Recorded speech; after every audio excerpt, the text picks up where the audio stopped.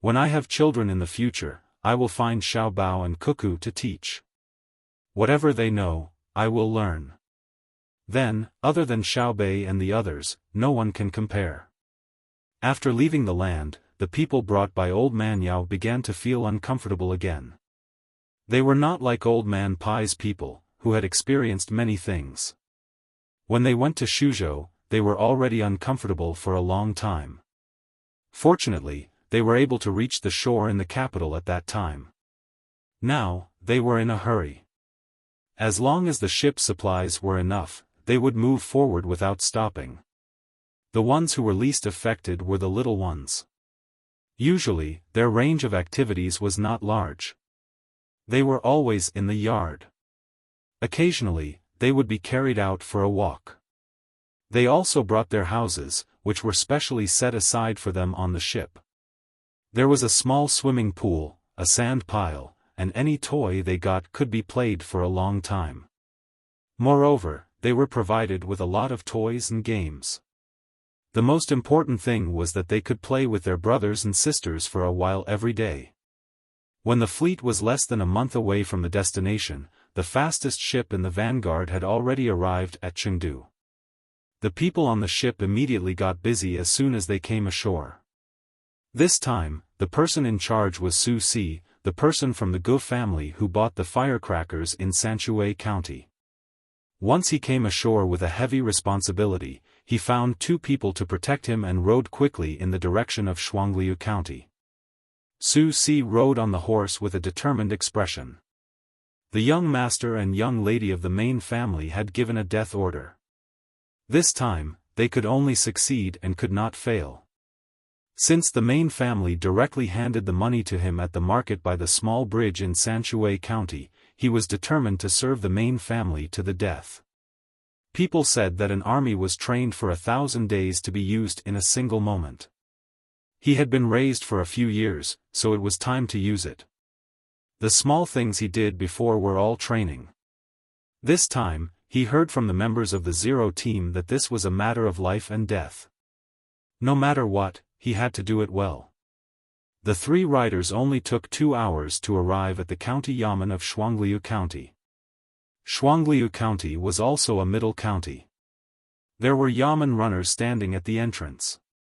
As soon as the 3 riders arrived, the yamen runners' eyes fell on the 3 people who jumped off the horse. "Who are you?" One of the 4 yamen runners who were guarding the door stood out and asked loudly with his eyes wide open. Su Si took out something from his arms and handed it over. "Give this to your county magistrate Tian and registrar Wang. I want to see them immediately." "You little fool. You want to see them? Tell me your name." The yamen runner didn't take the thing in Su Si's hand at all. It was a piece of cloth with a very awkward-looking rice seedling embroidered on it. The rice seedling actually had arms and was holding a sign with the word G written on it. Su Si didn't have time to waste with the yamen runner. He directly replied, "My name is Su Si. I'm from the inner courtyard of the Zhang family. I'm a 5-star deacon." "What inner courtyard deacon?" "The master is busy. Wait at the gatehouse. Look at the broken thing you're holding. Even if you're anxious, you can't write the wrong words." The yamen runner curled his lips and straightforwardly refused. "This isn't about being anxious. It's about being anxious. Quickly report it. Otherwise, if something happens, you can't bear the responsibility." "Humph." Su Si's face became serious and threatened. The yamen runner still wanted to say something, but another yamen runner behind him pulled him back. This yamen runner was afraid of delaying things. The county magistrate was different from the previous ones. He did things neatly and efficiently. If there was really an urgent matter that delayed things, then he would be guilty. It was fine to report it. If he didn't know who the county magistrate was, then it wouldn't be too late to deal with him. The yamen runner held back his anger and said, "Wait." Then he hurried in. When he arrived at the study, the county magistrate Tian was discussing something with the registrar Wang. Hearing the knock on the door, Tian frowned and said, "Come in." "Sir, there's a person outside who wants to see you and the registrar Wang. This is what he brought." His tone is harsh. It seems that he doesn't take you seriously at all. The Yamen runner took his revenge and presented the thing in his hand as he spoke. When the county magistrate Tian and the registrar Wang saw the cloth embroidered with the rice seedling, they were stunned. This thing was very familiar to them. It was a rice seedling. But the words on it made them blush. What happened to the head of the Zhang family? Why did he take out a rice seedling to test them? It was obvious that he didn't trust the two of them. "Sir, don't be angry. I can see that they are not good people. I'll go and deal with them now." The Yamen runner who was observing the two thought that they were angry and immediately added, "Bullshit. Open the main door for me. The Yamen runners are waiting on both sides to welcome me. Am I, Tian, an ungrateful person? Someone, bring me the clothes I wore when I was studying. I'm the strong grass." County Magistrate Tian scolded the Yamen runner and immediately started to prepare. Wang was stunned and said, "Brother Tian, can you lend me some extra clothes? There's no time." Half an hour later, Su Si and the other two people who were waiting outside the Yamen saw the door creak open. Two people walked out. They were wearing civilian clothes embroidered with the words Jianjia.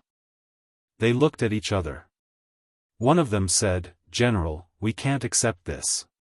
Why is the Sanshui Zhang family's eagle better than ours? We'll go back immediately and find other eagle trainers to take revenge." "Don't, just go and find them. When you come over, avoid them. Don't fly. If you can't accept it, do you think I can? Even if you can't accept it, you have to bear with it. Come over here and take care of this eagle. I'll count it as a great achievement. If you want to take care of the eagles above, you have to find at least 5. No, 10 of them. And they have to be careful. You have to work together and take care of each other. Rest for a while before you leave." Lufututa warned them. He was afraid that the two men would act rashly. If that happened, they had already fallen into the enemy's hands. The two of them still wanted to say something, but they were dragged away by the messenger. As they walked away, the messenger said, "Listen to the general's words. Bring at least 10 of them and come over quietly. It's best to train them over there first and work together in battle. Don't be greedy and act rashly. Don't you see that the general has close to 40,000 people here in formation?" The two eagle trainers were scared by this. They nodded and followed the soldier to rest. After walking for a while, they reacted.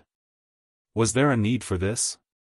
40,000 men were scared to this extent? The Grand Pass was long and winding. Carriages were about to overturn when they were on the road.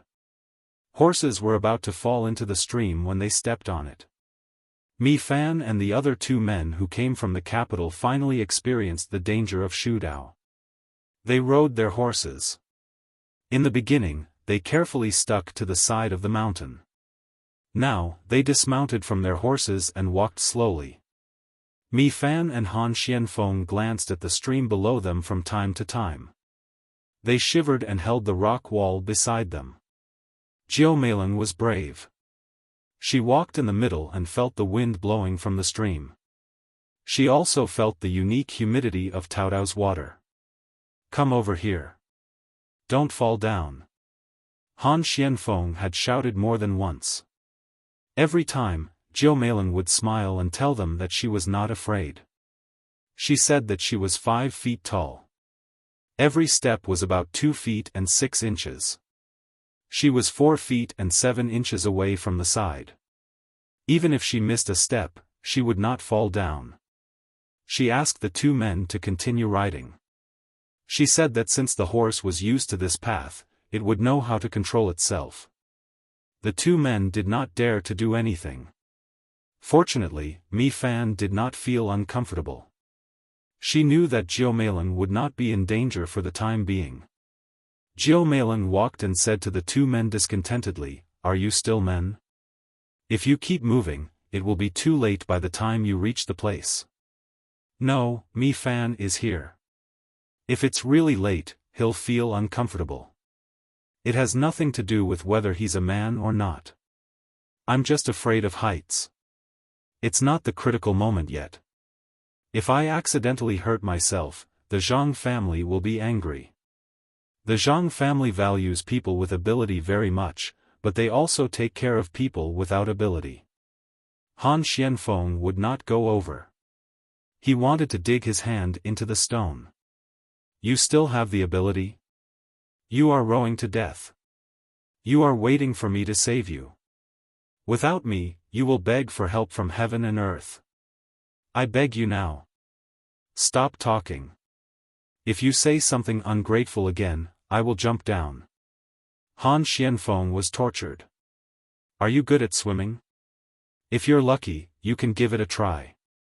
At the very least, when you jump out, you have to land about 6 feet away. Otherwise, you won't be able to fall into the water and will crash to your death.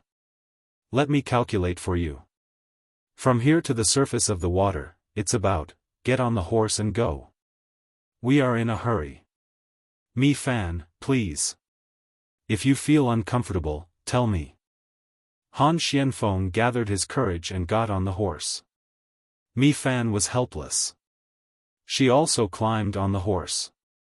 She took a deep breath and said, "Let's do it. We will reach the place tomorrow."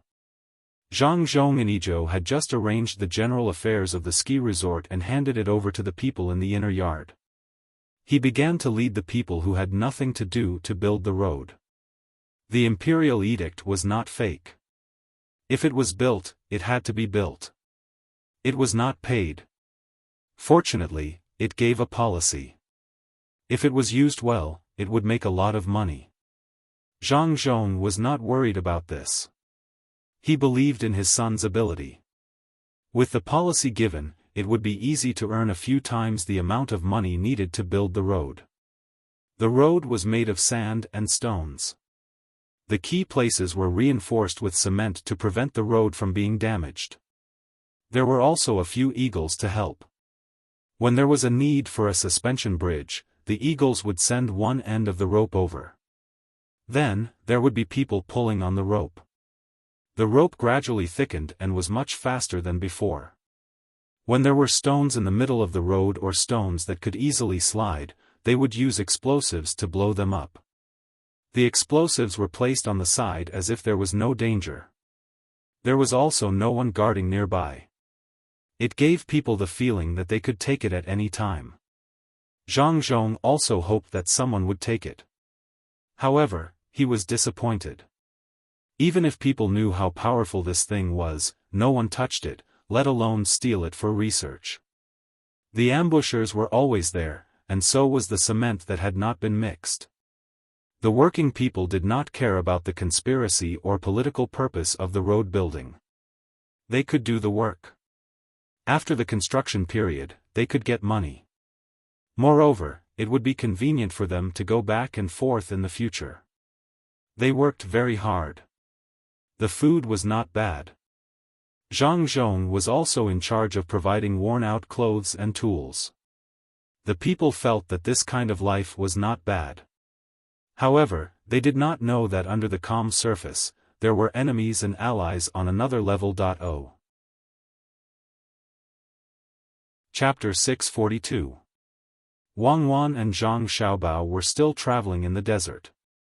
More than 9,000 soldiers were seriously injured. Those who couldn't hold on had died, while those who were lightly injured had mostly been treated. Although it was said to be treated, it was actually just the pills given by the logisticians and the salt they stole to kill the poison. In a situation where no one was chasing after them, their physical and mental strength recovered quite well. Wang Wan began to train them. It was also a kind of run-in. Wang Wan needed to let the soldiers get used to her combat style and thinking. In special situations where they couldn't communicate with each other, they would be able to guess her direction of action. Of course, Wang Wan didn't actually have a style. She learned a lot. If one had to talk about a style, it would be a style that could be changed at any time. Now that she had fewer people and the enemy had more people, Wang Wan tried to fix a style as much as possible. Zhang Xiaobao wasn't idle either. On one hand, he was receiving news from Pengzhou. On the other hand, he had to send out information to command the economic war there. Under the calm surface, there were surging undercurrents. They were fighting a war that didn't see blood but could still kill people. The arrangements were more or less done. Next, they would have to adapt to the situation. Also, they had to consider the matter of using military force that Wang Wan had mentioned. While the two of them were leisurely leading the army, calculating how much food they could eat and how much more supplies they could get from the desert, Shui Yun brought back another piece of news. Xiao Bao, the imperial court has sent us a letter. They want to give us 2 policies. Take a look and see how we should arrange these 2 policies. One is free and the other is limited. When Wang Wan received the letter from Zhang Ying, she waved at Zhang Xiaobao who was already walking towards them. Zhang Xiaobao was a little absent-minded.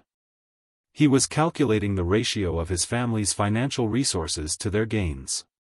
He had to calculate the rough numbers to prevent his family from losing money after defeating Tubo. If that happened, the economic war wouldn't be fun anymore. If he lost 800 of his own men while losing 1,000 of his own men, it would weaken his reputation. When he read the letter, there were indeed some policies written on it. One of them was that the Zhang family could make their own suggestions within an appropriate range.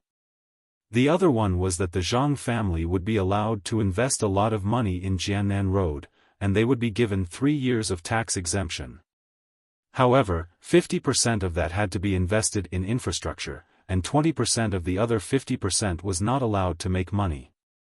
For a medical center that had a balance of income and expenditure, only 30% could be purely commercial. Xiao Bao, isn't it too little? You should ask for 50%. Purely for commercial benefits? Wang Wan felt that they had spent too much. Infrastructure was not like their time, where they could collect tolls and bridge tolls. They only spent money and did not earn money. Zhang Xiaobao looked at it for a few seconds and said, I'm afraid that the imperial court will go back on their word. If they don't want to compensate us, they don't need to give the other 30% tax exemption for commercial shops. Just the road repair alone is enough.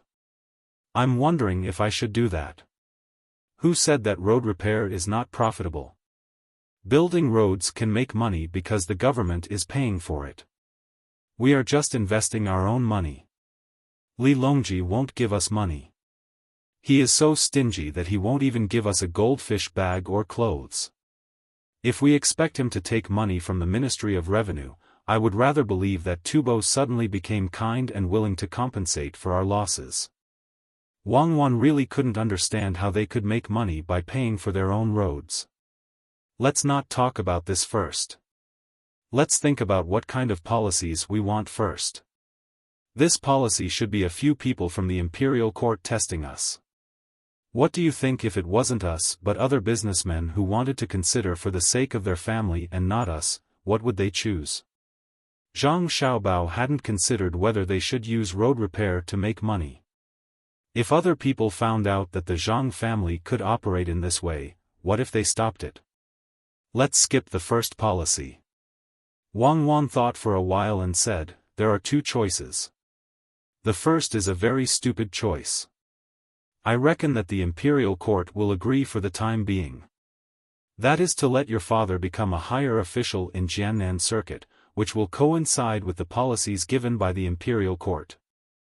The second is to deliberately show weakness. For example, when we were in Sanshui County, we directly transferred your father to the capital and asked for a better official position. Neither of these 2 choices are suitable for our current situation. Tell me, what kind of policies do you want? I want to change this policy into 2 policies. Zhang Xiaobao tapped the letter a few times with his hand and thought of a solution. 2?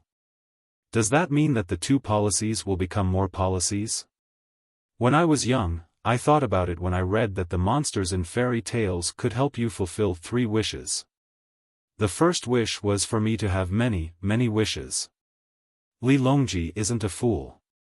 If you really do that, he'll easily come over and beat you up.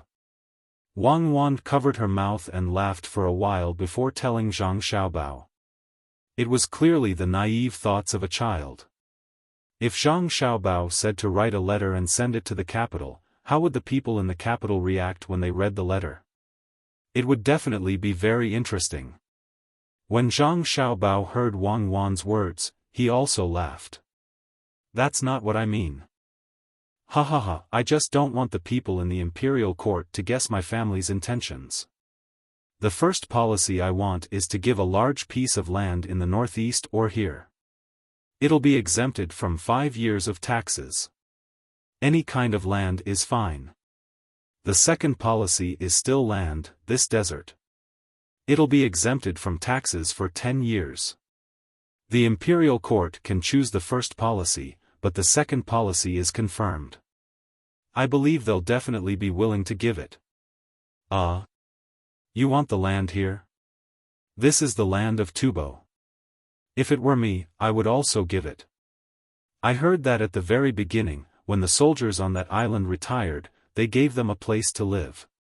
They directly chose a certain place in Beijing. In the end, they naturally couldn't come over to take it. What do you want this place for? You even made a request. When Wang Wan heard Zhang Xiaobao's first request, she was only a little confused. What was Zhang Xiaobao's backup plan? But when she heard the second request, she was completely confused. According to this situation, could they still ask for the land in America? The great Tang couldn't do anything about it. Zhang Xiaobao gave a mysterious smile. Humph, you don't understand. I want this land because I want the imperial court to choose from the northeast. When we send the people we've trained in the snow mountains to the northeast, the imperial court will once again go back on their word. They definitely won't allow themselves to be schemed against. This way, when this matter is over, we'll have a lot of horses. The imperial court will definitely find an excuse to arrange for us to go to Mongolia. They'll also give us more preferential treatment. This is how benefits are exchanged. Unless they want to shed all pretense of cordiality, they'll be too much of a bully. After going around in a big circle, we're still going back to our original goal. Is there a need for this? Wang Wan understood. Zhang Xiaobao had been calculating and had brought out his original idea. It seemed like he had done an extra job, but the result was the same. There's a need, there's definitely a need. That place isn't the most important. The most important thing is this desert. I won't tell you now. You'll know in the future. Come, write the letter. Just do as I say. Zhang Xiaobao didn't say anything more. He indicated for Wang Wan to write the letter. Wang Wan turned her head away. I still have to train. You do what you need to do. Shui Yun acted as the messenger and flew to Pengzhou again. This time, she brought a 3-page letter to Zhang Zhong. In the letter, she tried to use short sentences to express the meaning clearly. After receiving the letter, Zhang Zhong asked someone to look after the cement and explosives. He hid in a corner and watched. He even carried the 3 old men behind his back. This made the 3 old men's hearts itch. After reading the letter, Zhang Zhong wrote a memorial and had the pigeon bring it to the capital to ask for a decree. He had to implement this matter. Without a decree, it would be hard to say what would happen if the other party changed their mind. Half a day after the pigeon flew away, Zhang Zhong found the 3 old men and showed them the 1-page letter. It was the 2 policies that Zhang Xiaobao proposed. After reading it, just as Zhang Xiaobao said, Old Man Pai was dumbfounded. He had thought of several possibilities, but he didn't expect that Xiaobao, a child that he would slowly nurture in the future, would propose such a request at this time and split the policies into two. He shook the letter in his hand and said to Old Man Chang and Old Man Yao, "Do you understand? The first request is for a piece of land here or in Hebei province. I think his family wants to go to Hebei province. Why would they want to go there? The land here is absolutely impossible. Otherwise, with the Zhang family's business here, Jiannan province will become his family's in the future. The second request is for a desert. The desert is not under the control of the great Tang. If he has the ability to occupy it, no one will say anything. Why did he propose it alone? Xiao Bao, this child, also learned bad things and knows how to play with people." Old Man Chang didn't think much about this matter.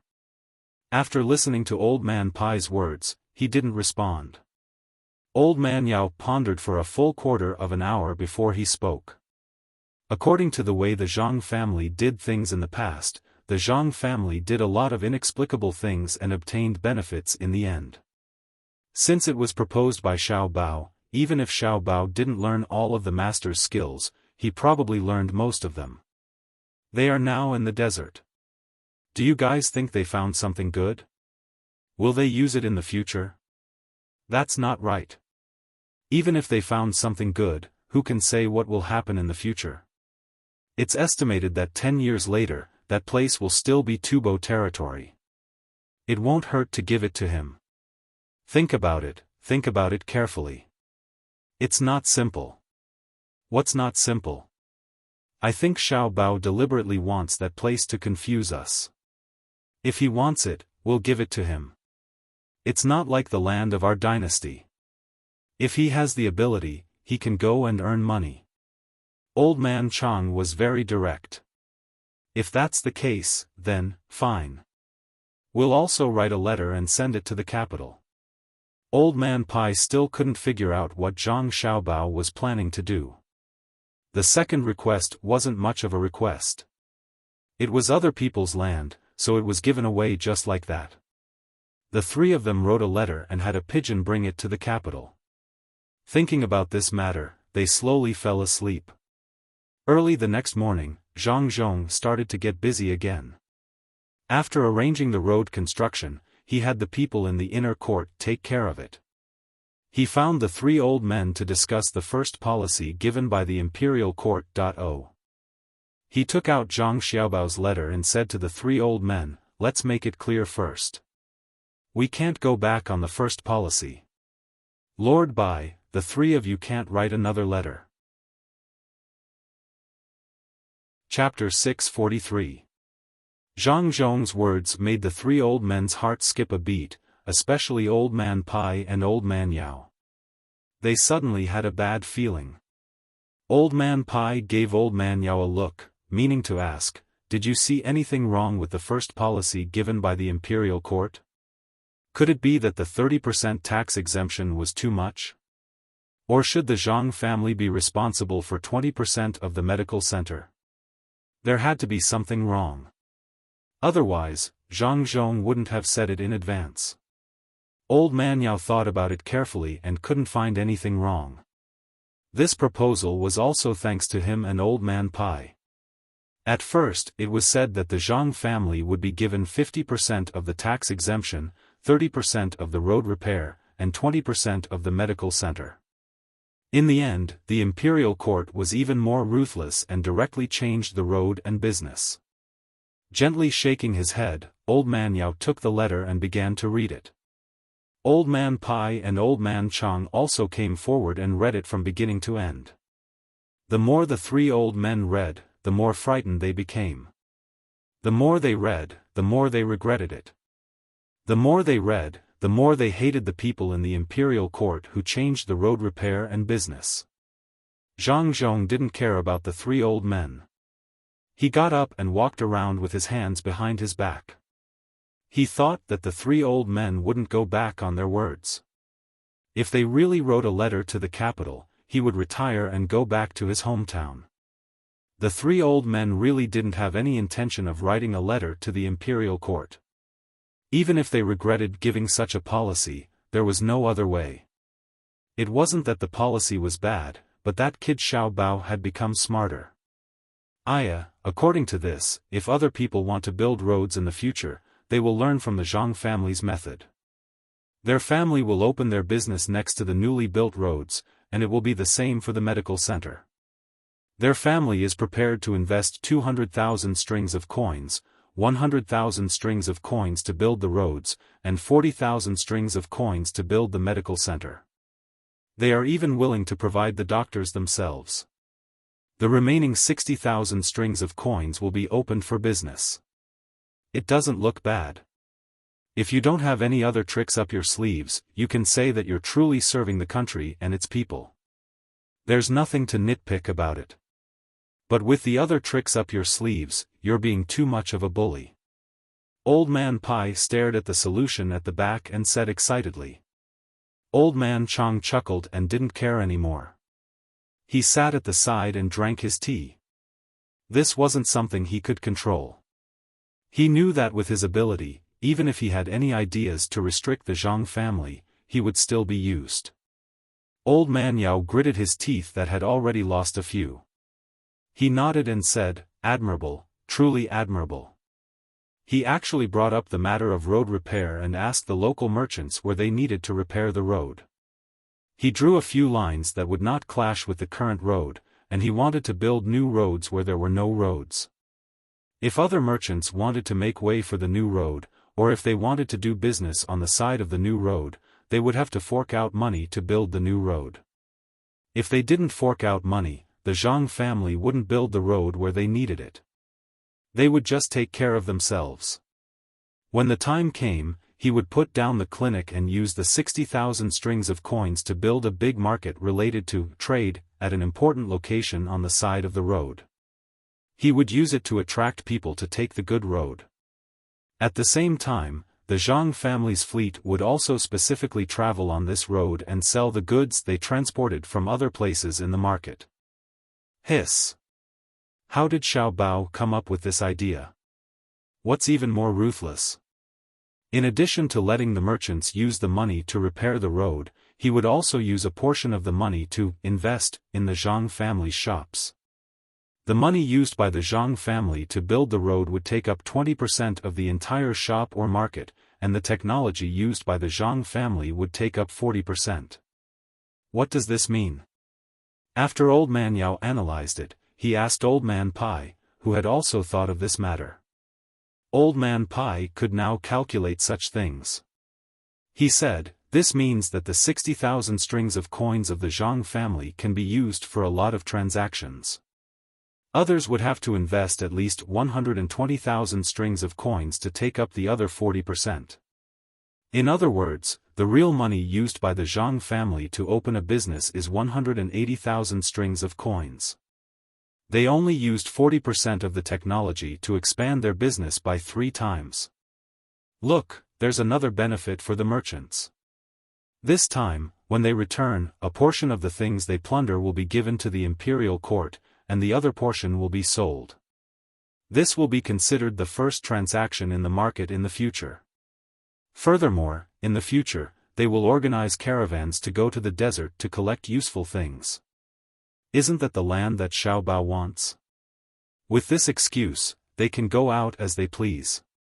As for whether they are going to the outside world to do business with Tubo that won't affect the great Tang, or to really go to the desert to collect things, or to directly plunder, they have proof.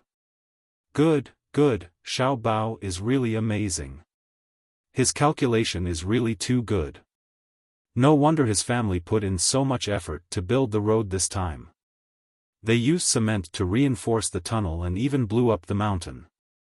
So it turns out that they want to build a very good road. Old Man Pai suddenly felt that he was old, really old. He couldn't guess the final goal of the other party just by thinking about it. He had to analyze it from the concrete plan. Who was the one who suggested that they take up 50% of the road? With this, the Zhang family could use this condition to make as much money as possible. The merchants wouldn't object, and they wouldn't dare to hide and not fork out money. The Zhang family's financial resources were enough to support themselves. If they didn't invest now, they wouldn't have such a good opportunity in the future. If they wanted to invest again, they would have to pay a much higher price. Old Man Yao also smacked his lips as he looked at the plan. The most important point isn't this. Look, this is saying that the Zhang family will invest 100,000 strings of cash to build the road. If that's 10% of the total investment, then the others will have to work together to fork out 900,000 strings of cash. With 1,000,000 strings of cash, what kind of road can they build? Connecting the entire Jiannan circuit. The Zhang family will be responsible for providing the technology to buy and sell the key roads in the future.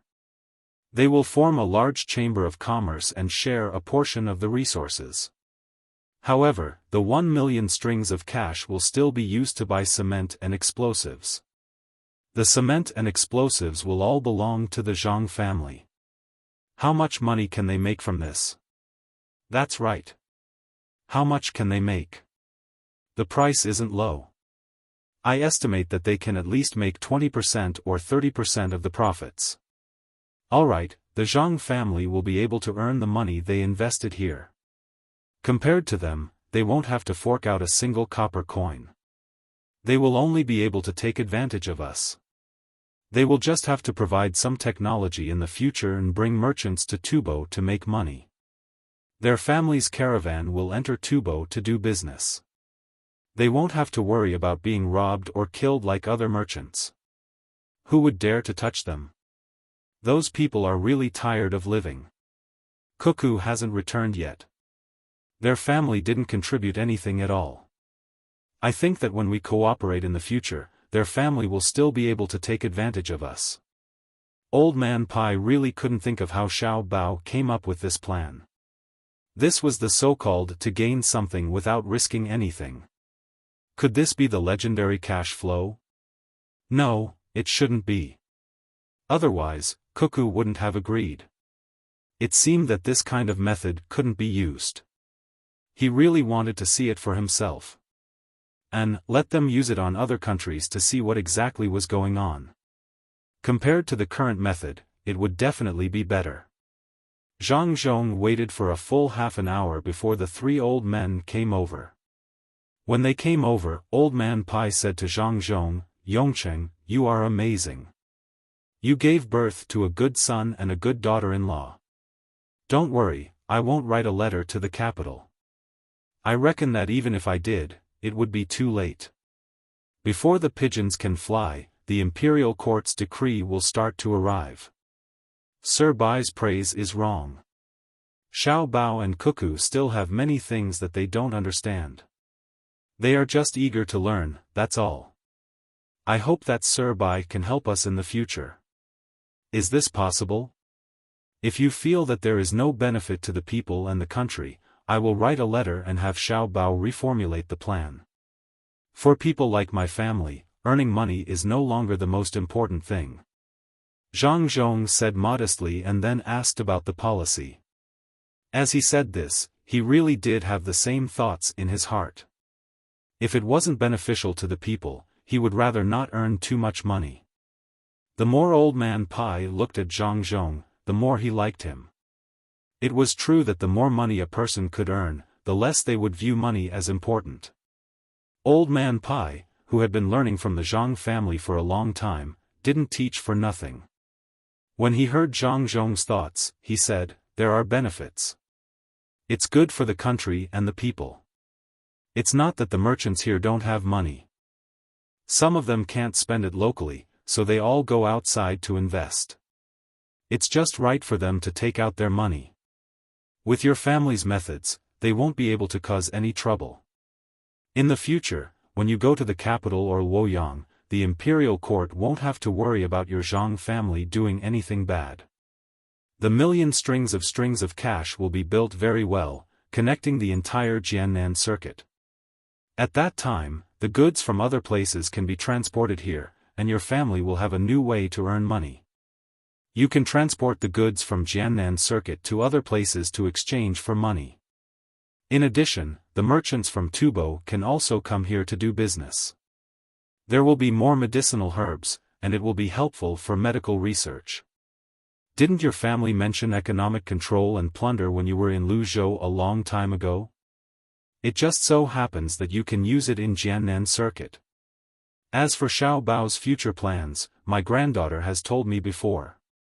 That is to buy a large amount of cattle, sheep, and horses from Tubo and provide them with luxury goods.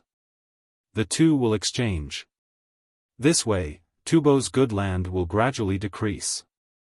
As for food, we can just exchange it with them from Great Tang.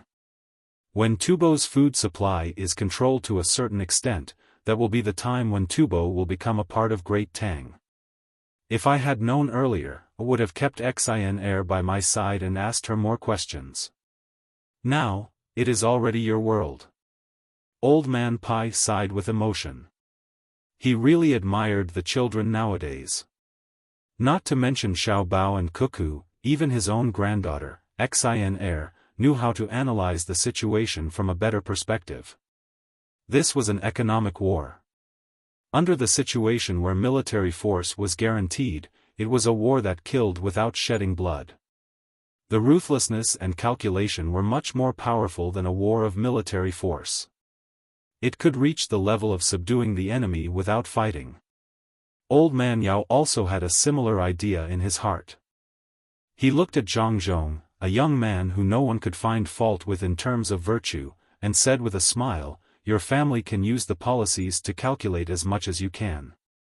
The more you calculate the people in the imperial court, the more the people in the imperial court will pay attention to this matter in the future. They will cultivate more economic talents and not put so much importance on grand scholars. The living, eat, wear, and the living, they can't do without money." Chapter 644. Since the three old men agreed, Zhang Zhong was relieved. He began to find people who had membership in the ski resort to discuss the investment. After the businessmen understood the whole plan, they immediately knew the means of the Zhang family. Some people really didn't want to help the Zhang family, but they had no choice but to pay. Although there was a road now, the road was not good, and transportation was difficult. After the Zhang family finished building the road, there were corresponding measures, which made people tempted. Besides, there were many rich people in Jiannandao. If they didn't pay, once others gathered enough money, they wouldn't have the opportunity to cooperate with the Zhang family in the future. They couldn't get new technology, and they couldn't seek benefits from the goods transported from other places with the Zhang family. They couldn't form a caravan and go out with the Zhang family to do business with Tubo. One by one, they said that they would go back and have a good discussion. Then, they left with a copy of the plan. Zhang Zhong had nothing to do at the moment. After thinking for a while, he called Mi Fan and the other two who had just arrived. After Mi Fan and the other two came to Izhou, they didn't stay idle. They had never been here before, so they were curious about everything, especially Jiu Meiling. She found everything interesting. She couldn't sleep much at night. She ran around, looked at the scenery of the snow mountain, and looked at the trees here. She was also fascinated by Xiao Bei and the other little guys. She wanted to join them and play with them. She wasn't a member of the Zhang family, so there were fewer restrictions on her. In addition, during the journey, she occasionally heard from Mi Fan and Han Xianfeng about the various things the Zhang family did. She was curious and began to ask the people in the inner courtyard of the Zhang family and Wang family. After asking once, she was satisfied and asked again. She never got tired of asking. Today, Zhang Zhong called the three of them. The three of them simply tidied up and went to Zhang Zhong's study. After the greeting, Zhang Zhong said to Mi Fan, "You can go ahead and do what I've arranged for you. Remember, if you feel uncomfortable, think of a solution. If you can't, come back immediately. It doesn't matter even if the plan fails." Ever since Mi Fan had been dealt with by the Zhang family, he had been wholeheartedly doing things for the Zhang family. He admitted that the Zhang family's capabilities were much better than the ship company he used to work for. Hearing Zhang Zhong's warning, he immediately replied, "Master, I understand. I will definitely do my job well. If there is any danger, I will avoid it. You brought me here because of this special ability of mine." Zhang Zhong nodded and looked at Han Xianfeng. Han Xuanfeng's father relied on the Zhang family to do good things. Now that he had been promoted, he wasn't as tired as before. The Zhang family took care of all the supporting matters. Therefore, Han Xianfeng was very respectful to Zhang Zhong. He stepped forward and waited for Zhang Zhong's orders. "You're quite capable as well. I heard that you can speak the languages of several countries. You speak Tubo quite well. When you enter Tubo, don't give yourself away. In the few days between Izhou and when you come out of seclusion, there will be people from Tubo arranged to speak with you every day. Try to familiarize yourself with the local dialect." Zhang Zhong also warned Han Xianfeng. In the end, he looked at Jiu Meiling. Jiu Meiling wasn't under the Zhang family's jurisdiction, but at this moment, she felt uneasy. One reason was because of Zhang Zhong's temperament, and the other was because of the power of the Zhang and Wang families. The Dei hospital that she yearned for the most, but couldn't enter, was run by the Zhang family. She, who was usually muddle-headed, became sensible at this moment and stood out with a smile. Zhang Zhong also smiled and said, "You're not a member of the Zhang and Wang families, so I shouldn't ask you to do anything. But this time, it's not only a matter of the Zhang and Wang families, but also the entire Jiannan circuit and Great Tang. I could have sent people from the inner court to follow you, but since you're proficient in the art of calculation, I'll let you go. If you make a contribution, the Zhang and Wang families will remember you, and the people of Jiannan circuit won't forget you. You'll also let the people of Great Tang see what it means to be a woman who isn't inferior to a man." Jiu Meiling nodded hard and promised, "I usually don't say anything. I only help when you need me. I won't cause trouble for Great Tang. I want to make a request. When I come back, let me enter the Dei hospital. As long as it's where the Zhang and Wang families are, you can enter wherever you want. But you have to learn well. If you want to go somewhere else, the Zhang and Wang families will help you." Zhang Zhong gave Jiu Meiling a promise. Then, he turned to Mi Fan and said, "Get ready and set off. Take Hawksbill and Pearl with you. This time, there are only 3 of you, and there's no backup. I can still delay you for a month. You have to do what you want within a month. If it doesn't work out, leave." Mi Fan suddenly felt a sense of heroism. She no longer had any worries or discomfort in her heart. She nodded solemnly, turned around, and strode away. Han Xianfeng and Jiu Meiling followed behind. The 3 of them would have to fight alone for a month. After the 3 of them left for a while, Zhang Zhong found 2 people from the inner yard and asked them to think of a way to infiltrate Tubo and protect Mi Fan and the other 2 in secret. If they were in danger, they had to send Mi Fan and the other 2 away first. Then, they could reveal their identities and tell the Tubo that they were from the logistics camp in Izhou. They were also servants of Devilish Cuckoo and had come to deliver the letter of challenge. In this way, the Tubo people would have to consider Cuckoo's temper before they killed the 2 of them. When 2 countries were at war, they didn't kill the envoys. If they really killed the 2 of them, they would have to bear the revenge of Cuckoo. At that time, it wouldn't be a team of less than 10,000 people, but 100,000 border soldiers. They would enter Tubo's territory and ask if Tubo dared to do it. Zhang Zhong's arrangements were almost done. He felt much better, but the others might not feel the same. The Qi family had already raised the price of the grain by a lot, but the effect wasn't very good. Even if everything was 5 copper coins more expensive than what Zhang Zhong offered, the simple people weren't willing to sell. They were waiting for Cuckoo to come back and for Zhang Zhong to send people to get the grain. This kind of integrity made the Qi family feel very helpless. In a country, the most frightening thing was the hearts of the people, especially when there was a general like Cuckoo here. For the sake of the people, there was a river of blood in Tubo. The two sides supported each other, so there was no hope of persuading the people here. He could only turn the pressure to the other merchants who cooperated with him and let them think of a way. It wasn't that the merchants who cooperated with the Qi family didn't want to try, but they didn't have a way. The people just didn't want to sell the grain, and those who had zhuangzi didn't sell much either. They all kept the grain. The people were waiting wholeheartedly for Zhang Zhong, and those who had zhuangzi didn't dare to sell. They were afraid of provoking the anger of the people. Helpless, the Qi family wrote a letter to the person who was in charge of this operation. The letter immediately came back. When the Qi family saw the letter, he felt slightly relieved and called all the merchants over. "We're changing the plan now. Because we need money in other places, we can't take out too much money to collect the grain here." After the Qi family gathered all the merchants, he didn't beat around the bush and directly said what he wanted to say. "Qi family, are you saying that we don't need to collect the grain anymore? Then give us the money that we should give for the grain collected before, otherwise we won't be able to make ends meet." A merchant immediately asked worriedly. They were currently putting in money.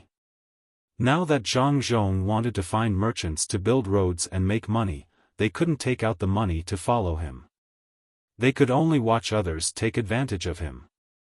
The other merchants also had the same idea. They all looked at the Qi family. As long as the Qi family said that they didn't want to collect the grain, they would have a good time. If they didn't, they would take the things that the Qi family used as collateral.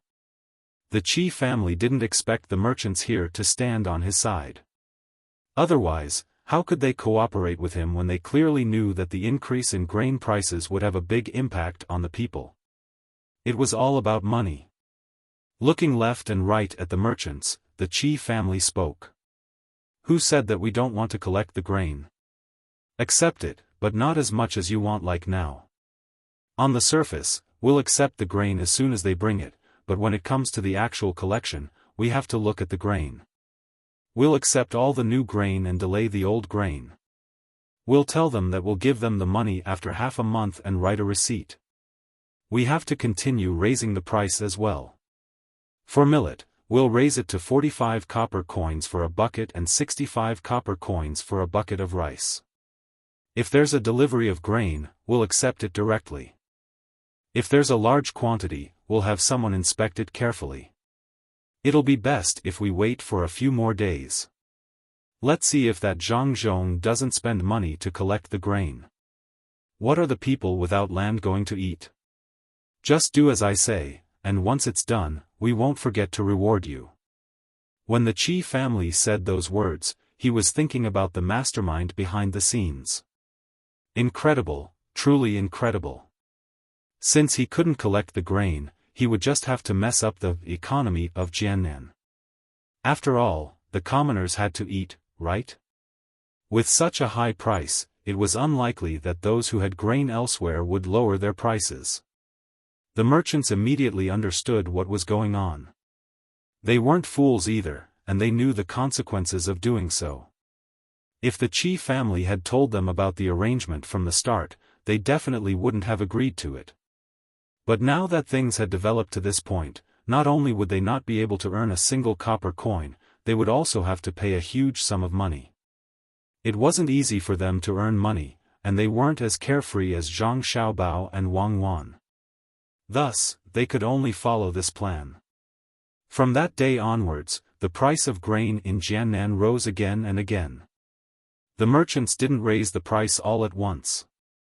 Instead, they first lowered the price by a few copper coins, then raised it by a few more copper coins, then lowered it by a few more copper coins, then raised it by a few more copper coins, then lowering it by a few more copper coins, then raising it by a few more copper coins, then lowering it by a few more copper coins, and then raising it by a few more copper coins, giving off an extremely unstable feeling. The plan was devised by the mastermind behind the Qi family, and it worked extremely well. It managed to attract the attention of those who were still observing the situation. Thus, the merchants slowly dragged the matter out. Even 100 dan of grain required an entire day to be inspected. Those who sold their grain heaved a sigh of relief, while those who didn't were anxious, fearing that the price would change the next day. No one knew how much the merchants were willing to accept. If they didn't accept any more, the price would be gone as well. Jiannan Circuit's grain would often fluctuate all of a sudden, causing the commoners to worry as well. They had to eat, and they didn't have any land at home. Seeing the price of grain fluctuating, they didn't know whether they should buy it or not. Furthermore, even when the price was low, it would still be much higher than before. Old Man Pai and the others were the first to lose their cool. They sought out Zhang Zhong, who was discussing the matter of investing in the road and partnering with the merchants. Yongcheng, what about Xiao Bao's methods? We can't wait any longer. The commoners can't take it anymore. If we don't think of a way to resolve this matter, I'll take out my own grain and share it with the commoners. Old Man Pai was extremely worried. After seeing Zhang Zhong send off a happy merchant, he made a request to Zhang Zhong. Zhang Zhong really didn't understand today's situation. After hearing Old Man Pai's words, he asked someone to come over and ask. After understanding the situation, he took out his tea set. While making kung fu tea for the 3 old men, he said, "They can't take it anymore so quickly. I didn't expect that according to Xiao Bao's estimation, we'll have to wait at least 2 to 3 days. It seems that the Tubo people are quite capable. They know how to use today's method. Alright, then I'll take action. I'll open the Chongping warehouse in Izhou and let the commoners receive grain according to their household registration. Those who don't farm can receive grain according to the number of people. Even if they're rich, they can also receive grain according to the number of people. If we snatch a lot of grain from the Tubo people, our family won't be able to finish it.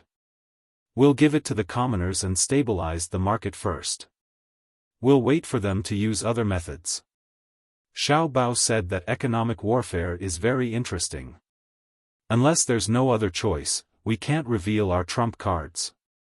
Of course, there are some people who don't know how to fight economic warfare.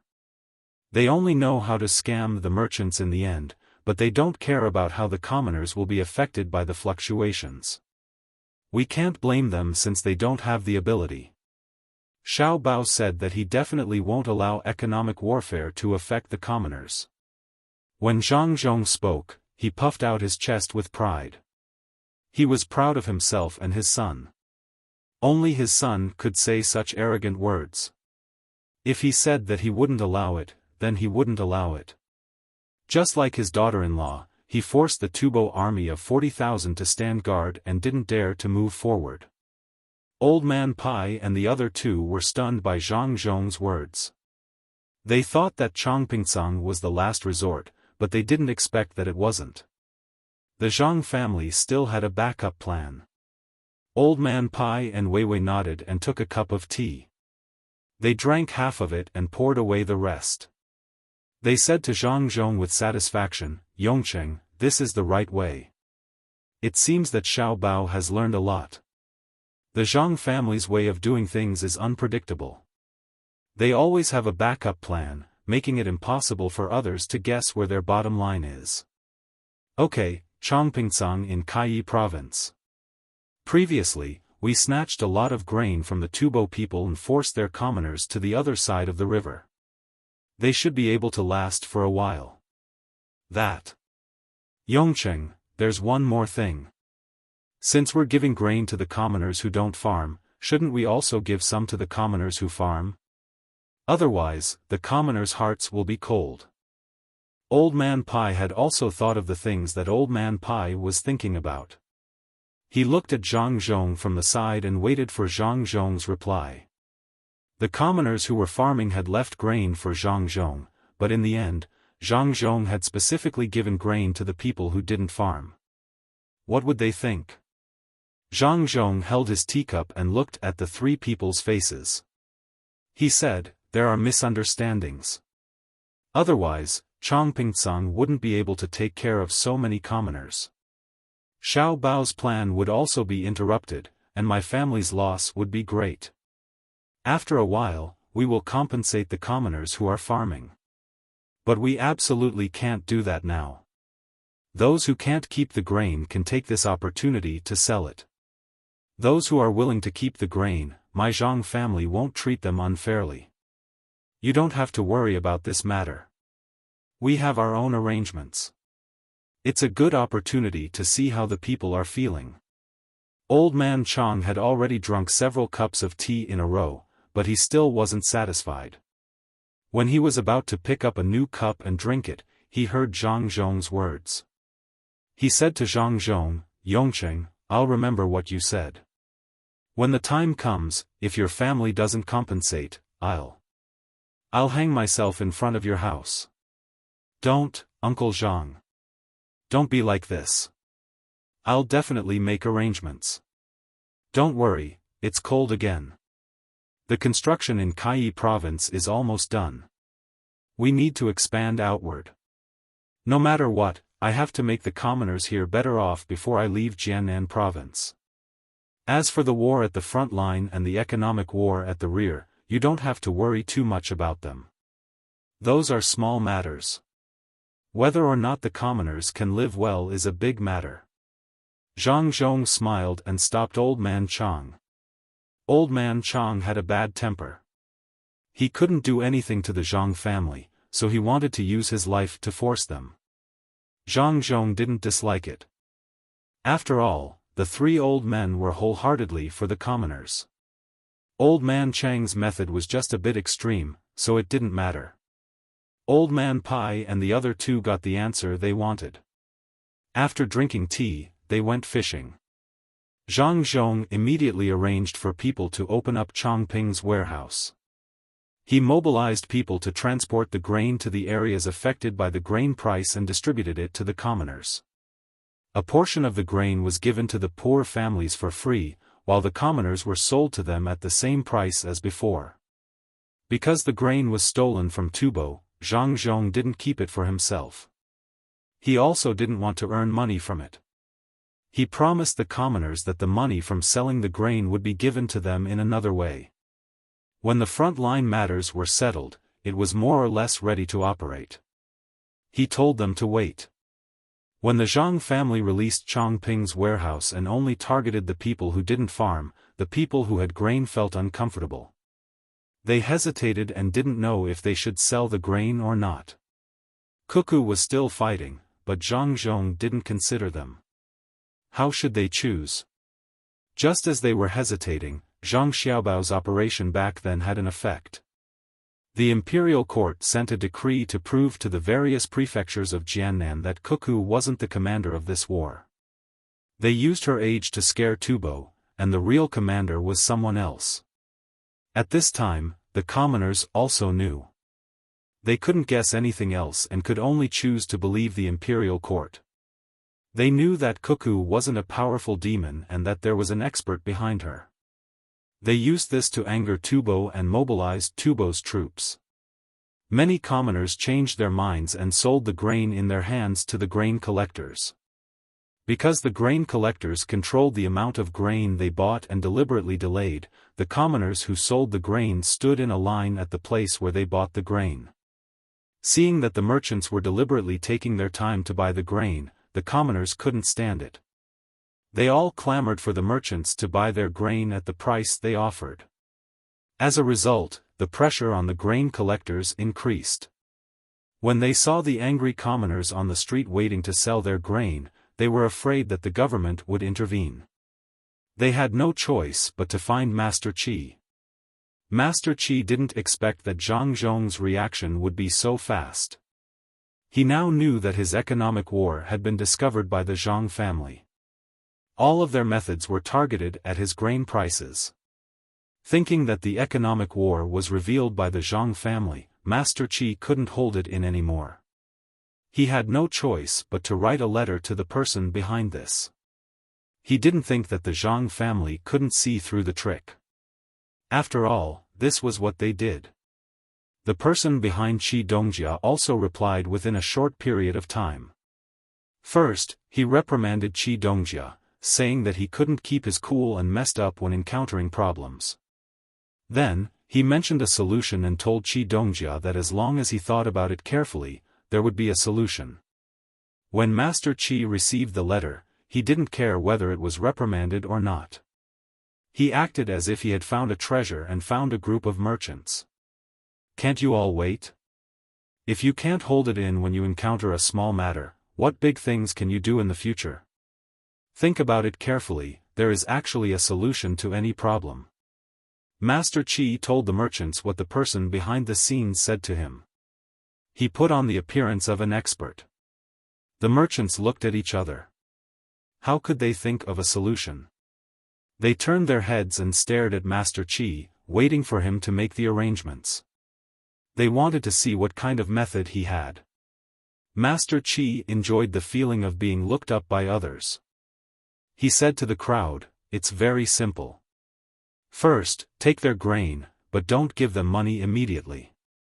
Tell them that we will give them money after the inspection. But we can write a written agreement. If the inspection is good, we will not accept the compensation. If we can't accept the compensation after the inspection, we will tell them the reason. As long as they can get through this period of time, you can do whatever you want." Master Qi, your idea sounds good. But what if there is really no money to accept the compensation? Don't tell me that we really have to compensate the people?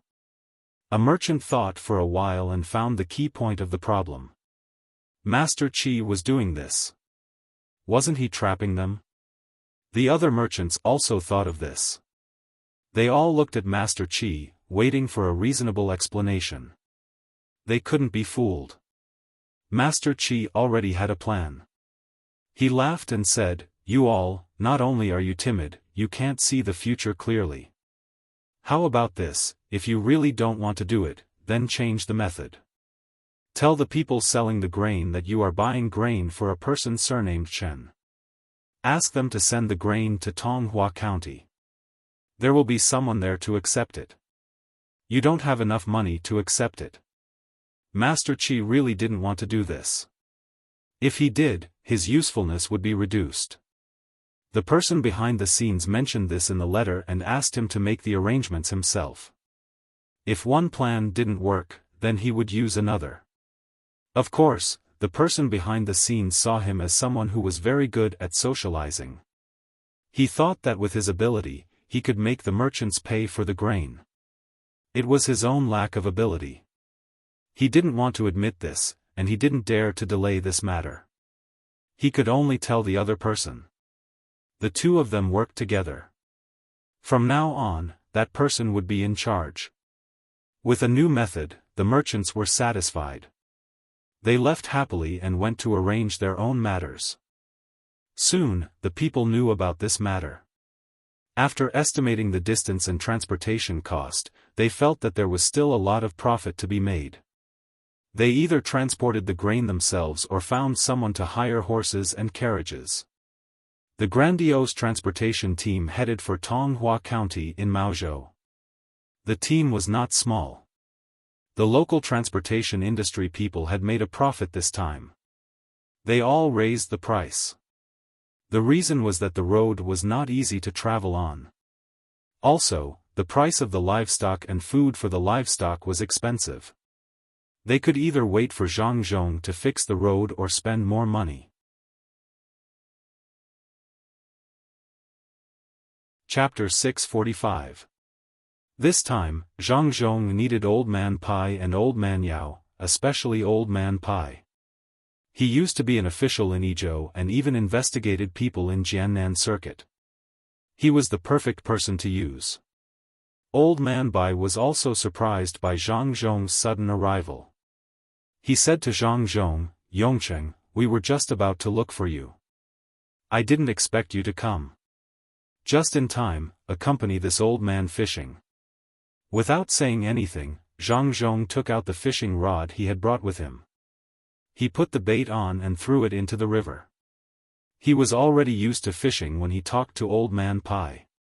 According to his son, this was a habit he had developed from being spoiled between the clouds and the water in Sanshui County.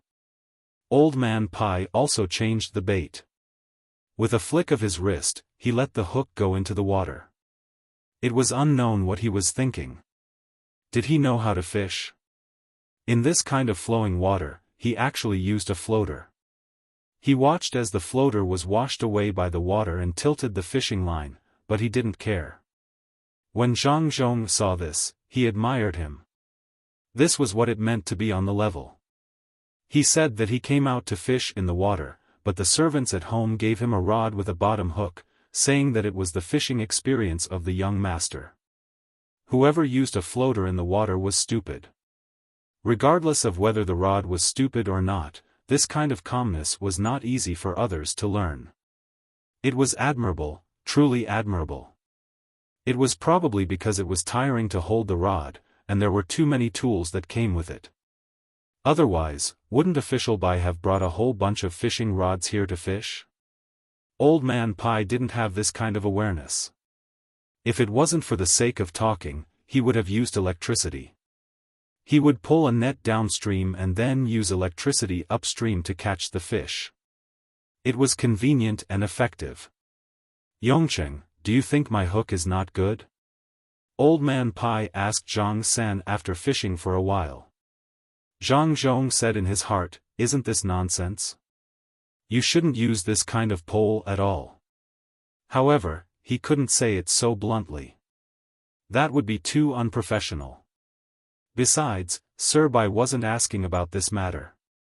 Therefore, Zhang Zhong thought for a moment and said, yes, Sir Bai, I think the current is too strong, so it drifted past.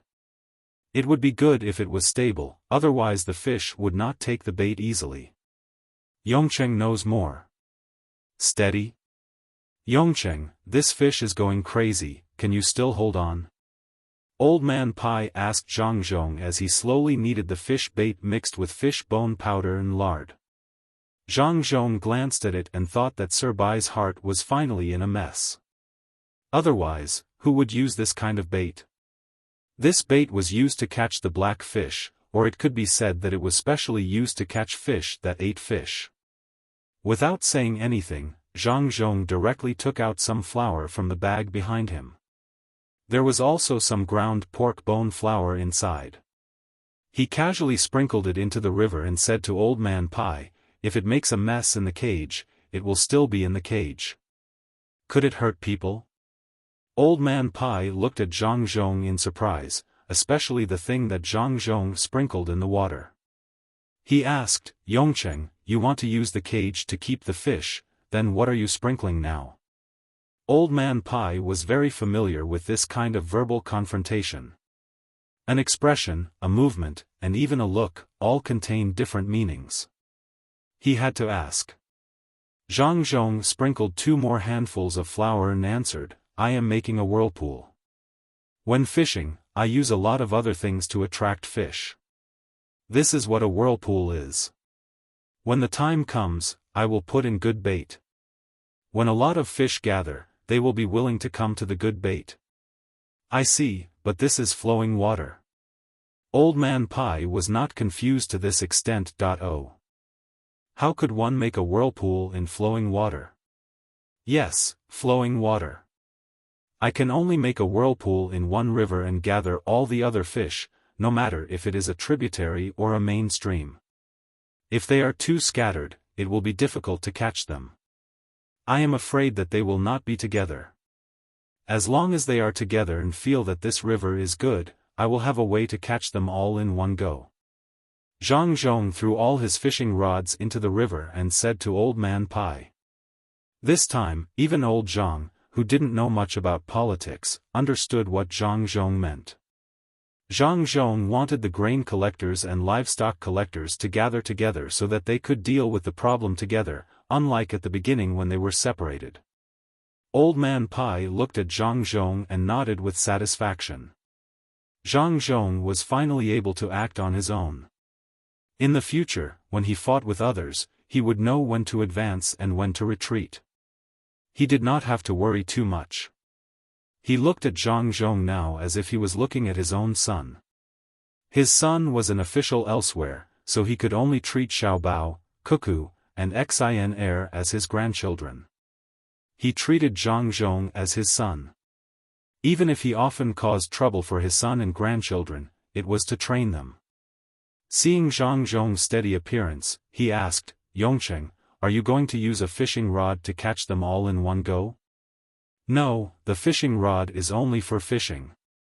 The fishing rod is for the fish who think they are smart. The net is also not for the fish. If you use a net, unless you use too much manpower, you will not be able to catch them. Even if you catch them, they will only be small fish. I am going to use this thing." As Zhang Zhong spoke, he took out a glass bottle from his bag. It was a very big bottle. It was difficult to see what was inside, but the twister on the bottle proved its power. Zhang Zhong took out the bottle and a fire scythe. After blowing on it, he smiled at Old Man Pai and the others. Old Man Bai and the other two immediately stopped fishing and turned around to retreat. They knew that this thing would explode, and it was a very powerful one. It was almost as powerful as the grenades that Cuckoo had brought. Zhang Zhong ignited the twister. After the twister burned into the bottle, he casually threw it. The bottle fell into the water, and Zhang Zhong immediately laid down. After the explosion, Zhang Zhong climbed up and looked at the fish that had been blown out of the water. He said to Old Man Pai, "There are no real big fish, so it is not time to reel in the net. I will first blow them up, and then we will talk about it later." Old Man Pai and the others had nothing to worry about at this time. Since Zhang Zhong was already prepared, there was no need for them to worry. Old Man Pai changed the fishing rod. There was no float on the hook in front, but a lead block. He shook his hand and threw it into the water. "Yongcheng, you just blew up a lot of fish, right? Take it back and let someone stew it. Stew it into a milky white soup. I'll go now." Zhang Zhong did not fish up the fish that had been blown up. He nodded, put away his things, and left to arrange the economic war. As for the stewing of the fish, he could arrange for someone else to do it. "Xiaobao, we are about to set off. Have you made the arrangements? If we are too far away, Shuiyun will delay things. Without a satellite, it will be too tiring for me to command, and it will easily cause too many casualties." In the desert, Wang Wan felt that it was about time. She wanted to carry out the next step of the battle plan, so she said to Zhang Xiaobao, "It's all arranged. That person from Tubo is quite smart. He knows how to divert the trouble. Unfortunately, his opponent is not an ordinary person from the great Tang. I am not worried. What do you want to do?" "We will leave immediately." Zhang Xiaobao finally found a few snakes, the very poisonous ones. He shared the snake gall with Cuckoo and ate it raw. He also ate some garlic to avoid eating parasites. He did not know what he was thinking, but he did not use the strong wine. The remaining snake meat was given to Wang Wan to make soup. It looked like a lot, but after it was made, there were only 3 bowls.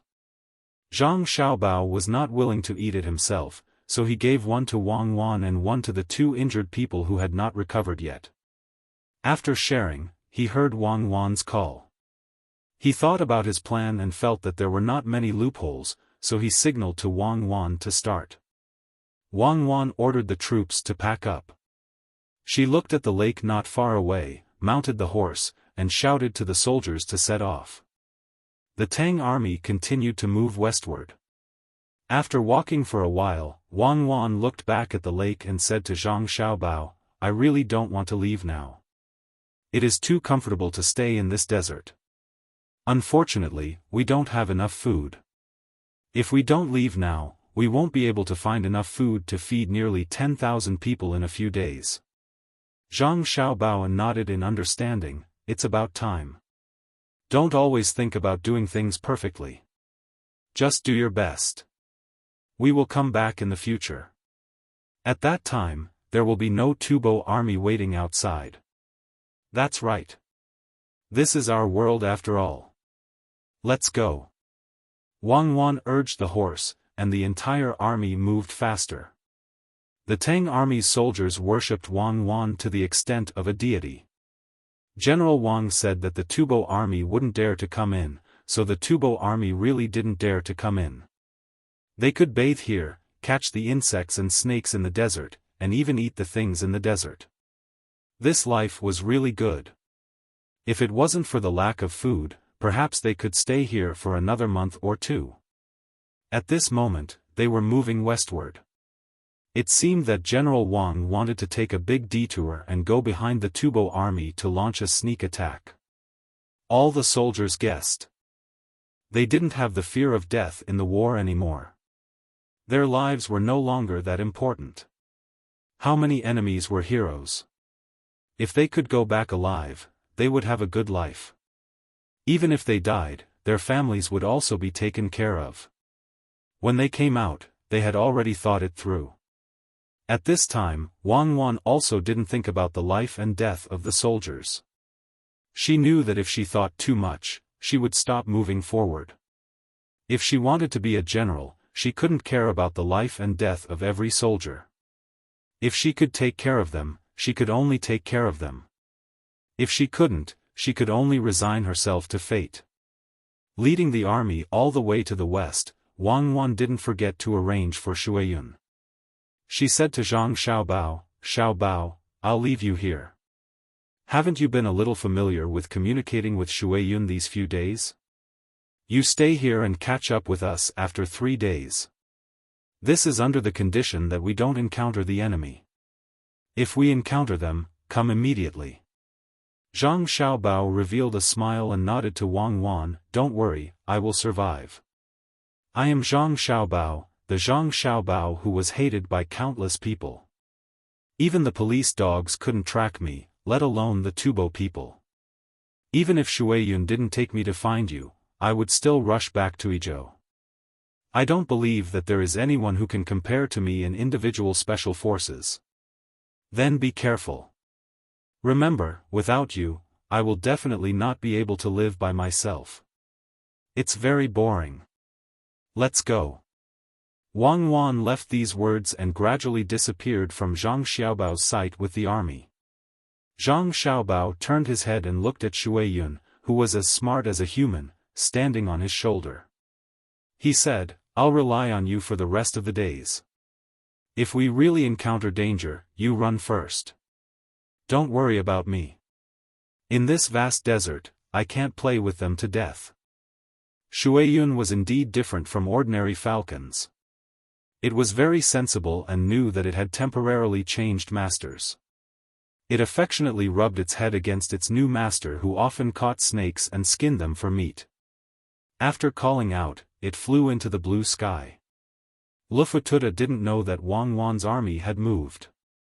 Looking at the falcon that appeared in the sky every day, he thought that Wang Wan was resting in the desert. He really wanted to get this falcon down. It was too annoying. In the few days that he couldn't wait any longer, he sent 2 teams of soldiers, a total of 200 people, to check, but in the end, not a single one returned. It was all because of this falcon. 2 days ago, he sent 100 people to take advantage of the fact that the falcon had flown away and hadn't returned. In the end, after the teams entered, the falcon returned 4 hours later.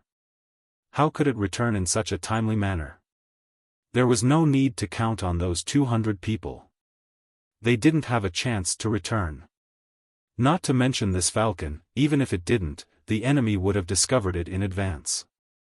Perhaps because they discovered it, they didn't immediately attack, but instead formed an encirclement.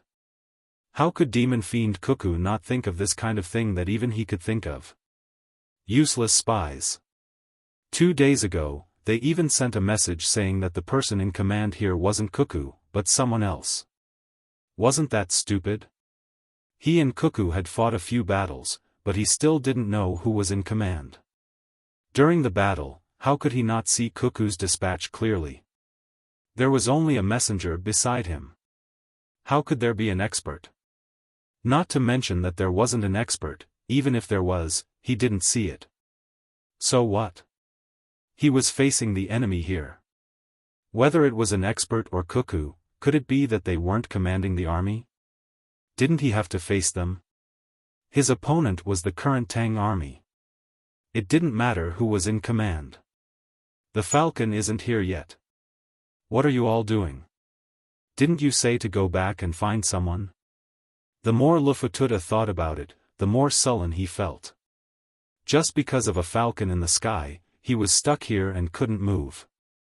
Who knew if the Tang army would take advantage of his carelessness to launch a sneak attack? When Zhang Xiaobao led a falcon to confuse the enemy, 3 days had passed. Zhang Xiaobao didn't hesitate and immediately put on a leather rope for himself. He even specially left a piece of rope so that he could tie it around the falcon's claws. This was to prevent Shui Yun from being too happy and letting go of its claws. If that happened, he would die unjustly. Just as Zhang Xiaobao and Shui Yun were about to leave, Lufututa's long-awaited falcon squad finally arrived. There were 12 people. Including the 2 people who went to find someone, there were a total of 14 people. They brought 12 falcons with them. Once they arrived, the falcons flew up. Zhang Xiaobao saw it, Shui Yun saw it too. Zhang Xiaobao whistled hard to call Shui Yun down. Shui Yun probably estimated the number of people on both sides and wisely chose to change tactics. It could be said that it was a strategic retreat. With a cry, he dove down towards Zhang Xiaobao. Zhang Xiaobao was already prepared. When Shui Yun flew over, he ran forward and jumped. He straightened his back in the air. The moment he jumped, Zhang Xiaobao chose to believe in Shui Yun. If someone saw his jump at this time, they would be shocked. When he ran and jumped, he was actually 5 feet above the ground. His body was very free even in such a situation. At this moment, he was the Zhang Xiaobao that made countless special forces feel helpless. Shui Yun didn't let down its unique battle falcon name. It immediately found the right position and pulled Zhang Xiaobao up. It allowed Zhang Xiaobao to tie the rope around its feet. Run, we can't beat them. There are too many of them. When Zhang Xiaobao was caught, he didn't forget to shout. He didn't care whether Shui Yun understood him or not. Shui Yun cried and flapped its wings. It flew in the direction of Wang Wan's squad. Behind it, the 12 falcons were closely following. Don't be afraid, I'm still with you. Let's fight together. When we find Cuckoo, you dive down. If they dare to dive down with you, they'll all be turned into spiked falcons. It's a new breed. Zhang Xiaobao took out the 2 guns at his waist and checked them. He didn't forget to shout at Shui Yun. Shui Yun tried its best to fly. It wasn't stupid. It wouldn't fight against 12 falcons alone. The 12 falcons didn't have any burdens. Their flying speed was naturally fast. No matter how strong Shui Yun was, it couldn't increase its speed by catching a person. Lufututa rode on his horse and chased after them. He had already seen that there was a person below the falcon. It was the person who was with Cuckoo. He didn't know what he did. According to the intelligence, he was Zhang Zhong's son. Was he here to play? Catch him and kill that falcon. Lufututa was very excited when he thought of the chance to catch the son of Izhou provincial governor Zhang Zhong. He shouted from below. The 12 eagles gradually approached the water cloud and continued to rise higher. Zhang Xiaobao also saw this situation. He shouted at Shui Yun, if you're really smart, fly higher. Don't worry about me. My regulating ability is not bad. I'm not afraid of short of oxygen. Let's work together and get rid of them. Shui Yun didn't know if it understood Zhang Xiaobao's words or if it was due to its instincts during battle. Shui Yun really did try its best to fly higher. Relying on its different physique compared to normal falcons, it gradually occupied the sky. The 12 falcons weren't afraid. After all, they had a lot of people. They also tried their best to catch up. They wanted to catch this seemingly powerful fellow. Lufututa led his team and chased with all his might. He wasn't slow at all. When he saw the 12 falcons gradually approaching, a smile finally appeared on his face. At this time, Zhang Xiaobao finished checking the gun. He took a deep breath and shouted at Shui Yun, "Turn, let's fight it out with them. I can at least kill 6 of them. I can also cover for you. Don't be afraid. My stiletto is longer than their claws." Perhaps the water cloud really did understand. It flew up a little more, drawing a very beautiful arc, and rushed towards the left wing of the pursuing eagles. Its eyes were wide open, and its mouth was slightly moving. That falcon also gathered its courage and rushed towards Shui Yun. It wanted to use itself to delay Shui Yun. Just as the 2 falcons were about to come into contact with each other, Zhang Xiaobao's gun rang out. How could the falcon that was rushing towards them expect such a weapon? It didn't have any time to react. Its head was instantly smashed into pieces. Go! Go! Go! Zhang Xiaobao put the gun back on his waist and shouted excitedly. Ga! Shui Yun didn't expect to get rid of an opponent so quickly. It cried out, shook its wings, and turned around to continue. With another bang, the second falcon was shot down. The scattershot flew out and scraped the neck of the other falcon. That falcon immediately left the team in fear and flew back. Zhang Xiaobao took out the short crossbow on his back and continued to charge with Shui Yun. This kind of aerial battle was very comfortable. The main thing was that Shui Yun was very good at adjusting its position. It had the height and speed and was very agile. Zhang Xiaobao felt that it was more comfortable to charge from above. The third falcon was shot down by him.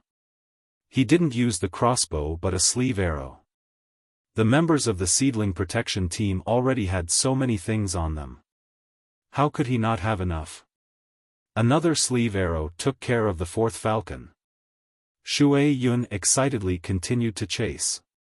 With a dive, the 5th falcon was killed. This time, it wasn't Zhang Xiaobao's crossbow arrow but the flying locust needles on Zhang Xiaobao's belt. When the 6th falcon was shot down by Zhang Xiaobao with the short crossbow, Zhang Xiaobao changed the weapon in his hand to the short bow. He also held a military knife parallel to the bow arm and was ready to continue the battle. The remaining 6 falcons were finally scared and flew down. Before Zhang Xiaobao shouted for Shui Yun to retreat and stop chasing, Shui Yun knew what to do. It was also scared of the arrows below and didn't have any intention of chasing. It flapped its wings and ran away. Lufututa and his cavalry watched the man and the falcon leave just like that. Motherfucker, he ran away. What was that thing? He took care of a falcon in one move. Lufututa looked up at the sky and said in a daze. There were already people around him picking up the 6 falcons that were shot down. The 12 falcons helplessly sighed. They understood that the dead falcons were still okay. The remaining 6 falcons had lost their courage to continue the battle. Falcons were like hunting dogs. When they met a strong opponent, they would either fight to the death or become useless. Chase, chase. That Xiaobao probably can't do anything anymore. Lufututa didn't know so much and still shouted at the 12 people. One of the 2 original falconers stepped forward and explained, "General, we can't chase after it. Since the falcon has returned, as long as we meet this falcon in the future, we won't have the courage to fight with it. It's just like some people, once they've been beaten into submission, they won't dare to summon up the courage to fight again." Lufututa didn't expect this result. He looked at the person who spoke and then at the 6 falcons that landed on the ground. He thought for a while and sighed. Sigh. Don't they know that they didn't lose to the falcon, but that person? Won't it be like this in the future? General, it's more or less the same.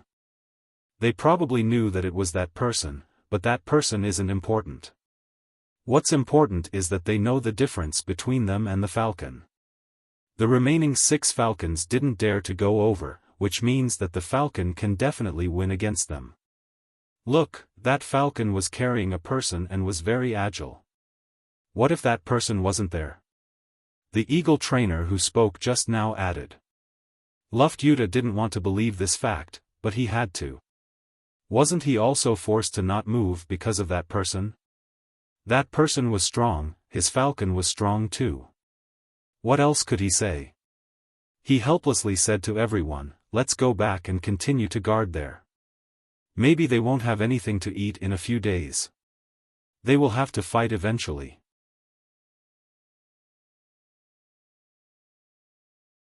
Chapter 646. The autumn sky was blue, and the maple leaves were red, swaying with the wind. The desert was desolate, and the light cavalry was nowhere to be found. The rich went hunting while the poor were pickling vegetables. The Tang Empire and Tubo discovered something at the same time. Cuckoo's light cavalry was gone, and there was no more news from Pengzhou. Lufututa let the falcons circle the sky, but they couldn't find the 10,000 people hiding. He sent a small team into the desert to take a look, but they still didn't find any traces. He wanted to send a large team in to search, but he was worried that they would be ambushed, so he could only foolishly wait. He also cooperated with the people of another division to train the troops when he had nothing to do. Zhang Zhong also didn't get any news for 10 days. He was worried, so he tried not to think too much. Old Man Pai and the other 2 were also restless. They didn't know what the 2 little guys were going to do, and they didn't even give them a letter. The 3 couldn't sleep at night, so they put on their clothes and went to find Zhang Zhong. They didn't care if Zhang Zhong was sleeping or not, but the servant told them that Zhang Zhong went to the little girl and the little boy. The 3 then went to Xiaobei and the other little guys. When they arrived, they found that Zhang Zhong was persuading the little guys to sleep. During the day, the little guys missed their brother and sister, and kept asking them to come back. The maids didn't listen to them no matter what. In the end, Pomegranate, who tried to use the wood of the maple tree to grow fungi, took a few maple leaves and stuck them on the folded paper boats. She asked the little guys to write what they could think of on the boats, and sent someone to send them to the river and put them in the water. She said that Xiaofan would take the maple leaves to tell the little boy and little girl, and they would come back when they knew. In the end, the little guys were led to the mountain to pick maple leaves. They picked a lot of them, and when they came back, they folded the paper boats and stuck them on themselves. They put one on the side and planned to put it in the river at dawn. They didn't sleep. After Zhang Zhong found out about the situation, he came over to persuade them. He arrived not long before Old Man Pai and the other 2. The little guys were not very nimble, and when they stuck the maple leaves on their bodies, they got sticky all over their bodies. However, they did not care. They stuck the maple leaves excitedly, and had already stuck more than 500 boats. I'll just write, I miss you guys. No, I've already written, I miss my brother. No, I've already written. When the 3 old men arrived, Xiaobei was frowning as she tried to think of a vocabulary. How much vocabulary did she have? She wrote down everything that she could think of, but there were a few that were repeated. She was so anxious that her little mouth was pursed, and it looked like she was about to cry. The Old Man Pai walked in front of Xiaobei, reached out his hand, and touched Xiaobei's hair as he said, just write that the mountains are high and the rivers are far apart, and the heart is bright. Xiaobei was stunned. She raised her head to look at Old Man Pai, then lowered her head to think. Perhaps she did not understand the meaning of this sentence, but she still nodded and signaled to the person beside her to write it down. Old Man Yao said enviously, it seems that the heavens have given all the best things to the Zhang family and the Wang family. How many brothers and sisters in the officials like the 2 families can be like this? I'll also help you think of one. Just write that the stars are scarce and the sun and the moon are scattered, and which flowing clouds hold the promise together. The little guys did not understand the meaning, but it sounded good, so they asked someone to write it down. Xiao Bei raised her head and looked at her father with an expectant gaze. How could Zhang Zhong refuse? He also said, the bright sun always shines on the body at home, and the hazy rain at the border does not blow people away. Xiao Bei, let father hug you. You are all father's good children. Old man Chang could not think of a sentence, so he took a piece of paper and folded a boat. As he folded, he said, you are all great talents and can come up with ideas as soon as you open your mouth. I can't. I'll fold a boat for the little guys. Fold a tall boat, just like their house.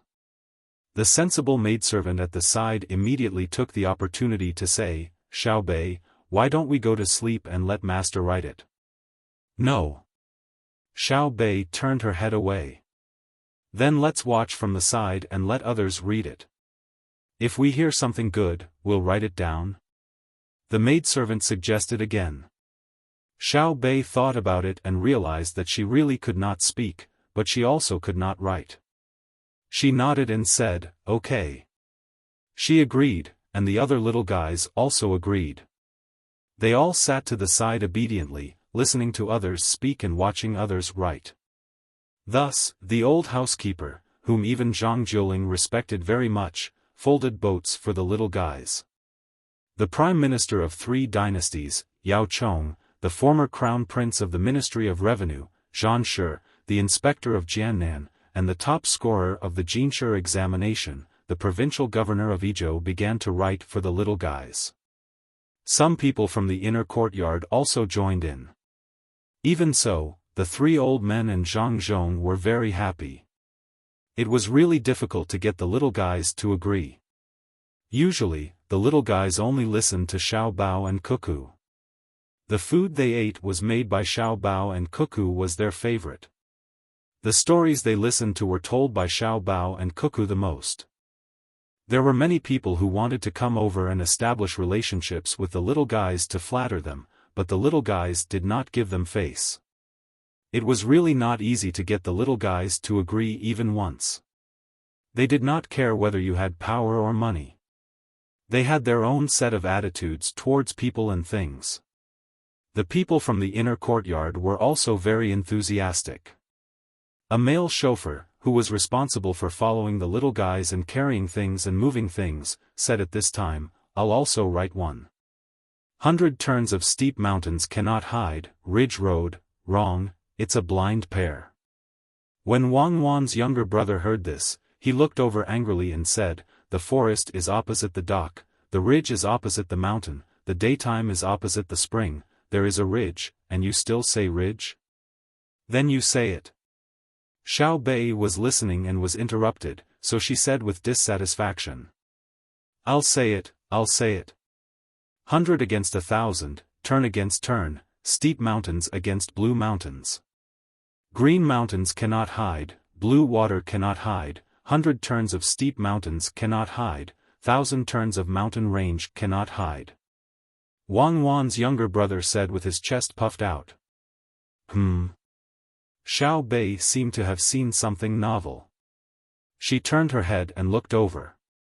She looked at this guy that her older brother and sister had said could be like her older brother and sister in the future and be together with her. Old Man Pai and the other 2 people, as well as Zhang Zhong, were also shocked. Zhang Zhong knew that Cuckoo's younger brother, Xiao Yuan, was usually smart and could remember what others said, but he did not expect him to be smart to this extent. The first part that Zhang Zhong understood was something that Cuckoo had specially taught to the village children in the past. The latter part was not. How did this child learn it? Old Man Zhang felt that this silly little fellow was fun to play with, like his older sister. Old Man Bai sighed at the fact that another genius had appeared in the Wang clan. Old Man Yao, on the other hand, was extremely jealous. All the good things were happening between their 2 clans. How were other people supposed to live? It seemed that he had to look around in his own clans and send those around the same age to learn together. The teachings of an expert could not be monopolized by the 2 clans. Zhang Zhong went over and picked Xiao Yuan up to take a closer look. He kissed him and praised, "Good. Xiao Yuan, learn well. Write this down." The people in the inner courtyard immediately started writing. They appeared to be much calmer. With the existence of the young master, young lady, and young immortal, they could accept even the most unusual things. The night passed in a warm and excited atmosphere. The little guys did not stay up until dawn. They fell asleep while listening. Other than the stars in the sky, there were also many small boats that accompanied them. Zhang Zhong, who had stayed up all night, went to take a bath. He also had a massage and drank a bowl of soup. Then, he took the snacks and small abalones prepared by his family and went to work on the road repair and fighting with people. Old Man Pai and the other two were old and did not sleep much. They just needed to lie down for a while, take a steam bath, sit in the carriage, and travel on the newly repaired road. They drank truffle soup and ate buns while they were eating. They also followed Zhang Zhong to work. Bai Shu and Yao Chong originally wanted to relax, but when they were free, they realized that they could not adapt at all. They were destined to be busy for the rest of their lives.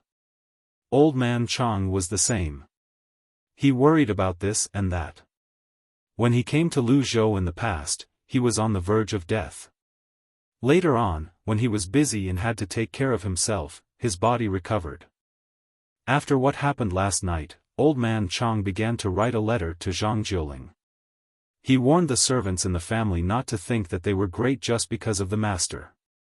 Look at the servants of Zhang family and Wang family. Any one of the servant girls could write delicate and beautiful words. They could accompany you in reciting poems and couplets. Even when they were working outside, they did not show the slightest disdain. They knew when to advance and when to retreat, and they knew how to behave. If one day they met their own servants and the servants behaved too much, it would be a slap to their own face. Old Man Pai was also very emotional. He used to think that he knew the Zhang family and Wang family very well. This time, he went one step further. The servants of the two families could recite poems and couplets, write calligraphy and draw. It was so convenient to use them. He did not know if he should be happy that the Zhang family had so many good servants or sad that they had such capable servants. Old Man Yao swallowed a steamed bun and wanted to eat more. Suddenly, he remembered the Zhang family doctor's words. He could not eat too much. No matter how good the food was, he could only eat until he was 70% full. He reluctantly took back his hand and said, "The fall of a leaf reveals the autumn of the world." The Zhang family and Wang family are unstoppable. If they win this economic war again, it will be difficult for the imperial court to arrange official positions for them next year. Official positions are not difficult. I can see something about the Zhang family. They don't care if there are high-ranking officials with real power. As long as others don't provoke them, they are not afraid. Occasionally, they will scheme against the important ministers in the imperial court and the emperor. It's not a big deal. I feel that they are just playing. They are playing according to the rules of the game. You see, when we came here, the emperor schemed against them once. They showed that they were angry, but they were not really angry. They did not seem to care about this kind of scheme, or it could be said that they looked down on this kind of scheme. They let Xiao Bao and Cuckoo ask for benefits. This is also the existence of rules. If you scheme against others and want to use others, you have to pay an extra price. If you give them the corresponding exchange conditions, they will continue to play with you. If you don't, they will not play. This is a kind of detached mentality. They look down on everyone in the world. At the same time, they are not arrogant. Their family is like this. Old Man Pai summed up his opinion of the Zhang family and Wang family through his own observation. They did not care about what they had to give or receive, but whether or not they followed the rules. If they were really schemed against, they were willing to lose more benefits. However, if it was not this kind of relative fairness, they would not be happy. It was like playing a game of Monopoly. Winning or losing did not matter. The main thing was that you could not cheat when playing with them. Old Man Yao thought about it and found that it was true. As you said, they are like immortals who came to the human world to play. This is the feeling, right? Old Man Yao said and felt lucky. Fortunately, they came to the Tang Empire. Otherwise, the Tang Empire would be in trouble if they went to other places.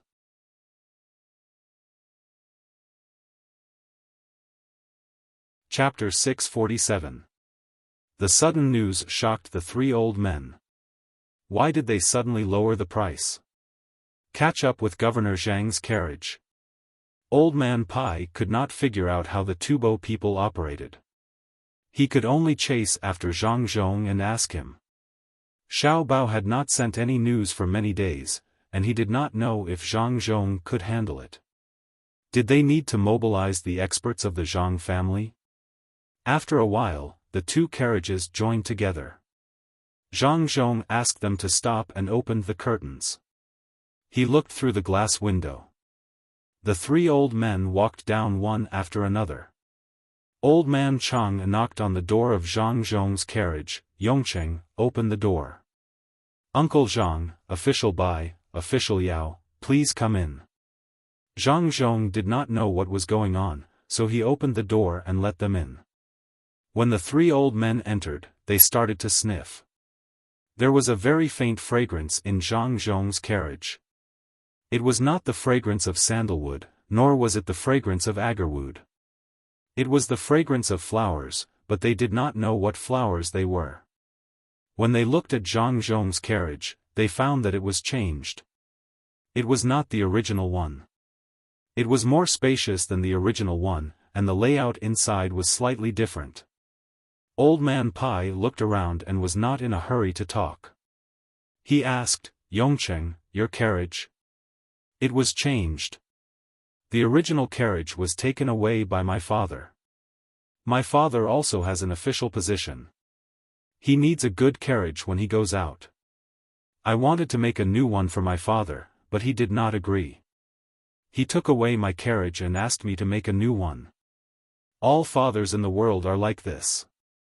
They give good things to their children. When Xiao Bao and Cuckoo come back, I will ask them to help me decorate the carriage. They have a lot of ideas and know what to do. An old man can be comfortable.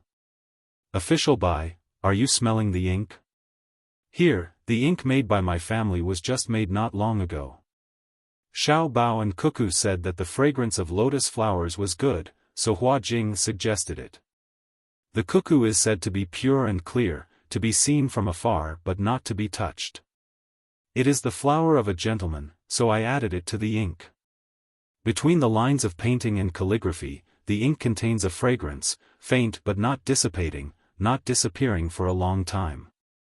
It lingers around a gentleman. Why should I fear enchanting? I used it. Although I am not a gentleman, I have a pure and clear heart. Zhang Zhong explained the reaction of the carriage and the three old men. Ah! There is such a good thing? Yongcheng, if you have good things in the future, you have to think about the poor old man first. The things in your family are not stained with gold or silver, nor are they inlaid with jade, but any one of them is not simple. I just ran out of ink. Last night, I was worried about where to find more ink. You have some, give me a few pieces. I will use them first. Old Man Pai's eyes lit up when he heard Zhang Zhong's words. Good things, really good things. He was really good at hiding. If he didn't come here today, he didn't know how long he would be kept in the dark. The things in the Zhang family were really good. They were grand but not extravagant. They really had the style of a big family. Zhang Zhong had long been used to being robbed. He nodded. I haven't done any packaging yet. When I go back, I will use good wood to make an ink box and send it to the three of you. No need. If you make the packaging beautiful, what if I am reluctant to use it? It will be fine if it is scattered. 10 pieces, not too many. Yuanji, how many pieces do you want? Old Man Pai couldn't wait. They were family, so there was no need for packaging. He asked for 10 pieces right away. He didn't know how long he was going to use it, so he turned to ask Yao Chong. Yao Chong also liked the ink used by Zhang Zhong. He nodded embarrassedly and whispered, "Same." Old Man Chong saw that Old Man Pai didn't mention him, so he hurriedly said, "Same for me." He wanted to send it to Zhang Jiuling. Others saw Zhang Jiuling as a master, but he saw him as his own son. Zhang Zhong's father knew how to think for his son, so he had to think for his son. Zhang Zhong couldn't say anything. Just give it to him. 30 pieces of ink, and it was gone. Fortunately, his family made a lot of ink. Otherwise, there wouldn't be enough to send. After talking about trivial matters, Old Man Yao began to talk about business. "Yongcheng, your family has enough food to make wine this time. You don't need to spend too much money. It's cheap, so the price has been lowered. But in the future, it will be expensive to use chicken soup, so the price has been raised." Zhang Zhong suddenly understood why the 3 old men came. It turned out that it was because of this matter. He took out a piece of paper from the drawer in the car, spread it on the small table, and said to the 3 old men, "I just heard about it. Xiao Bao has already informed me in advance. There is a way to deal with it. Let's see." The 3 old men didn't expect that the news that just came today would be expected by Xiao Bao, who had disappeared for many days. They gathered together to look at it. It was indeed Xiao Bao's handwriting. Xiao Bao's handwriting was different from other people's handwriting. The middle part of the handwriting was straight and rigid, while the surrounding parts were erratic and unpredictable.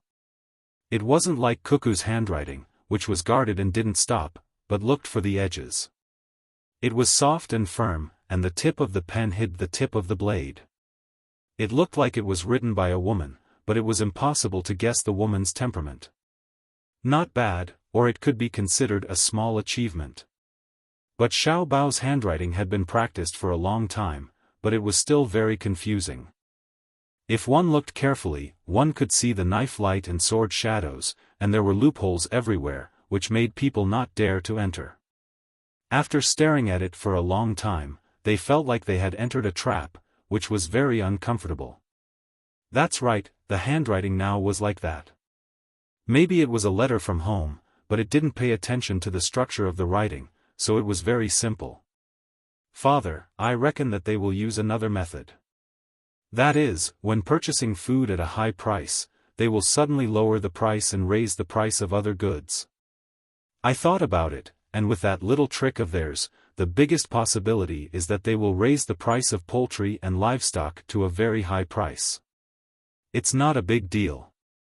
If it's someone who knows a little about economics, they will think that the other party is trying to change the target of their attack.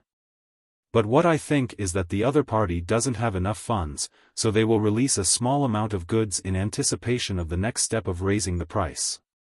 We can first release the news that there is a large amount of food coming to Jiannan, but we can't really release the food that our family is transporting from other places.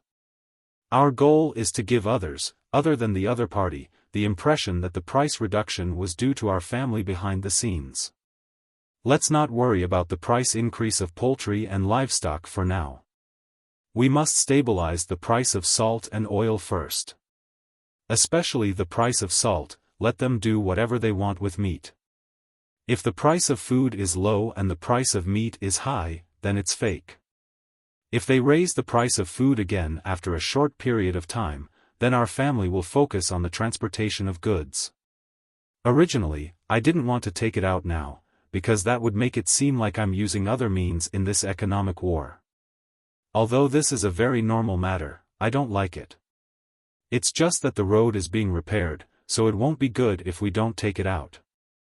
As long as the price of food rises again, returning to the price before the price reduction or even higher, we will take out our 3-wheeled truck and directly attack the transportation industry. They will be fools. Just like in normal military warfare, they are playing with unconventional moves. If he wants to build a plank road, we will take drastic measures to deal with him. We will catch him off guard and attack him when he is unprepared. We must not accept the grain they release. It is easy for them to fall into a trap. Sun, Xiao Bao.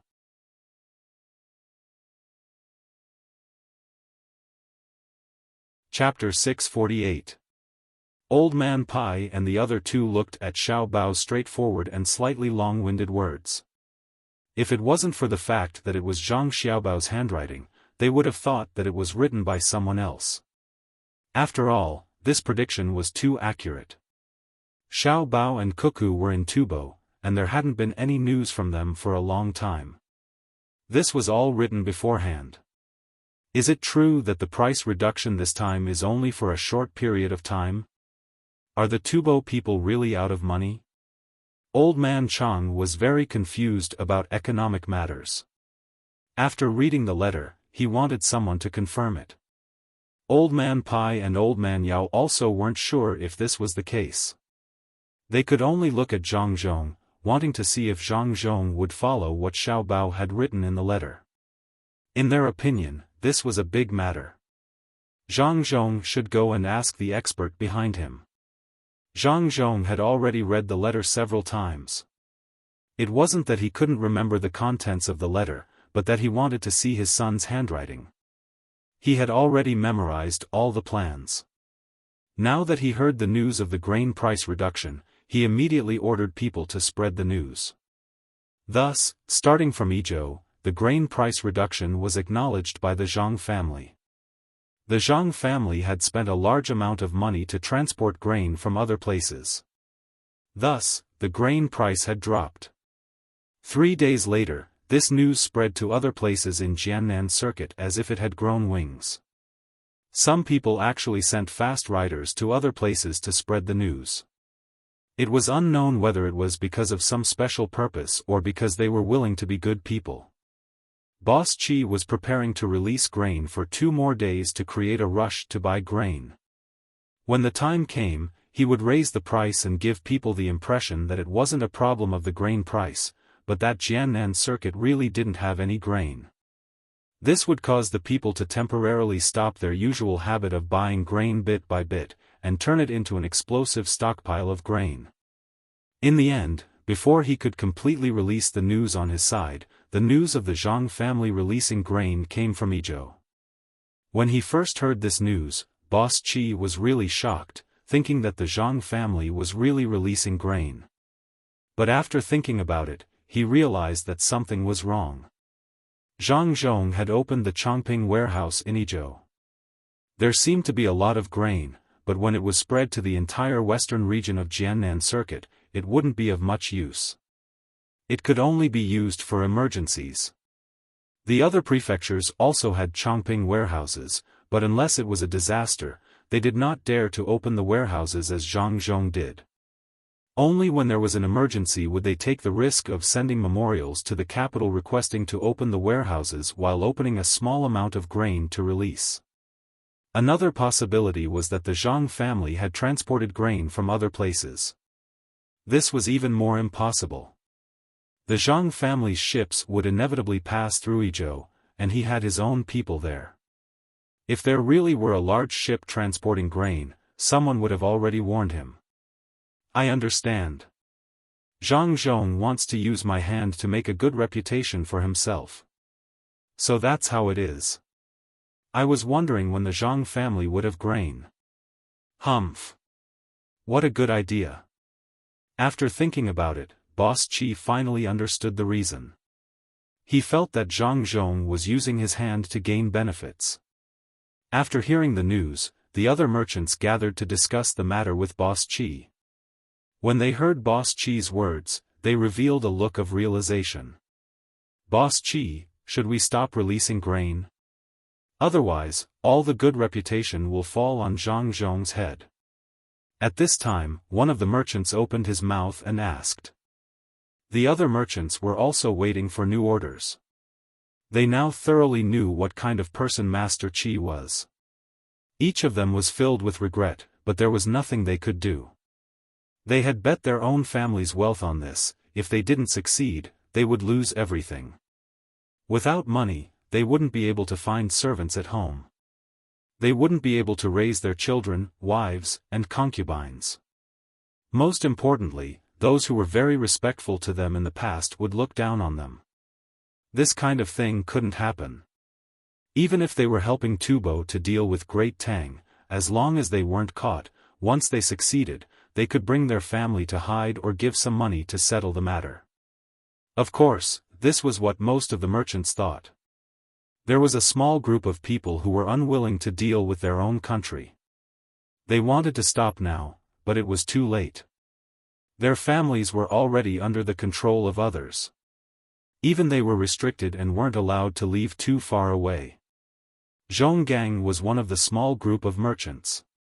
He wanted to spread the news as soon as possible so that the people of his country could be prepared.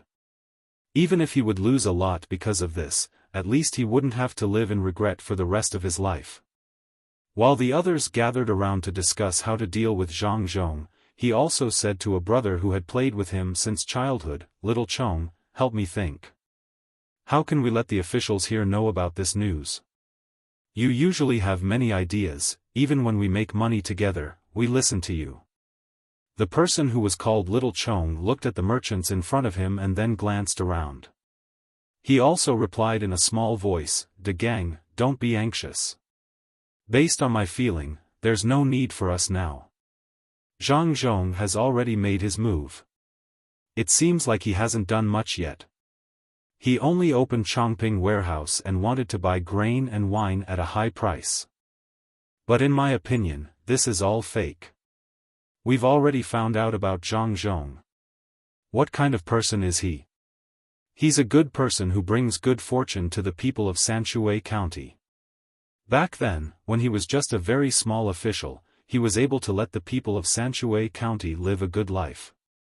The few places he went in the future were even more so. His family does business, big business.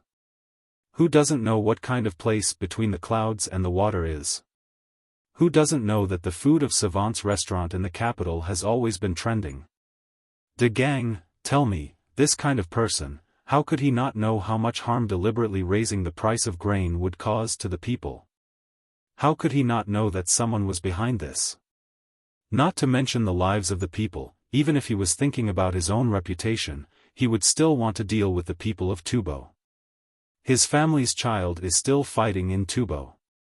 Don't believe the news that came later, saying that Cuckoo has an expert guiding her. Really? Could it be that Zhang Zhong has already realized that something is wrong?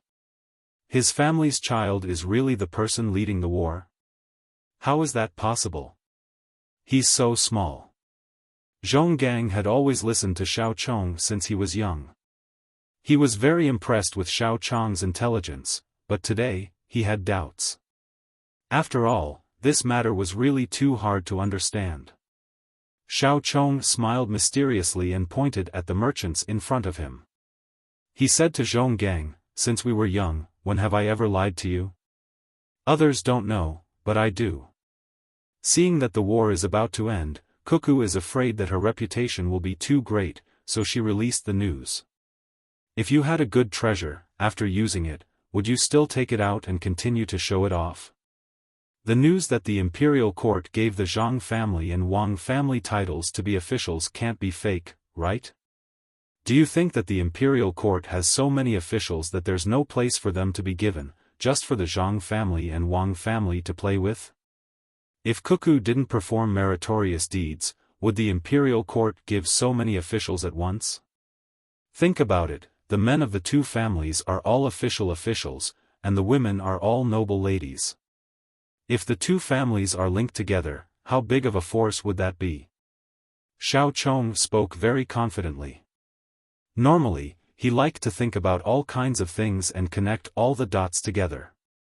That was why he and Zhonggang were able to start from scratch and amass a considerable amount of wealth before the age of 30. He was able to connect the dots that normal people didn't want to think too much about. The more Zhonggang listened, the more he felt that this was the case. After hearing Xiao Chang's words, he finally relaxed. However, just as he was feeling more comfortable, he heard the merchants in front of him laughing meaningfully. His heart was in his throat again. He asked Xiao Chong, I still don't feel confident. The Tubo people have already collected a lot of grain and even sent a lot of powerful people to hold down the fort. On the surface, I know that the Qi guy is taking the lead. Things have already come to this point, but Zhang Zhong still hasn't made any big moves. Will it be too late? Xiao Chong looked at Zhong Gang's anxious eyes and sighed helplessly. He then comforted him, don't think too much. How do you know Zhang Zhong hasn't made any big moves? Haven't you played the game of Monopoly? I have. You always let me play, but I'm too stupid and can only play at the simplest level. Unlike you, you've already taken the top-level exam twice. Although you haven't passed yet, you'll pass soon. You probably just need to take the exam again. What does this have to do with games? When Zhong Gang heard Xiao Chong mention the game of Monopoly, he thought of his own stupidity and Xiao Chong's cleverness. It wasn't that he didn't want to play a higher-level game, but that he couldn't pass the exam. In the end, it was no longer a game. The rules changed again and again. The most amazing thing wasn't the players, but the people who made the rules. It was said that there were still many rules that hadn't been released yet. However, the current situation didn't seem to have anything to do with the game of Monopoly. Aya, to have a brother like you, I'm lucky. I don't have to worry about being stabbed in the back. Someone like me can't even get into the top-level exam. Do you know what the top-level exam is? It's not a game. There are a lot of things involved in it. Let me put it this way, anyone who can enter the top-level game is no ordinary person in real life. The top 10 of the top-level game have another kind of battle called the economic battle. It's only open to people from Great Tang, and outsiders aren't allowed to participate. That kind of game contains a lot of things, and it's very complicated. Who came up with the Monopoly game? It's the Zhang family. The rules are all set by them, and they can change at any time. The number 1 is young Master Song from Between the Clouds and the Water in Sanshui County. Young Master Song is a member of the Zhang family. A few days ago, I heard that someone ranked number 10 appeared here. Can you guess who it is? Xiao Chong explained and then asked another question. Who is it? Number 10, isn't it someone with the surname Bai? It's said that he's very powerful. No one has ever seen his real face, and even if they did, they would keep it a secret. Do you know who he is? Zhong Gang asked curiously. There were people who knew who the other people were, but the person ranked number 10 was very mysterious and impossible to guess. I know, I found out by chance. It's in Yingzhou. A few days ago, a lot of merchants went there to invest, and since they had nothing to do, they started playing. In the end, they met someone, a girl who wasn't even 15 years old. One of the merchants had entered the top-level game rankings, ranked in the top 100 of Great Tang. In the end, all 4 of them played together. At the beginning, he wanted to defeat the other 3, but as he played, he realized that something was wrong. That girl was really too powerful. In the end, he had no choice but to team up with 2 other people who were also very powerful, about the same level as me, to deal with that girl. This game lasted for a full 3 days, and all 3 families lost. At the beginning, they didn't bring their own items. They had the same capital and the same map, but in the end, they were killed by that girl until they could only parry and didn't have the strength to fight back. That girl is Bai Shu's granddaughter, Bai Xinxin. Xiao Chong revealed a very important piece of information. After saying this, he looked at Zhong Gang with shining eyes. Zhong Gang looked at Xiao Chong in confusion and asked, then what does this have to do with the person ranked number 10? Are you trying to anger me to death? Xiao Chong pointed at Zhong Gang, speechless. Zhonggang finally reacted.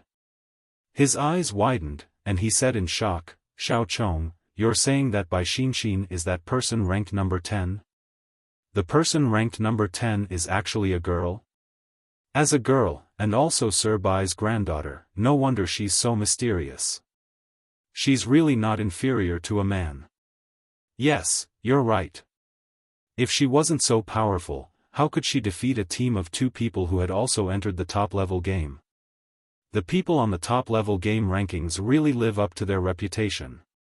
In that case, with her in charge, everything will be arranged well. She's not the one pulling the strings behind the scenes. After she beat the 3 of them, she said something. She said that she was nothing, and that even the number 1 young master Song was nothing. They were still playing, and that the truly powerful person wasn't even on the leaderboard. That person, even if the top 10 people combined, with the entire world as a whole, they still wouldn't have the courage to face him. He's already mastered the art of economy to perfection. Xiao Chong said with a face full of yearning. He really hoped that one day he could enter a top-level game and meet the heroes of the world. It would be best if he could first play a game with Bai Xinxin and see what kind of ability the person ranked number 10 had. Zhonggang didn't think too much about it. He couldn't enter the game anyway, so he wouldn't have a chance to play with that person. Once the person reached a certain level, he would no longer be an opponent, but an existence to look up to.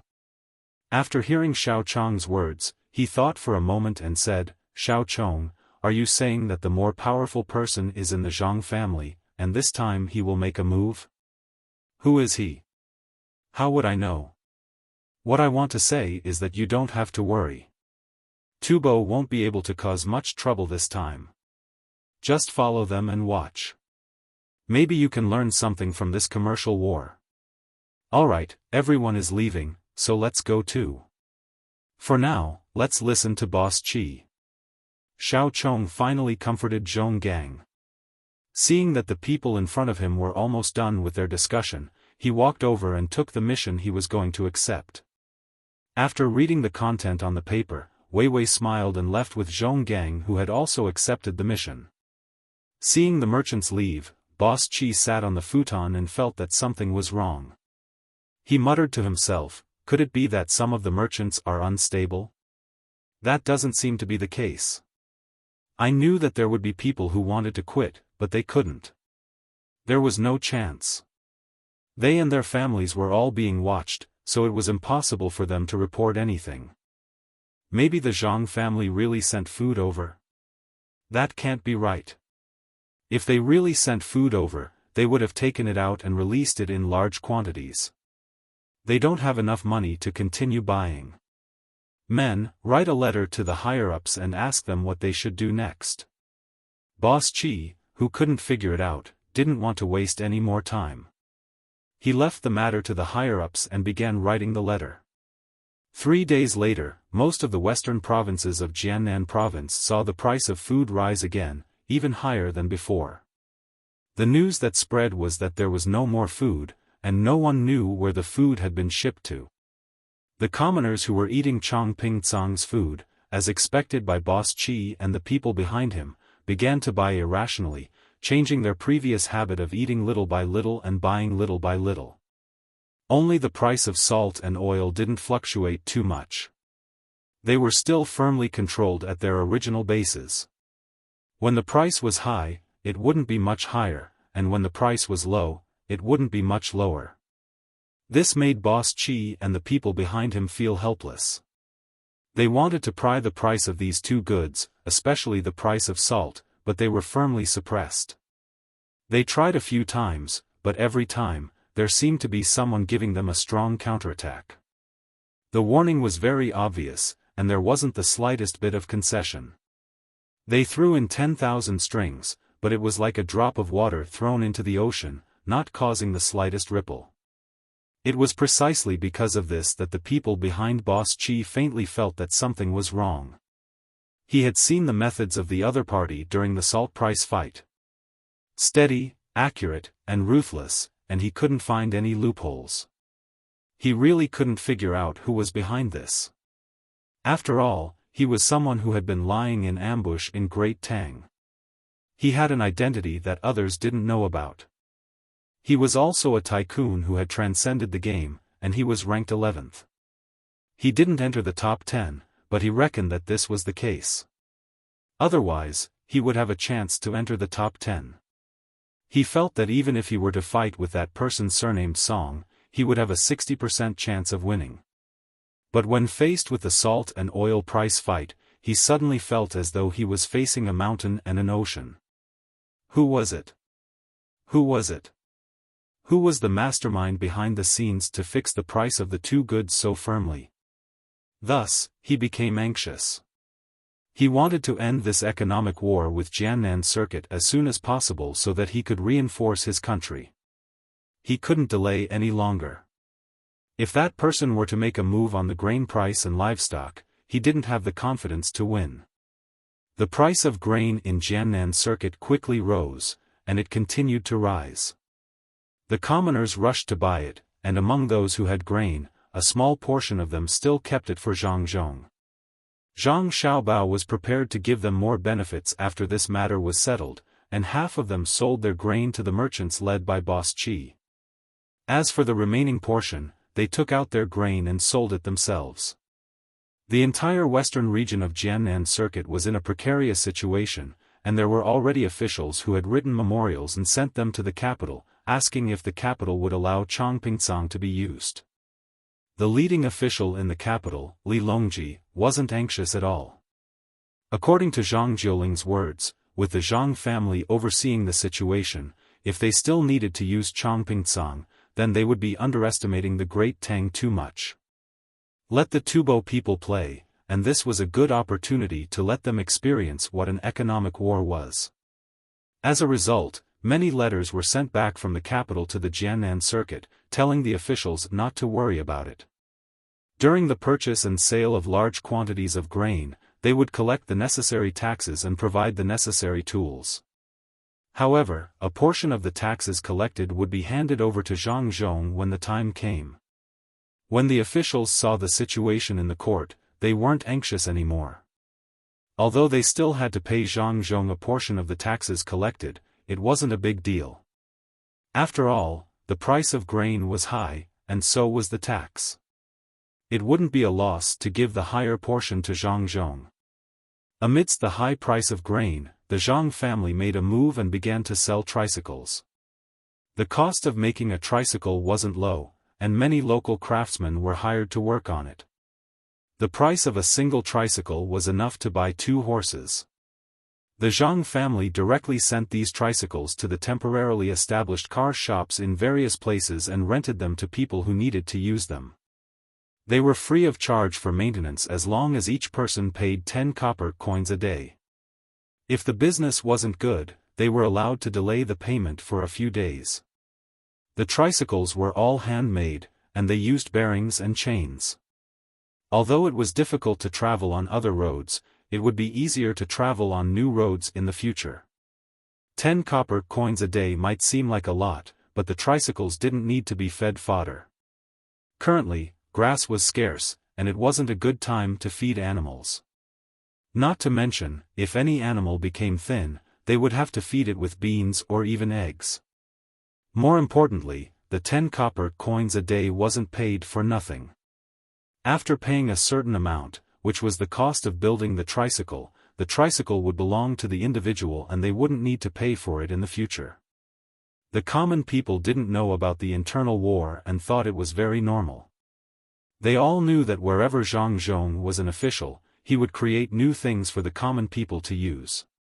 They were all very useful things. Moreover, the Zhang family didn't gain much from this. The Zhang family was a good official and a good family. Therefore, many people who originally wanted to spend a lot of money to buy animals didn't by this time. They went to the car shop to get a tricycle, wrote a receipt, and took it out to work. The seemingly insignificant tricycles made the person behind the Qi family dumbfounded. He had just raised the price of the animals and was preparing to sell them bit by bit to make more money. He didn't expect that after he controlled the price of grain, he couldn't sell the animals he bought. It was impossible to sell the animals he bought at a high price at a higher price. Not to mention a higher price, no one was willing to buy the animals at the normal price. All the animals were in his hands, and there was no money to turn over. Although the price of grain was high, he couldn't sell a large amount of grain now. He had just received an order. Because Zhang Zhong had robbed a lot of grain, he had to transport a portion of the grain back to Tufan to make up for the losses. Otherwise, he wouldn't be able to survive this year's winter. Boss Qi received a new order. He was to release a portion of the grain appropriately so that he could withdraw some money. The livestock that he had taken in required fodder to feed. He was also to help think of a way to see if he could sell the livestock. The Qi family gathered all the merchants and asked them to sell the grain appropriately at a high price.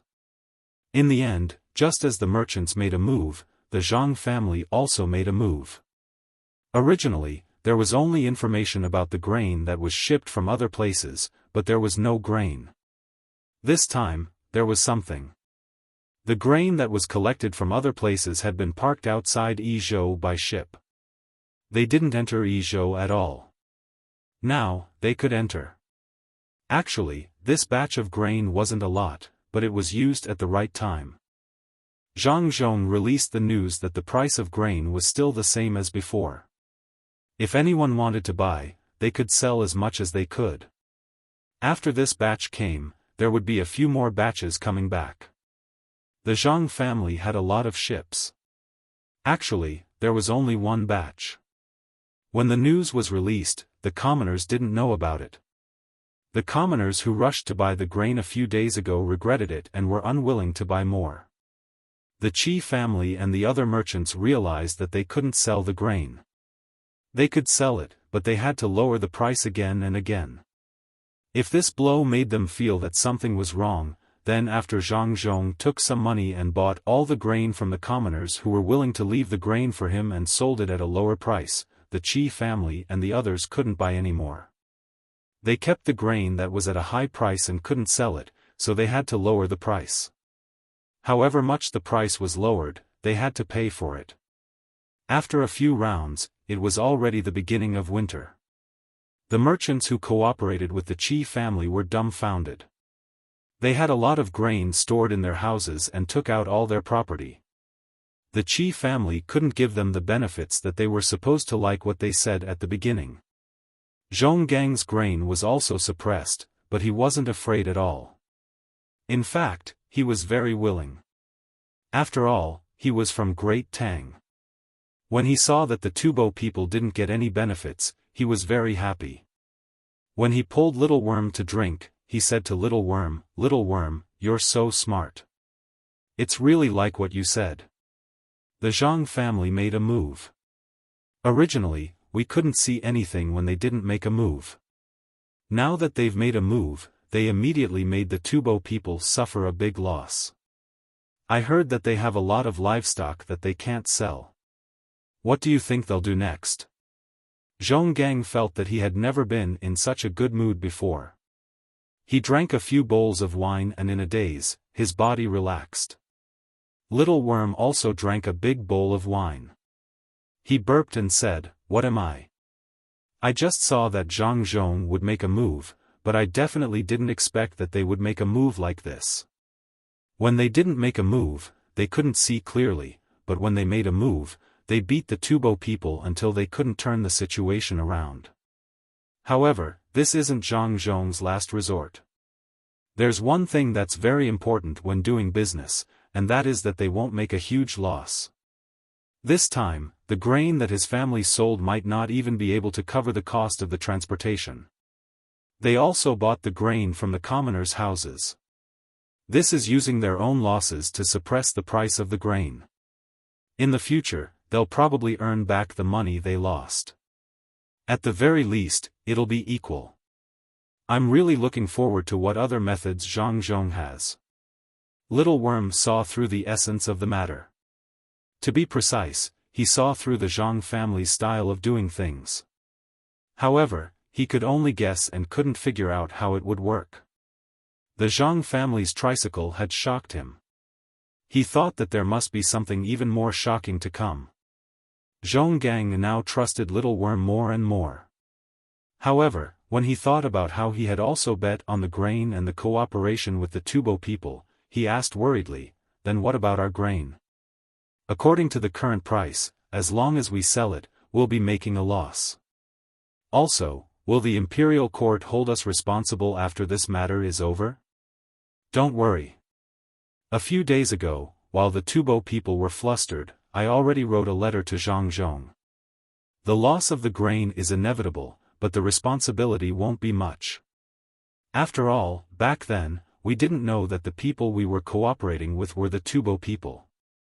Merchants pursue profit, and if we don't pursue it well, we can only bear the loss ourselves." Little Worm wasn't worried about being caught and beheaded.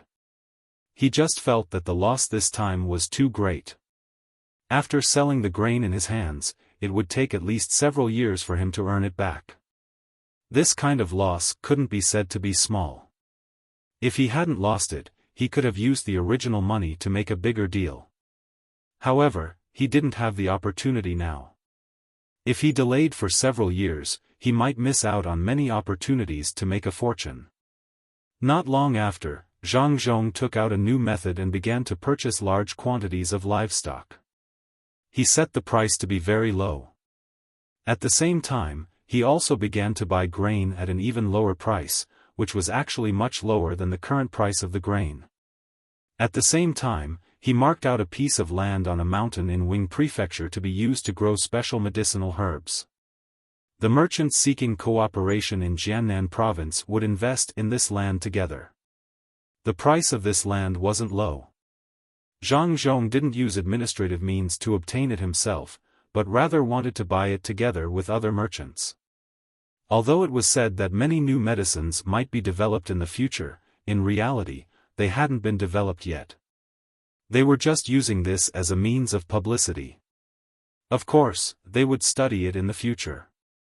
The medicinal herbs here were indeed good, but the risks would also be borne by the merchants. Zhang Zhong came out with a special plan, which was how to research the medicine and how to grow it.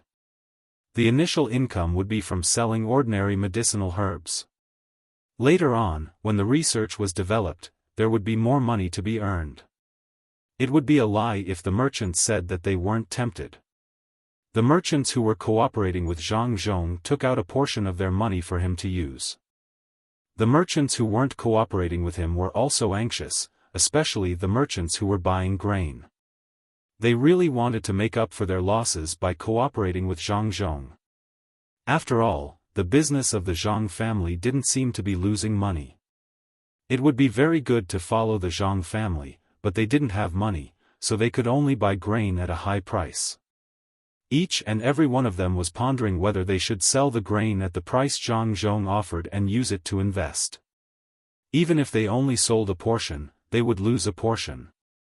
While they were still hesitating, Zhang Zhong once again released news that he would build beautiful houses on the newly built road and sell them to others at a very low price.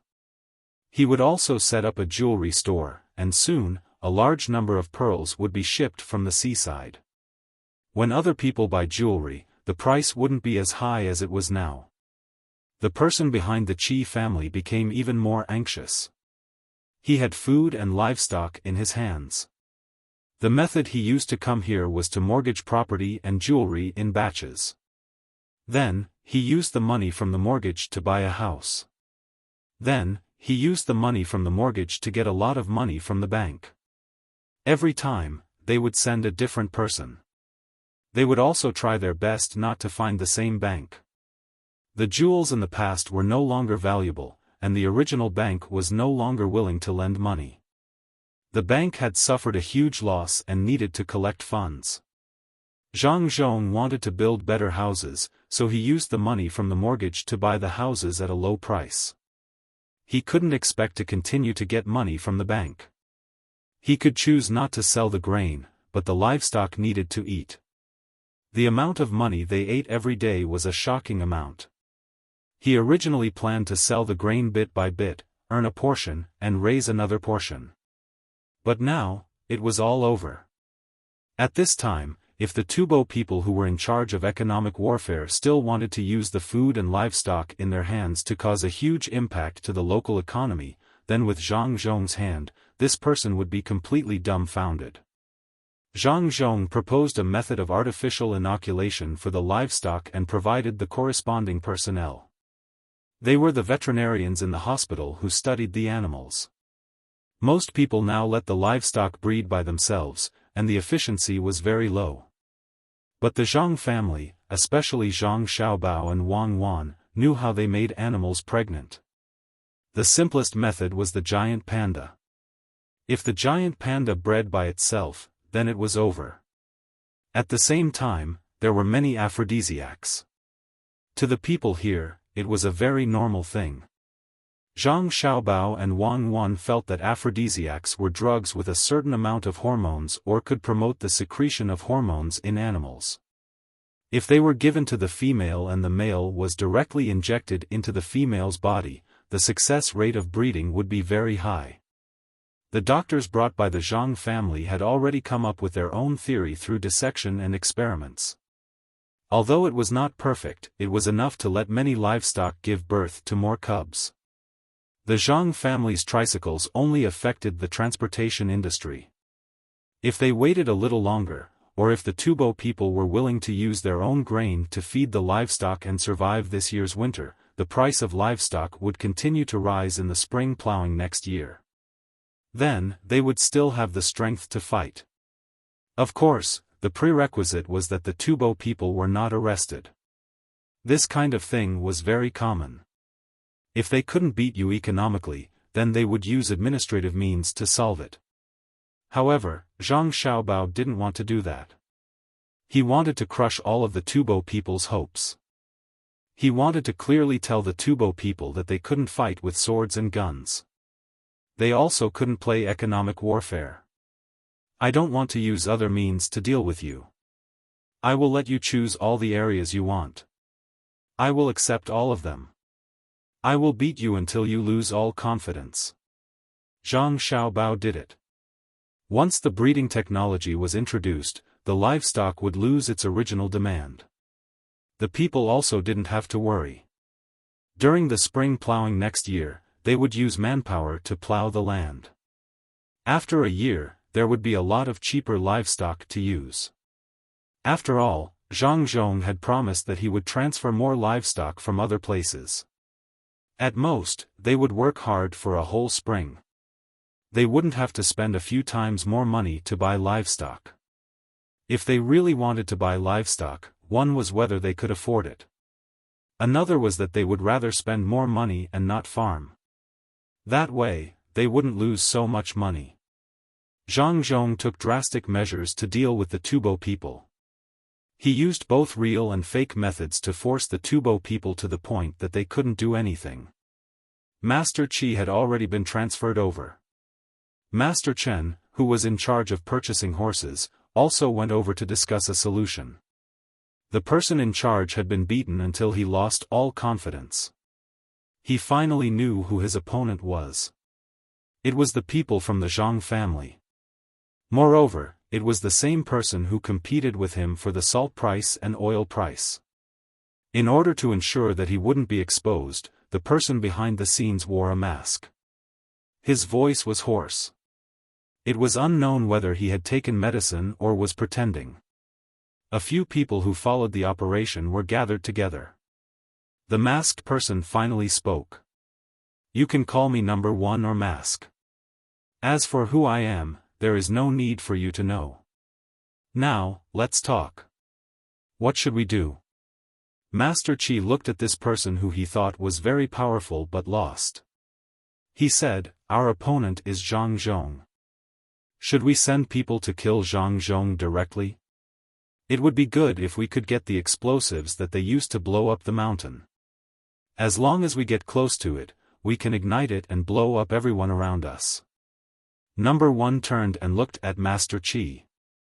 Don't say such things in the future. I don't want to hear it.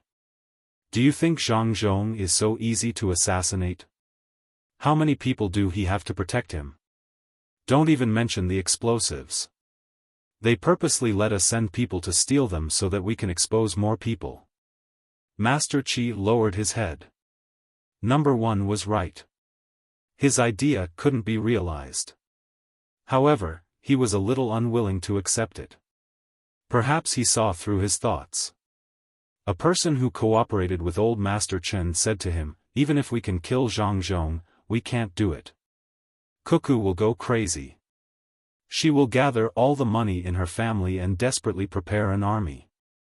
When the time comes to attack Tubo, no matter how many people we lose, we won't be able to stop her.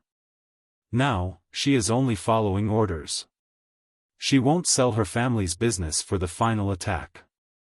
Just wait for her to come back. I think the Tang dynasty is preparing to hide her. Don't use her for now. Tubo can use this opportunity to develop. When we have more powerful people, we won't have to be afraid of her anymore." Yes. When Master Qi heard someone mention Cuckoo, he felt hatred and helplessness. The current situation didn't allow Tubo to really force Zhang Zhong and Wang family to gamble with their family's business and launch a crazy attack. If she really did it, then even if Tubo won in the end, they would lose the opportunity to develop. They wouldn't be able to catch up with the Tang dynasty. When the Tang dynasty sent troops over, they wouldn't have any chance of winning. Old Master Chen was the most worried. He was in charge of the animals that he bought. He had to find someone to look after them and think of a way to get food to feed them. He had to spend money and worry about it. Especially under such circumstances, he had lost weight. He looked at number 1 and said, "What I want to know is, who is our opponent? Is it the top 10 people in the so-called Monopoly game?" He couldn't help but admit that Monopoly was a game. Because all the powerful people on the list were equally powerful in real life. When one reached the top, it wasn't a game anymore. It was like a school for economic advancement. According to the popular words of the Tang dynasty, it was to systematize and rationalize the economic path. Old Master Chen felt that only such a person could defeat number 1. He didn't know that number 1 was also on the list and was close to the top 10. He was hiding his strength. Number 1 looked at old Master Chen. He knew that this old Master Chen didn't believe in his ability. He sneered and said, "I can tell you clearly that my opponent is definitely not someone on the list. So what if he is in the top 10? Even if he, Song Jinggong, the number 1 person on the list, came here and was my opponent, he wouldn't be able to do this."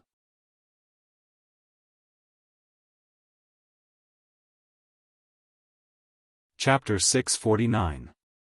When number 1 mentioned this matter, he couldn't help but tremble. When he was sent to the Tang dynasty, he was very smart and very talented in this thing called economics. After he hid in the Tang dynasty, he did a lot of business and earned a lot of money.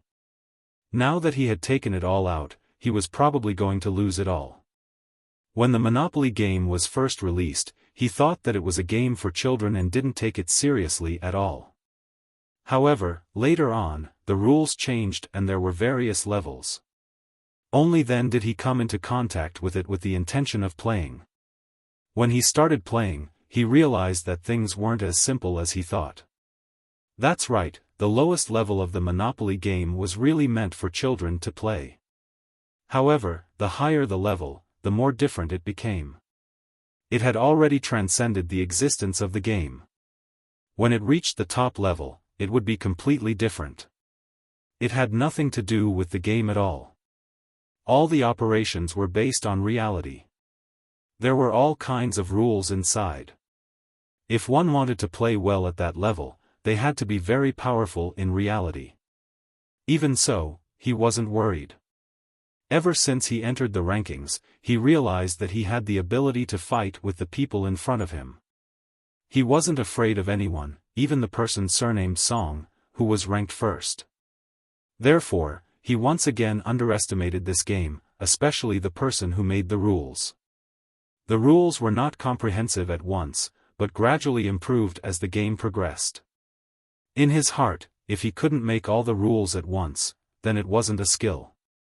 If he had enough time, he would be better than this person. However, in this economic war, he finally understood that his opponent must be the person who made the rules of the game. This was because he saw a lot of things from it. He understood why the rules kept changing and gradually improving. It wasn't that that person didn't want to fix the rules the first time, but as new things came out, the original rules couldn't be used anymore. Rules were perfected with each new thing. That person must have thought of this back then, so leaving a loophole in the rules was not for others to take advantage of. Of course, it was your ability to take advantage of it. The most fundamental reason was to encourage people to discover more new things. This was a kind of broad-mindedness, leaving hope to others, and then telling everyone involved that they were the ones who made the rules. If they wanted to join, they had to understand more of the current affairs, or else they could only play along with others. This kind of system was set up to nurture more outstanding talents. That person seemed to really want someone to surpass him one day and surpass him. He sacrificed his own interests to pave the way for others. Therefore, this person did not enter the list because he was afraid that others would lose again and again when facing him and lose the confidence to advance. This person would always hide behind the scenes. Only when the rules were being perfected would he quietly come out and take a look around before continuing to retreat. He was someone who truly cared about the country. His breadth of mind was already shocking, but what surprised him even more was his methods. This time, he had lost without resentment. When he manipulated the salt price and oil price, he had already been warned. He was the one who refused to accept it. When he was worried, he still wanted to compete. If he had retreated at that time, he might have been able to make some money, but he wasn't confident. The result was the current situation. The other party had made a move. When he didn't make a move, he was as quiet as a virgin. Once he made a move, he was like a goshawk catching a rabbit. It was a pity that he didn't have the ability to do that. A master. With such a master in the Tang Dynasty, there was no need to rely on economic means to attack in the future. It was useless. He was not at the same level as that person. It was like an adult playing with a child. No wonder he didn't enter the list. If he was on the list, how could others live?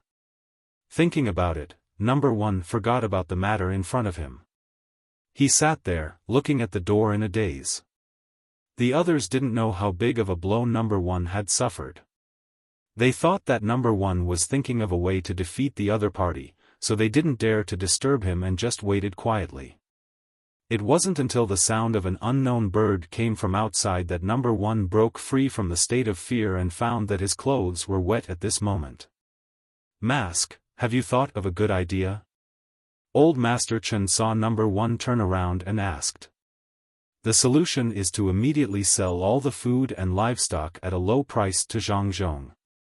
We will take the rest of the money and run away. I will personally ask for punishment from my country. This time, it's not your fault. It's all because the opponent is too strong. Number one sighed and said to the others. Everyone was stunned.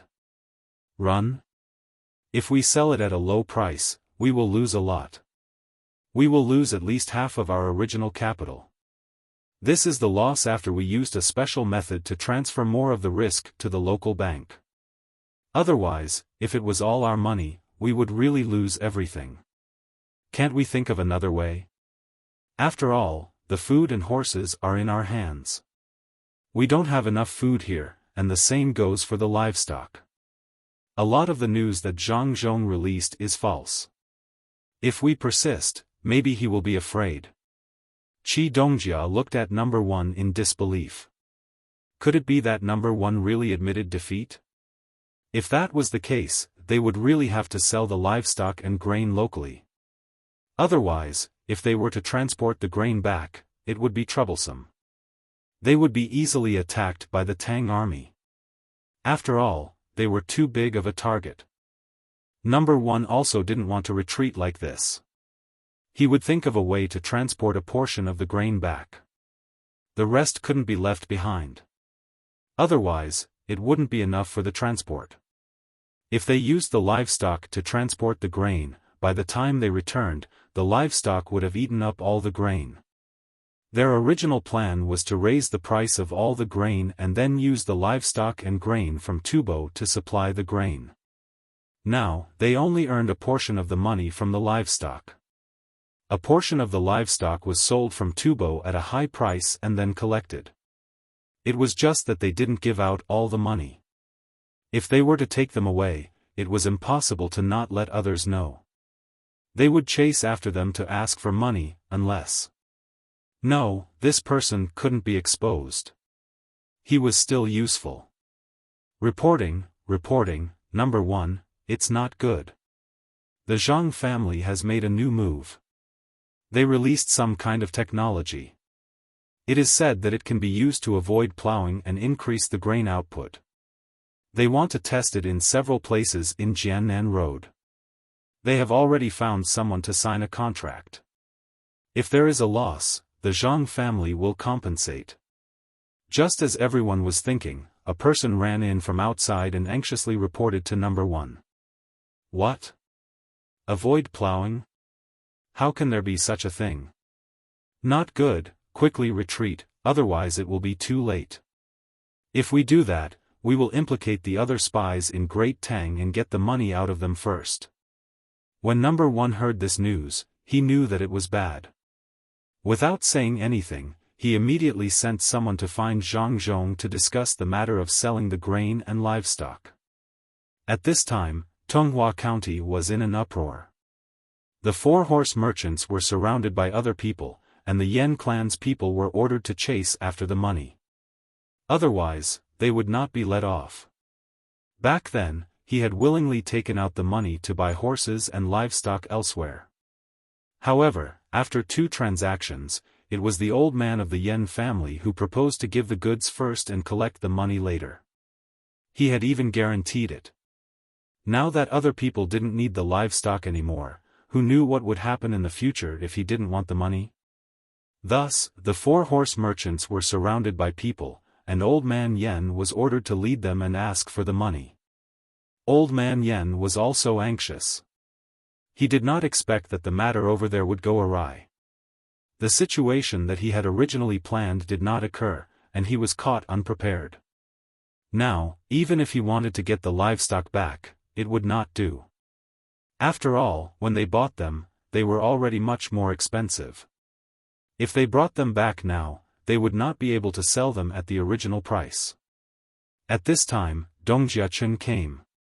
Number 1 instructed him that no matter what, he could not let the Yen clan be burdened with all the money. This matter had to be resolved first. Even if they had to compensate, they had to ensure the Yen clan's reputation in this area. When Old Master Chen came, everyone surrounded him and asked him to take out the money. Fortunately, Old Master Chen knew what to do, so he was not flustered at all. He first took out a sum of money and calmed everyone down. He said that he would stay in the area and only leave when all the money was brought back. Moreover, he would stay in the Yen clan and not go anywhere. Only then did everyone feel at ease. If they could not take out the money when the time came, they would tear down the Yen clan. Zhang Zhong sent people to contact them. At the beginning, the price of the first batch was already very low. However, after receiving 2 batches, the price dropped again and again. Moreover, they would first take the grain and then the livestock. This way, the cost of the livestock's food would be transferred to the Tubo people. The longer this dragged on, the more disadvantageous it would be for the Tubo people. In the end, when they took half of the grain that others had hoarded, Zhang Zhong told everyone that he had no more money and needed to first owe them. The Tubo people naturally did not want to do so. Zhang Zhong could owe them, but they could not. Zhang Zhong asked people to discuss with them for a few days. After not being able to pay them on credit, he lowered the price by a lot. Other than the grain that the Tubo people were preparing to transport back, the rest of the grain was taken by Zhang Zhong. Right at this moment, the secret agent who was at the front lines in Tubo sent someone back to deliver a message. A month ago, after Cuckoo led the light cavalry and disappeared into the vast desert, they attacked the Tubo people in Shuozhou. They attacked countless villages in the periphery of Shuozhou and burned a large amount of autumn grain. 20 days ago, Cuckoo went around the enemy's regular army and entered the vicinity of Daowu City. She wiped out 2 large groups of 3,000 people that the Tubo people did not have time to arrange. She almost attacked the city by tricking the enemy into opening the city gates. After she was discovered, she killed 1,000 soldiers and disappeared again. She also burned a large portion of the Tubo people's autumn grain. 15 days ago, Cuckoo led the light cavalry and headed north. After that, she hid in the mountains and avoided a group of Tubo people. She used the Tubo people's clothes and voices to trick the enemy into opening the gates of Gada city. She entered from the east of the city and came out from the west. She robbed Gada city and burned it. Then, she attacked Danba again and avoided the Tubo people's encirclement. When she arrived at the periphery of Danba city, she lured the Danba guards out of the city and formed a formation to stop her. Then, she returned and massacred a group of 2,000 people from a small tribe that the Tubo people had sent as reinforcements. She went around Danba city and crossed the river between Danba city and Jinchuan city. 6 days ago, half of the army that crossed the river was led by Zhang Xiaobao and led the Tubo people to escape to the village. Cuckoo led the people who were hiding and did not cross the river and went up the coast. She burned the provisions of the Tubo soldiers that came out of Jinchuan city. She also killed 1,000 Tubo people who were escorting the provisions and were unprepared to cross the river. Then, she successfully used the Tubo boats to cross the river and ambushed the Tubo army that was chasing after Xiaobao. After the ambush was successful, she and Xiaobao went to the mountain where the Tubo people had ambushed them. Then, they ambushed Lufu Tuta's tribe and Mumu Hushu's tribe. The 4,000 cavalrymen that came back as reinforcements were defeated. Then, they chased after them and attacked the 2 tribes. 2 days ago, Cuckoo brought people to the village and lured the Tubo cavalrymen that were sent to attack them. She burned the cavalrymen and killed all 5,000 of the Tubo cavalrymen.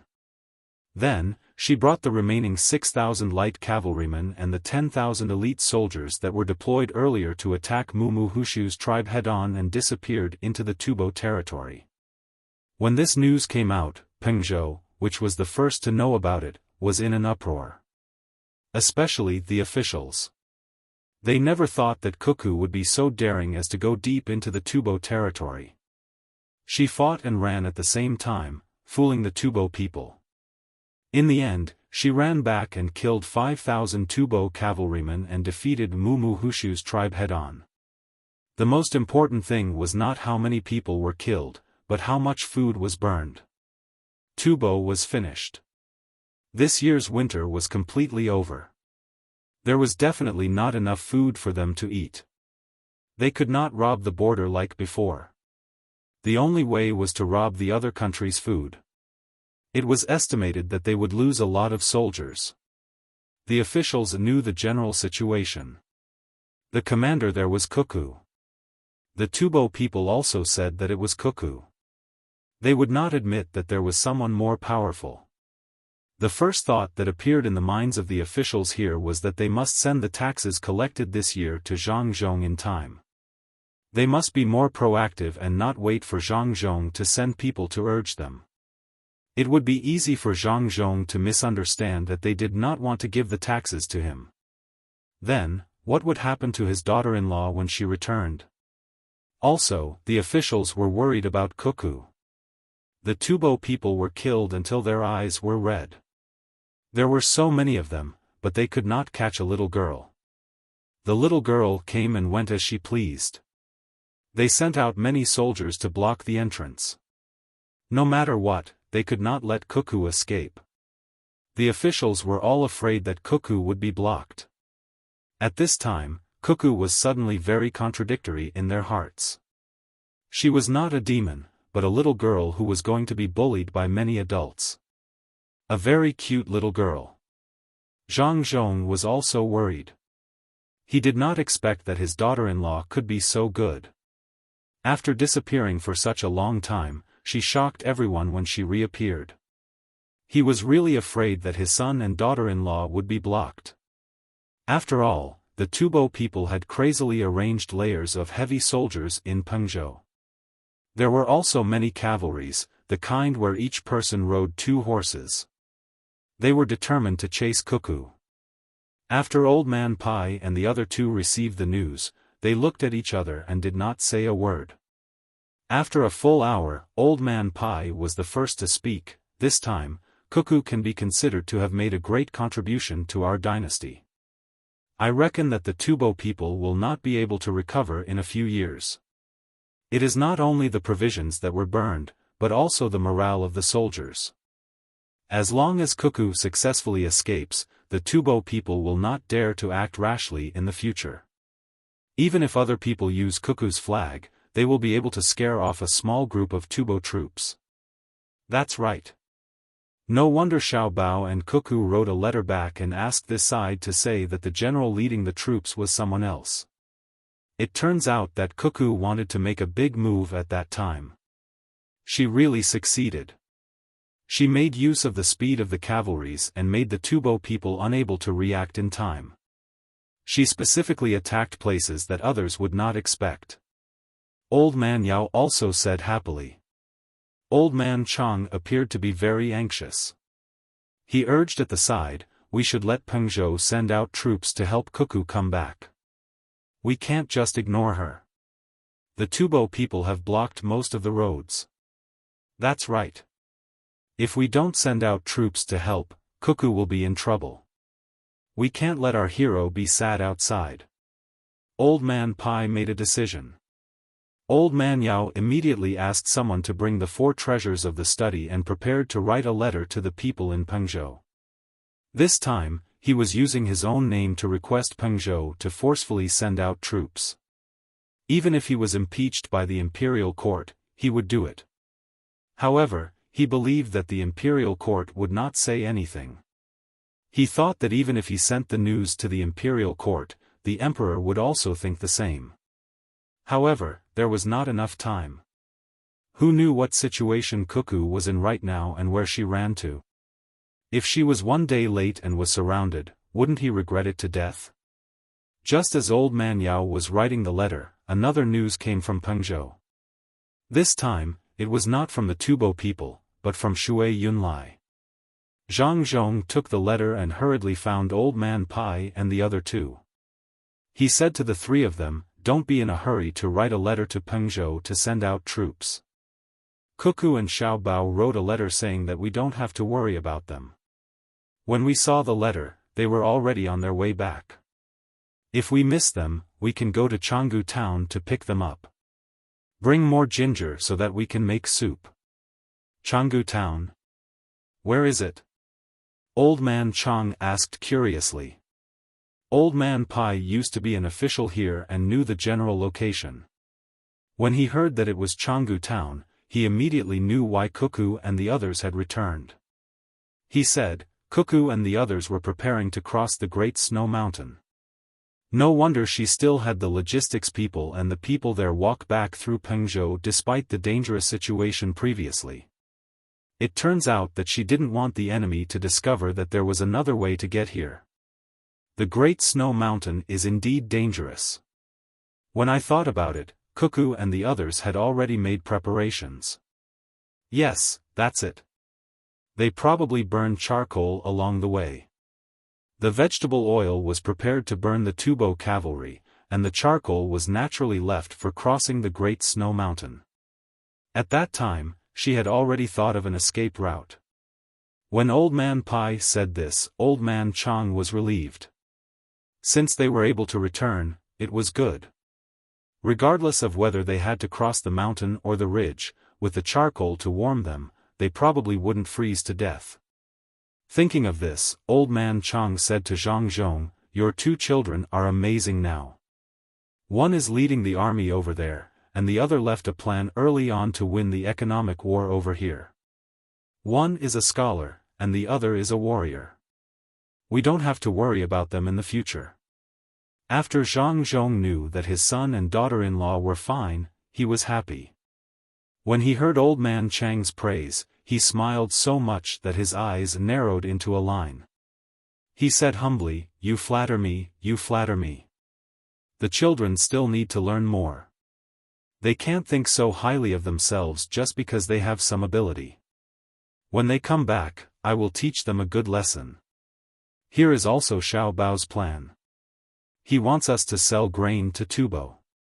He said that in the spirit of international humanitarianism, we can't just watch the Tubo people starve to death. We have to help them and sell the excess grain to Tubo. They only need to pay a little bit of horses and livestock. Because the price of grain this year is too high, we can't ask for too low a price. Otherwise, the local people will suffer. We will sell to Tubo cheaply at 50 copper coins for a bucket of millet and 65 copper coins for a bucket of rice. This price is only slightly higher. Of course, because we have used new technology here, the price of livestock will be lower. In the past, it used to be 5 strings of coins for a horse to pull the carriage. Now, it is 3 strings of coins. Also, since they are coming from Tubo, they will get thinner along the way. When they reach Great Tang, they must be nourished with good food. Let Tubo fork out another 500 copper coins, which is 2 strings of coins for a horse. The rest of the livestock and good horses will be sold according to this price. Zhang Zhong said modestly. He then took out the letter written by his son and read it to the 3 old men. The 3 old men didn't expect that Xiao Bao still didn't forget to scheme against Tubo at this time. The large amount of grain that they had just bought at a low price was sold at a higher price. What international humanitarianism! It was a mess of names. It sounded good, but in reality, it was just him pretending to be innocent after getting such a good deal. Good idea. This time, Tubo has no choice but to buy. Otherwise, they can only wait to starve to death. Without people, how are they going to rebuild? If they buy, there won't be enough livestock and war horses. What will they do for next year's spring plowing? Also, the number of cavalry in the army will be reduced by a lot. Our Great Tang will gain many benefits. I estimate that Tubo won't be able to recover in 5 years. By the time they recover, our Great Tang will be stronger than before. Maybe at that time, it will be the time to accept Tubo into Great Tang. Quickly go and make the arrangements. Don't let the Tubo people know about this. If that happens, they won't sell their livestock. If we buy their livestock now, the price will be lower. Old man Chang said excitedly and urged Zhang Zhong to make the arrangements. While waiting for Zhang Zhong to buy the livestock at a low price, the 3 old men discussed and prepared to bring people to Changgo town to fetch Cuckoo and Xiaobao back. It would be very cold to cross the snowy mountains, so they prepared some ginger soup for the heroes. Zhang Zhong bought the livestock very quickly and didn't continue to bargain. He directly gave the money and asked the Tubo people to give the money to the Yen family in Tonghua County. At this time, Tubo No. 1 had no more money. All the money he had invested in the beginning was given away. In the end, the Zhang family made a profit. They made a lot of money from the grain and livestock. The people who bought and sold the livestock made a lot of money. The people who grew grains made a profit. The people who didn't grow grains also didn't make a loss. Although some of them bought grains at a high price and hoarded them, Zhang Zhong compensated them by getting them to repair the road. This money was enough to make up for the portion that they bought grains at a high price. Otherwise, Zhang Zhong didn't lack manpower.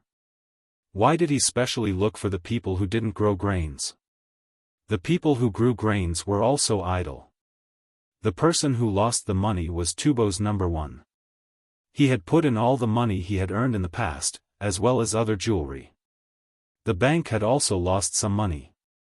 The price of the house was obviously not as high as the original price. The people who made a loss were the merchants who cooperated with the Tubo people. They really made a loss. Zhang Zhong didn't care about them. Who asked them to do it when they knew the consequences of raising the price of goods? It was already good enough that he didn't arrest them and punish them. It was impossible for him to directly give them the money they lost. However, some of them wrote letters to him later. Zhang Zhong didn't give them money. Instead, he cooperated with them to do business and let them make up for their losses. When he collected the grains, they were also willing to lower the price of the grains again and again to give others a start. After Tubo number 1 made the arrangements, he ran away. He didn't know that someone in Great Tang had been watching him for a long time. It was just that they didn't want to catch him.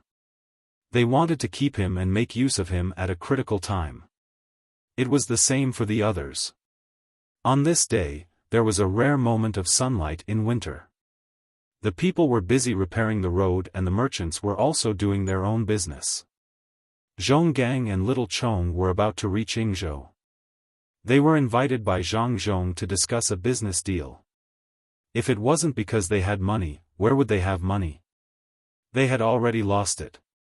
When Zhang Zhong gave them their name cards, he had written it very clearly. He invited them over and didn't plan to get much investment from them because when they were merchants, they didn't put all their thoughts on money. At the very least, they were still patriotic when it came to selecting seeds. With this patriotic heart of theirs, they would be given a chance. Little Chong, does Lord Zhang really know everything? So he already knew about this matter but didn't say anything.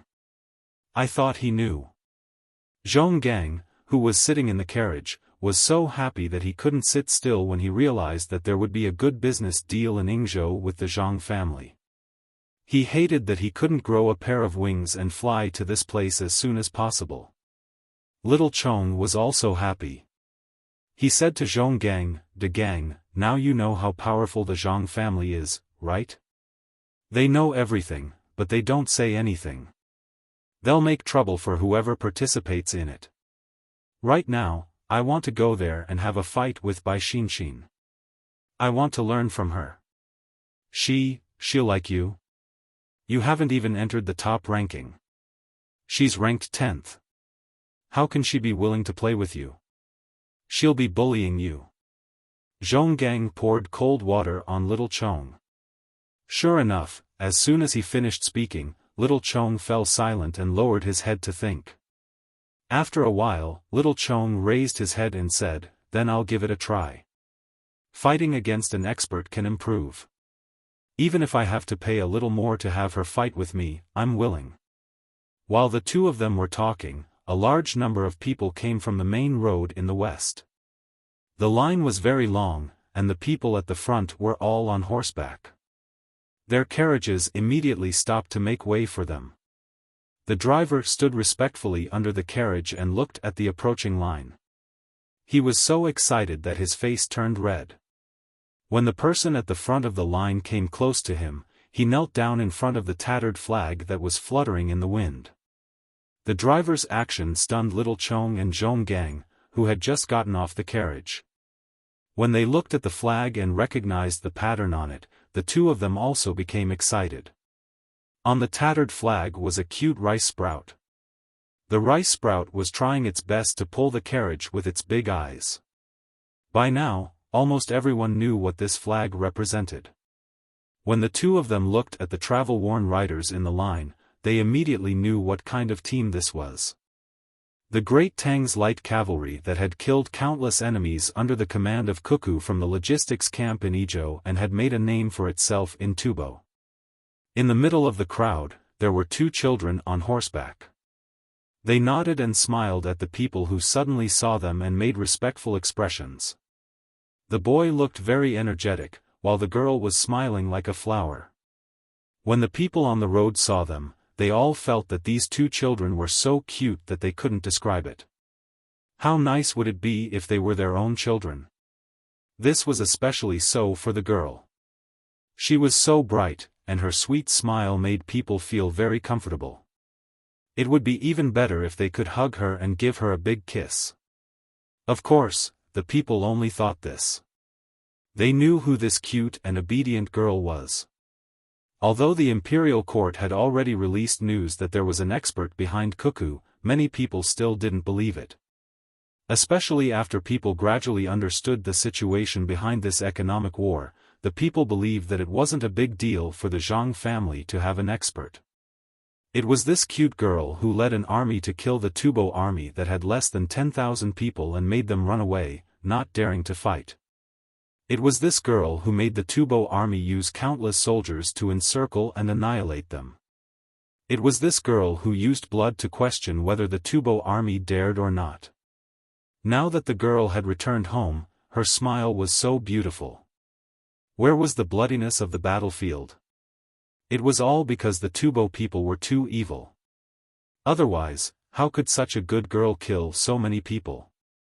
Yes, that's right, that's it. What demon? She suddenly became ignorant and didn't know how to name herself. She was clearly a fairy. The coachman who knelt down shouted at Wang Wan with tears streaming down his face, "Cuckoo, you're finally back. My wife and I have been worried about you. We were afraid that you would be blocked by people. It's good that you're back." Wang Wan was stunned when she saw this person. This person's reaction was too intense.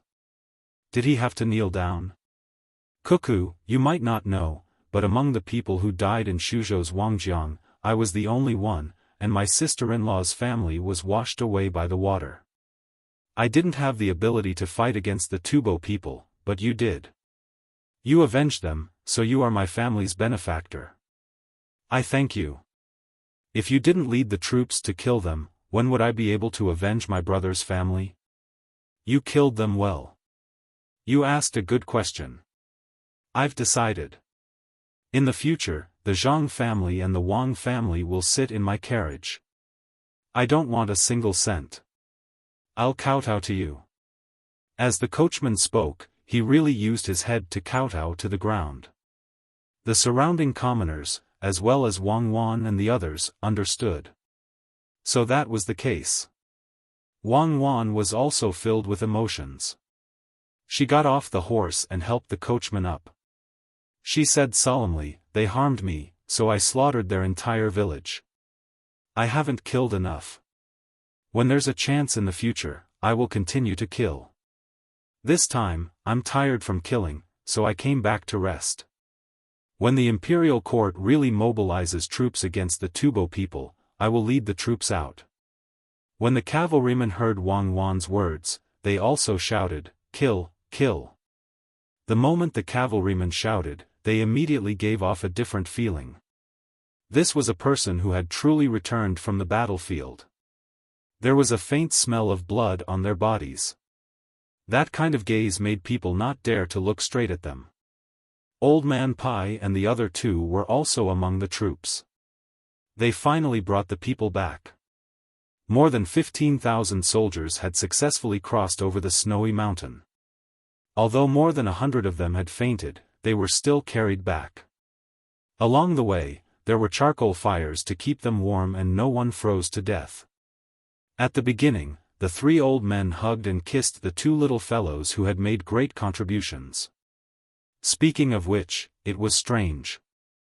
The two little fellows who had frightened the Tubo people to such an extent seemed to have changed into another person when they returned to the Great Tang. They were completely unlike the other soldiers who had yet to recover from the battle. They did not know how the two little fellows did it, but the more they acted like this, the cuter they looked. When they thought about it carefully, they felt a chill from inside out. This showed that when the two little fellows killed the Tubo people until their corpses were piled up like mountains and rivers of blood flowed like rivers, they did not treat the Tubo people as people at all. After all, those were human lives that were taken one after another. Just thinking about how tragic it was when they killed the Tubo people made them feel terrified. Could the little fellows be so cold-blooded? However, after Cuckoo said this, the three old men relaxed. Cuckoo was right. One should treat the enemy as cold as ice and treat one's own people as warm as fire. After she said this, she and Xiao Bao also did the same. Along the way, she even cooked a few meals for Old Man Pai and the other two. She also sensibly told the three old men about the things that happened at the front line like a family member. This made Old Man Pai and the other two old men unable to associate the two little fellows with the people who fought in Tubo some time ago. They were clearly their own grandson and granddaughter. Look at how good they were. When they smiled, they had two dimples. At this time, Zhang Zhong also hurried over. He had long wanted to personally welcome them, but there were still many things that he needed to do here. He could only endure it and persuade his family to stay. If they were to get sick while rushing over, that would not be good. Under the blessing gazes of the people, Zhang Zhong came in front of Zhang Xiaobao and Wang Wan. He hugged the two children and kissed them left and right. However, he could not say a single word. Tears welled up in his eyes and he tried his best to not let them fall. "Father, did you kill the Tubo people? How much money did you cheat? It must be a lot. Now we can eat and drink to our heart's content." Zhang Xiaobao also enjoyed his father's care and said to his father, "What do you mean by how much money did you cheat? We did honest business and earned a lot. Cuckoo brought people over there to burn a lot of food. I reckon that most of it is still behind. Next time, you are not allowed to run away for many days without giving me any news. Xiao Bei and the others are talking about you two every day. They even broke boats and stuck maple leaves on them. If you two don't come back, they will get sick. They won't be able to play every day and won't eat much." When Zhang Zhong heard his son's words, a smile appeared on his face. He said a few words to his son and daughter-in-law. Only then did he stand up and walk forward while holding one in each hand. The cavalry behind her also dismounted, leading their horses and following behind. At the very back were the 10,000 elite soldiers. They had only fought a single battle, and had defeated a portion of the Tubo troops. While they were feeling happy, they were even more convinced of the female general, Wan Wan. They were also very respectful towards the light cavalry, and following behind, they did not even dare to think about their status as elite soldiers. The cavalry had killed countless people. Even if it was not enough at the beginning, after this battle, they were no longer ordinary soldiers. The blood on their bodies and the injuries they suffered said everything. The troops slowly walked forward. The commoners who saw them retreated to the side of the road. No one made a sound. They just looked at the heroes in their hearts. At this moment, Zhong Gang pushed little Chong out and shouted to Zhang Zhong, "Lord Zhang, we are merchants who received your invitation and came here. We did not let down the great Tang. This is little Chong. He wants to ask you to give him a chance to fight against the tycoons with Bai Xinshin. Little Chong is going to enter the top level soon. He almost passed the test twice. This time, he will definitely pass. Don't talk. Can't you see that he is enjoying family affection? My matter is not urgent. Lord Zhang, you do what you need to do. He is a straightforward person. He doesn't think before he speaks. Don't worry about me, I am fine." Little Worm looked around worriedly and explained to Zhang Zhong. Sure enough, the surrounding commoners all looked at him with an expression that said, "Why are you acting like this?"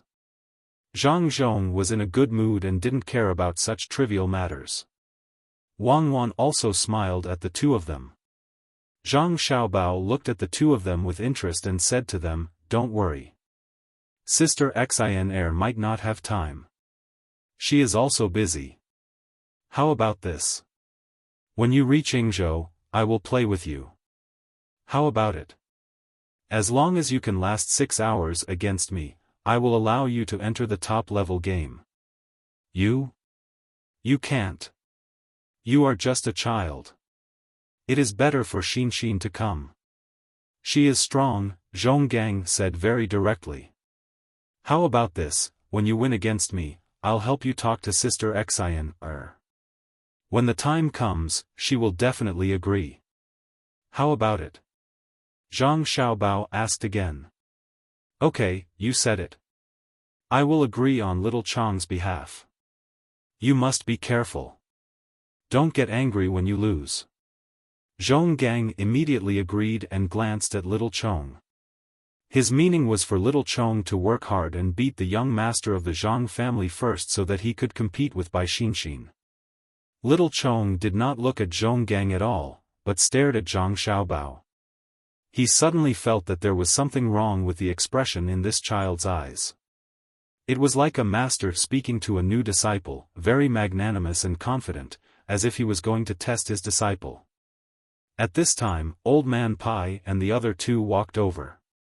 Old Man Pai looked at little Chong and said with a kind smile, "Not bad, you did not betray great Tang. We should give you a chance. You must cherish it. As long as you can hold on under Xiao Bao's attacks, you will definitely enter the top level. Don't be fooled by Xiao Bao's 6 hours. Under that kind of speed, if you can hold on for 2 hours, you will be qualified to enter the top level. If you can really hold on for 6 hours, there will be a place for you in the top 10. You are?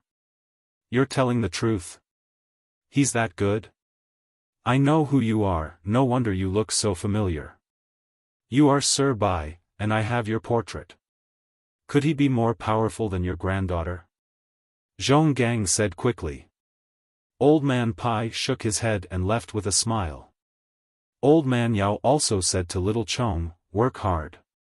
You must cherish this opportunity. Don't look down on anyone, or else you will regret it. You will understand after the competition. Not bad, young man. Old Man Chong patted little Chong's shoulder and left after giving him a word of praise.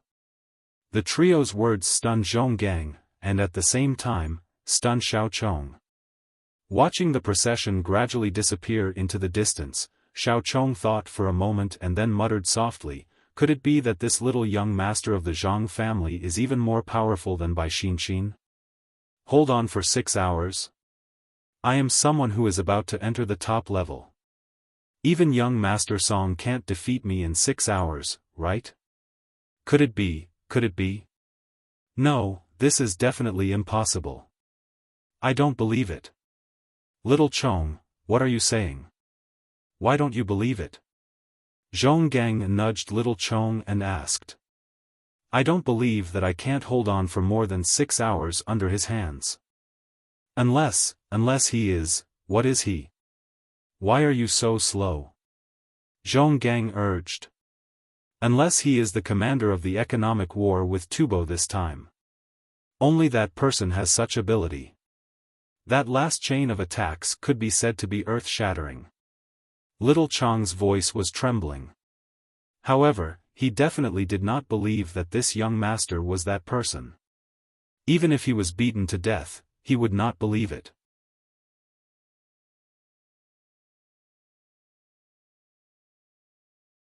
Chapter 650. The mountains were continuous, and the water was gurgling. When they met after returning, there was no need to mention how much they missed each other. The trees were curved, and the wind blew continuously. When people stood in front of them, the clouds were on the horizon.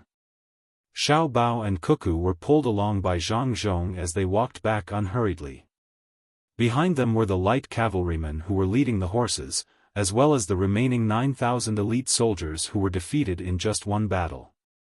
The originally busy commoners weren't in a hurry to do their own things. They also followed at the back of the group, hoping that they could do something to help. They all knew that they didn't have to worry about Tubo invading the border. At least within 3 years, Tubo wouldn't be able to recover. This time, they were crippled. It wasn't that they lost a lot of soldiers, but that their morale was destroyed. After traveling for 2 hours, they arrived at the mountain entrance to Wing Province Prefecture.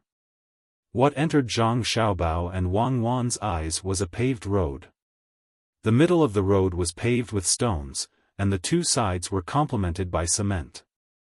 The cement road was for pedestrians to walk on, and the middle was for horses to run on. There happened to be a group of merchants in front of them. There were also many commoners helping to transport the goods. Just now, there were already people who took the small path to deliver the news in advance. Each and every one of them stood in place, not daring to block the way, so as not to delay the hero's return home. If the dozens of big merchants here were to join forces, they could once again shake up Jiannan province's stable economic environment like the Tubo people. However, none of them appeared to be complacent. Even their voices were very soft. This time, it wasn't because of Zhang family and Wang family's financial resources. It was all because of Cuckoo, the great general who had fought in Tubo for thousands of miles without a single defeat. For the sake of the commoners, she had slaughtered countless Tubo soldiers. It would be a lie to say that they weren't afraid. If by any chance someone blocked her path, the little child's temper flared up. Who would care about who you were? Perhaps she would flip over and get on the horse, letting you personally experience the power of the cavalry's charge. However, when Zhang Zhong held his son and daughter-in-law in each hand and walked over, many of the merchants rubbed their eyes. Could the little girl who was skipping and jumping as she walked be the demoness who killed Tubo, who had 4 times the military strength of the Tubo people, and didn't dare to move lightly? She didn't look like it. She didn't look like it at all. She was clearly a carefree little girl next door. If it wasn't for the tattered flag fluttering behind her back, who would have thought that this girl would still have a smile on her face when she killed? As Wang Wan approached, the merchants tacitly took a step back to show their modesty. When Cuckoo nodded and smiled, the merchants also responded with what they thought was the most sincere smile. They were worried that if their expressions were wrong, they would be killed on the spot by the light cavalry behind them. There was no need to doubt whether they dared to do so. The soldiers who had returned covered in blood and had yet to fully adapt to the situation only had the dignity of a general in their hearts. They did not care about anything else. Axes, pickaxes, I'll unload the goods from the truck. You guys load them up and help me share the load. Quick. A person in the crowd who was pedaling a tricycle said to the 2 people next to him. He began to dump the goods. The tricycle was designed with the function of flipping. With a press and a tilt, all the goods on the tricycle were dumped onto the ground. Ho, you want to pay for it? The goods are spoilt, the owner should take action, Fu Tu complained as he hurried over to reload the goods. Fine, I'll pay for it. I'm going to pull a big hero home. As long as I can pull him, I'll pay for it. Ho pushed the tricycle forward. A merchant who hired them to carry the goods saw Ho dumping the goods and his expression changed. He wanted to flare up but held it in. He did not dare to cause trouble at this time. When he heard Ho's undisguised words and saw Ho rushing forward, the merchant's expression changed again. He smiled and said softly to axe and pickaxes who were worried for Ho, "It's fine, it's fine. It's just some goods. It's fine to throw them all away. Ho can't pull anyone, but I won't say anything. If he pulls anyone, I'll personally treat you to a drink. This is a good thing, a good thing." Axe and pickaxe were stunned. Since when did the most unreasonable Cheng Dongjia become so easy to talk to? Did the sun rise from the west? Only Boss Cheng knew in his heart that Ho's reasoning was too good. Regardless of whether he managed to pull anyone, he could not find trouble with him.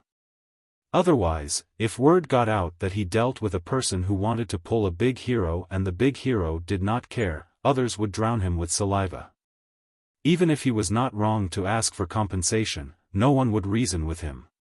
Everyone was shocked by Shou Tu's sudden charge. The people from the protection team immediately surrounded Zhang Zhong and the other 2. The 200 or so cavalrymen behind them saw the situation and in the blink of an eye, they drew their bows and knocked their arrows. The arrows were as cold as ice and the bows were bent like a full moon. Their speed was fast and their movements were synchronized. Zhang Xiaobao looked at the people's eyes and nodded to Wang Wan and Wei Wei. Wang Wan waved her hand, and the people from the protection team turned around and made way. The cavalrymen behind them kept their arrows and bows in an orderly manner. The commoners who were watching the commotion were shocked again. The people in front were shocked by the sudden charge, while the people behind were shocked by the team of heroes. The instant change of movement was too beautiful. "What are you doing?" Zhang Zhong saw that his son and daughter-in-law did not overreact and knew that the person who rushed over would not hurt them. Otherwise, there would be no need for others. His son and daughter-in-law could kill this person on the spot. How could the bystanders know that when he went out, the most powerful bodyguards were not from the protection team, but the two children? Ho was full of courage earlier, but now he was so scared that he did not dare to speak. He thought about his identity and then thought about the other person's identity. He lowered his head and stammered, "Lord Zhang, I want to use the tricycle to pull you, the young master and the young lady. I think it's not bad, but there's a slope in front. I'm sorry to drag you down." Just as Ho was about to go back on his words and others thought that he was dreaming, Wang Wan smiled and agreed. Really? I'm not tired at all. But, you're a hero, I'll pull you, if I pull you. You said it yourself, I'm a hero. I'm not paying to sit on your tricycle. Uncle Zhang, Xiaobao, let's get on. Our hometown's tricycle is more comfortable than the horses from other places. Wang Wan helped Ho out of his predicament again. She took the lead and got on the tricycle. She did not care if the tricycle was dirty or not. Zhang Xiaobao sat beside Wang Wan, while Zhang Zhong sat opposite them. He nodded to Ho and said, "Let's go. We trust you. Cuckoo and Xiaobao can sit on our hometown's tricycle. It's better than riding outside. It's hard to ride on a foreign land's tricycle, but our hometown's tricycle can worry us." When Chu Tu saw the three of them get on the carriage and Governor Zhang's words, his eyes turned red. This trust made him feel warm. He lifted his leg and got on the carriage. Looking ahead, the originally tiring slope had become a flat road in his eyes.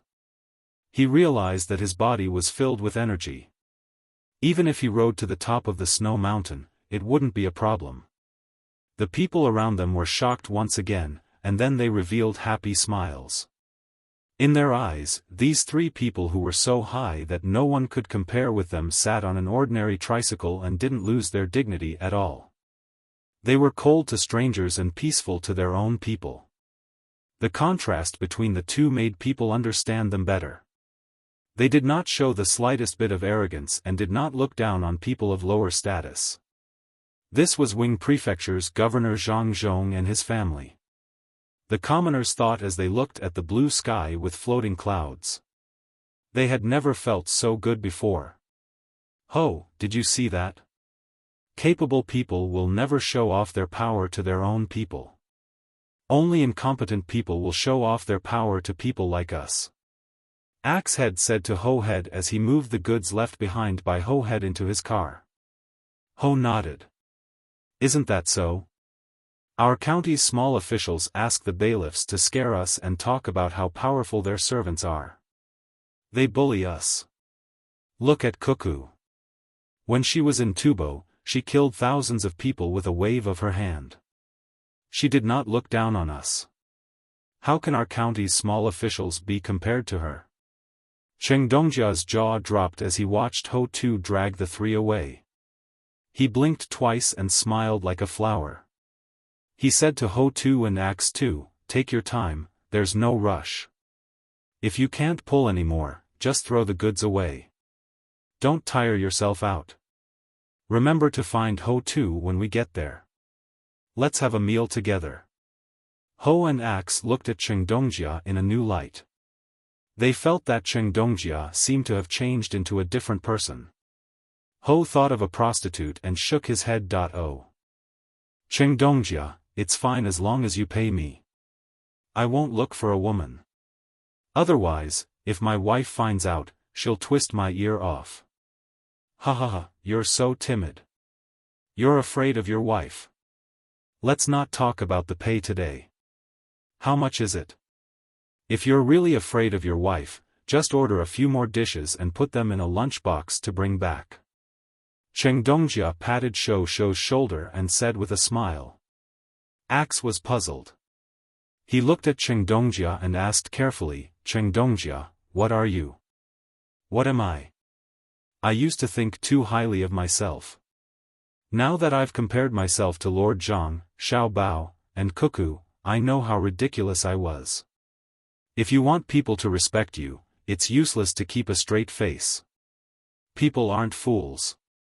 Even if you show respect on the surface, you don't know how to curse in your heart. Look at Cuckoo. Even if she takes a tricycle, who dares to look down on her? Everyone knows what's going on. Besides, we'll be working with her family in the future. We have to learn from her. When the weather gets cold, we'll look for you to work and give you extra pay. What's this called? Yes, it said that Lord Zhang hung a piece of calligraphy in his study. It says, Great love is silent. When Cheng Dongjia saw the scene just now, he suddenly understood many things. He said a few words to Axe and Ho. With his hands behind his back, he walked in front of them. He looked 10 years younger. When it was almost evening, Ho finally brought Zhang Zhong and the other two to the prefectural city. Although he was sweating profusely, he still had a lot of energy. On the way there, he even chatted with Zhang Zhong and the other two, which made him very excited.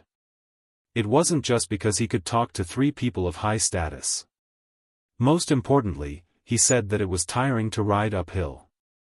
Hero Cuckoo seriously promised that she would immediately come up with new technology to change the current tricycle's speed. She said something about using a large gear to drive a small gear on flat ground and a small gear to drive a large gear on difficult terrain. Young Master Xiao Bao also said something about changing the handrail into an upper and lower handrail.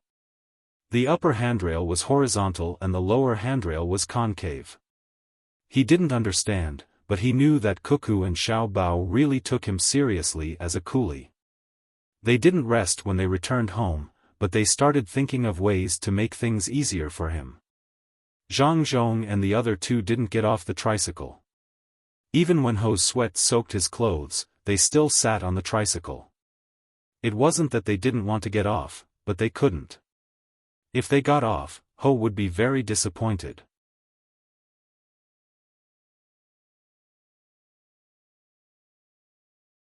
Chapter 651. When Xiao Bao and Cuckoo saw Xiao Bei and the rest, Xiao Bei and the rest also saw the brothers and sisters in the car. They held hands and rushed forward, tumbling as they ran. Xiao Bao and Cuckoo finally couldn't sit still. They jumped down from the car, ran to the front, and squatted down to kiss each and every one of them. Xiao Bei's eyes were red as he threw himself into Xiao Bao's arms. He panted and said, Brother, I was afraid that you and sister wouldn't come back. Isn't that so? I didn't want to come back, but when I thought about how Xiao Bei was still waiting at home, how could I not come back? In the end, I taught them a lesson and came back. I also brought a lot of good things for Xiao Bei, including food and toys. Zhang Xiaobao rubbed Xiao Bei's face that was red from the wind and said with an exaggerated expression. Really? Xiao Bei immediately put on a smiling face. There were still tears in his eyes as he asked curiously. Really? I even caught a few big fish from the desert lake. I dried them and brought them back. Xiao Bei, how do you want to eat them? Zhang Xiaobao said with certainty. Back then, he and Wang Wan were indeed thinking of bringing something back for the little ones. If the Tubo people knew about this, who knew how they would feel? The two of them actually considered bringing something back for their younger siblings when they were fighting. They were really looking down on others. Wang Wan's younger brother, Xiao Yuan, who was waiting for his brother to carry him, anxiously stood on the other side of Zhang Xiaobao and said, It's my turn, it's my turn. Make way, it's my turn. No, I'm just making some space. My brother asked me to eat fish. Make fish slices. Xiao Bei originally didn't want to make way, but after thinking about it, he moved to the side and left half a space for Xiao Yuan. Zhang Xiaobao hugged Xiao Yuan again and nodded in agreement. Then make fish slices. Make big fish slices. Big fish. Yes, big fish slices. Let Xiao Yuan eat the fish bones. Xiao Bei was happy and said while shaking his head. I'll let you have it. The bones are delicious too. Xiao Yuan argued. Why are you still squeezing me? Xiao Bei snuggled into Zhang Xiaobao's arms. Zhang Xiaobao and Wang Wan were extremely busy. They hugged one, and kissed another. They had to tell every child that they had brought something good. Their words did not count. The members of the protection team even brought over all the food and toys that they had found in the desert. There were big dried fish, lake pearls, beautiful shells, grasshoppers woven with needlegrass, dried desert sistanch, and even 4 living animals, wild camels. He didn't know how Xiao Bao and Cuckoo had kept the 4 camels for their younger brothers and sisters. There were 2 males and 2 females, so they could ride the camels and play with them. They also brought back a lot of loot from the camels they killed. Zhang Xiaobao also didn't lack the cured ham. He used wild boar intestines to make smoked sausages. It gave people the feeling that the two of them didn't seem like they had just returned from a battle in Tubo. Instead, they seemed like they had just returned from a vacation. Old Man Pai and the other 2 also came over. Even if they didn't understand military warfare, they also understood how precious the things that Xiao Bao and Cuckoo brought back were. They were kept while they were fighting with their lives on the line. Cuckoo, don't you want to live anymore? If you want to go to war, then go to war. Why did you bring so many things? What are you trying to do? Old Man Pai was anxious and asked with his eyes wide open. Wang Wan smiled. Is there a conflict between going to war and bringing things? I brought more than 10 camels and gave them to Tubo on the way. So what if they are camels? They can't run on their own. Can't I tie them up and use a few horses to carry them? 2 of them even froze to death on the snowy mountains. I'll cook them later and give them to Xiao Bei and the others. Zhang Xiaobao also echoed from the side. Isn't that right? It's just dealing with Tubo.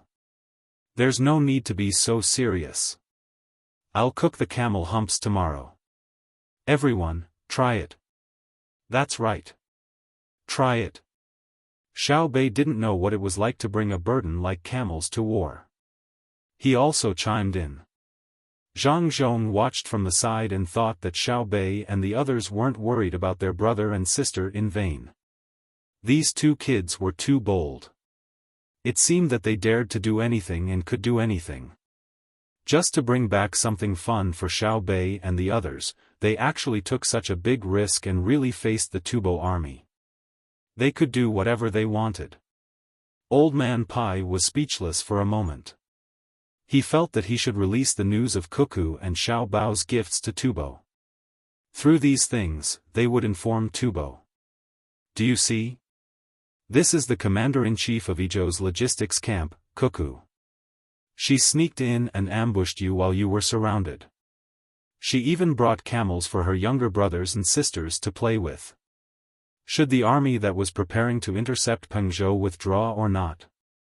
Be careful that if Cuckoo was happy, she would bring her younger brothers and sisters to lead 100,000 elite soldiers and kill their way back. Chu Tu, who was pulling the carriage, also saw the scene of Xiao Bao and Cuckoo reuniting with their family. He wiped the sweat that continuously flowed out from his tired body as he rushed over and laughed foolishly. While Wang Wan was enjoying her family, she turned her head and saw Chu Tu. She hugged Xiao Bei and asked, Xiao Bei, this uncle brought brother, sister, and father back. He's very tired. What should we do? Xiao Bei was still holding a pearl in his hand. When he heard his sister's words, he raised his head and looked at Chu Tu. He left his sister's embrace and walked forward. He raised the pearl with both hands and said to Chu Tu, "Thank you, uncle. Xiao Bei will give you this pearl." Chu Tu didn't expect such a young child to be so sensible. He wanted to take the pearl, but he knew how precious it was. He wanted to refuse, but he couldn't face Xiao Bei's expectant gaze. He sweated even faster and said nervously, "I don't want money. I'm willing to pull. In the future, as long as Little Master and Little Miss want to sit in my carriage, I'll pull. Take it. This isn't money. It's Xiao Bei's gratitude and blessing. In the future, if you encounter a problem that you can't solve, take this pearl out." Old Man Chang was more direct. He lifted Xiao Bei up and let Chu Tu take the pearl. When Ho Tu obediently took the pearl, he still didn't fully understand the value of the pearl. Xiao Bei was the youngest princess of the two families. How could the blessing she gave be treated lightly? The meaning behind it was too great. Not to mention ordinary people, even if they disturbed the emperor under impossible circumstances and offered him the pearl, Li Longji would still have to give face to the Zhang and Wang families after knowing the meaning behind the pearl. Zhang family and Wang family had contributed a lot to the Tang Empire. In the future, when Xiao Bao and Cuckoo grew up, they would make good use of the pearl. Of course, even if Chu Tu offended someone in the future, the other party wouldn't care who gave him the pearl. Chu Tu could use the pearl to make a deal with Zhang family and Wang family. As long as he didn't rebel, even if he committed a crime of beheading, they could protect him. However, they had to look at the situation before deciding whether to protect him. Wang Wan didn't believe that an honest person like Chu Tu would take the initiative to offend others. In order to build a better reputation for the two families, she asked Xiao Bei to send the pearl. The soldiers who followed Zhang Xiaobao and Wang Wan back were arranged to rest outside the city. Zhang Zhong was very happy.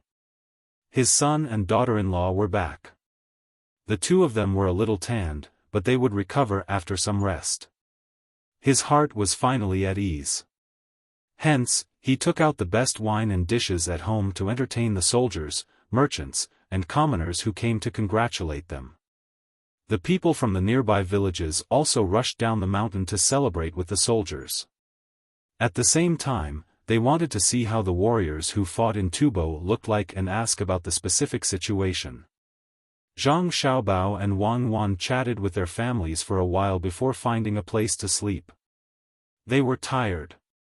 Not only did they have to follow the troops to battle, but they also had to be responsible for formulating battle plans. They had to be firm. Xiao Bei and the rest of the children didn't know how to have their own house, and they didn't join in the fun. They gathered outside their brother and sister's house and got someone to wake them up to sleep. They were afraid that when they woke up, their brother and sister were gone. What should they do? They were still waiting to hear the story. Old Man Pai and the other two were also happy. They returned to their courtyard and started writing letters to be sent to the capital. Xiao Bao and Cuckoo were back. Of course, they had to report the good news and give the imperial court some time to react. When the time came, they would be rewarded. They couldn't treat it as if nothing had happened, right? 3 days later, during the morning court session in the capital, Li Longji and the officials discussed one matter after another. Just as they were discussing the most important matter, the letter arrived. Li Longji attached great importance to the matter they were discussing. If they were to discuss the topic, it would be whether it was better to expand through military force or through commercial means when obtaining overseas resources. It was all because Zhang Xiaobao and Wang Wan had people find Luzon Island in the future. In the beginning, most people only thought that the island wasn't bad. It produced more grain and had copper and gold mines. However, as the merchants obtained more and more benefits from the island, they couldn't ignore it even if they didn't want to. In terms of enjoyment, the merchants brought back many good local specialties and made a huge profit. They were already selling them to the capital. In terms of the people's livelihood, the land there was not bad. The grain yield was high, and the crops could be harvested 3 times a year. In addition, the area was rich in resources, so even more people were tempted. If it was in the past, or in normal times, the imperial court wouldn't be able to control the transactions there. However, the ones who had the most say over there were the people from the Zhang family and Wang family. The Zhang family and Wang family were good. They weren't ambitious and knew when to advance and retreat. They didn't cause others to worry. More importantly, the Zhang family and Wang family were very capable. Any merchants who came to the island to make a fortune had to be monitored by the Zhang family and Wang family. The clever merchants thought of several ways to exploit loopholes, but they were useless under the watchful eyes of the Zhang family and Wang family. The officials couldn't help but admit that the Zhang family and Wang family were ancestors in this aspect. Although it seemed like a good method, it was embarrassing to use it on the Zhang family and Wang family. However, some time ago, news came back saying that as the natives came into contact more and more, they actually discovered many hostile tribes. This had to be dealt with. Thus, whether to solve this through military force or normal commercial means became a hot topic in the imperial court. In the end, everyone said that they were right, and everyone argued that they were right. It was very noisy. Li Longji listened from above. The more he listened, the more annoyed he became. He patted the armrest of the luxurious chair sent by the Zhang family and said, "If you really can't think of a solution, ask the Zhang family." The officials didn't know what to say for a moment. At this moment, Gao Lishir saw the hand gesture from his subordinate and said to Li Longji, "Your Majesty, there's news from Wing Prefecture."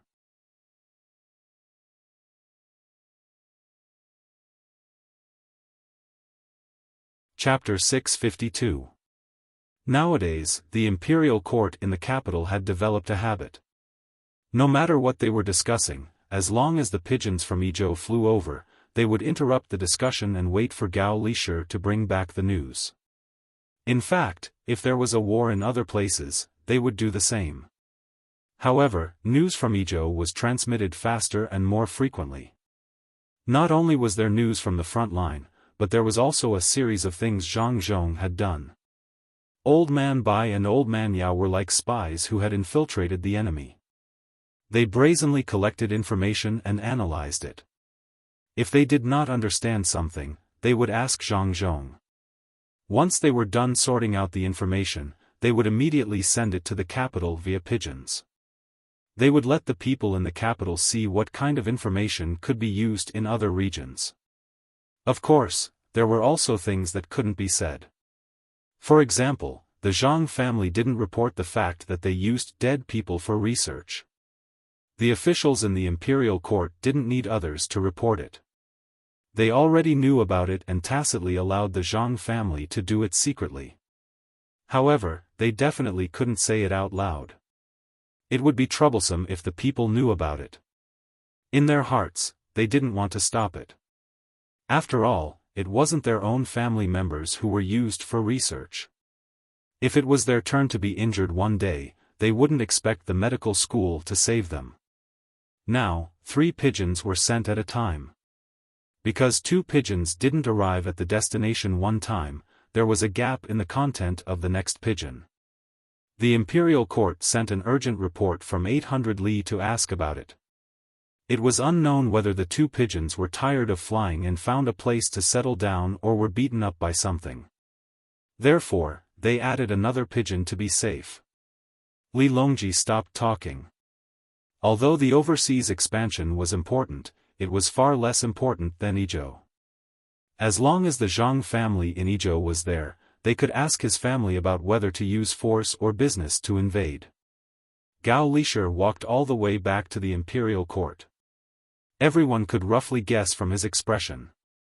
After losing news of Xiaobao, Cuckoo, and the army a few days ago, Gao Lishir's face was so gloomy that it was about to drip water. Today was different. Gao Lishir, who was already very handsome, became energetic. His eyebrows were raised and the corners of his mouth were raised. The officials understood that this was good news. Do you have news about Cuckoo and Xiaobao? Li Longji sat on top and asked calmly. If he did not take the initiative to ask, then he would be truly calm. Now that he had asked, it meant that his heart was not like what he showed. Gao Lishur nodded but didn't say anything. It seemed that he hadn't recovered from his joy. A courtier beside him reminded him in a low voice, "General Gao, His Majesty is asking you a question." Oh, Your Majesty, good news, we won." Gao Lishur was surprised and quickly replied. Li Longji nodded and didn't say anything, waiting for Gao Lishur to continue. All the officials were also waiting. They didn't know which side would win. After all, the Jiannan faction was fighting two wars at the same time. One was military, and the other was economic. The military was more direct, and the economic was not bad either. "Your Majesty, there's a report from Wing Province. Under the command of Xiaobao, Jiannan's economic war has successfully defeated the Tubo Empire, swallowing all of the funds invested by the Tubo Empire. At the same time, the local merchants who cooperated with the Tubo Empire were implicated as well. The farmers have been able to earn some income, and the other commoners haven't suffered too much losses. The Zhang family is currently preparing to compensate the commoners who suffered from the high price of grain." When Gao Lishur reported the news to the crowd, an official by the side pouted and grumbled, "The Zhang family is just being kind. The commoners were the ones who went to buy the grain themselves, so why should they care about them? Don't they know that they are helping the Tubo Empire by buying the grain themselves?"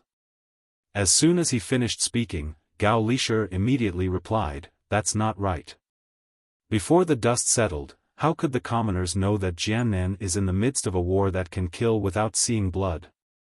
Since we can't eliminate the Tubo Empire before the war, we have to take responsibility for the commoners." "Indeed."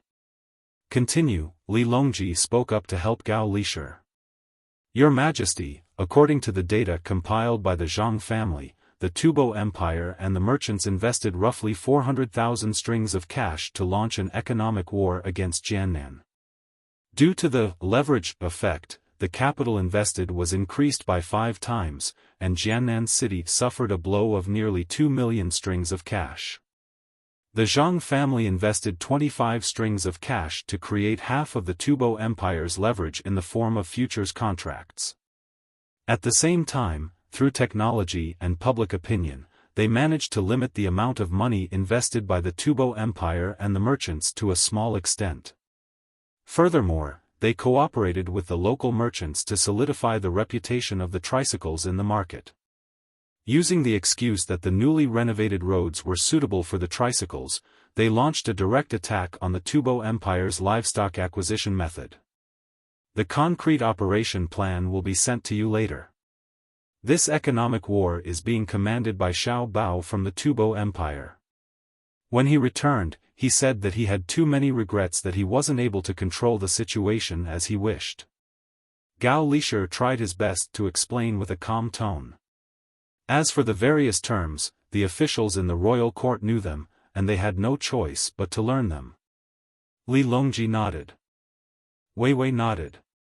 He still didn't understand the details of the matter, and he would have to wait for the news to reach the capital.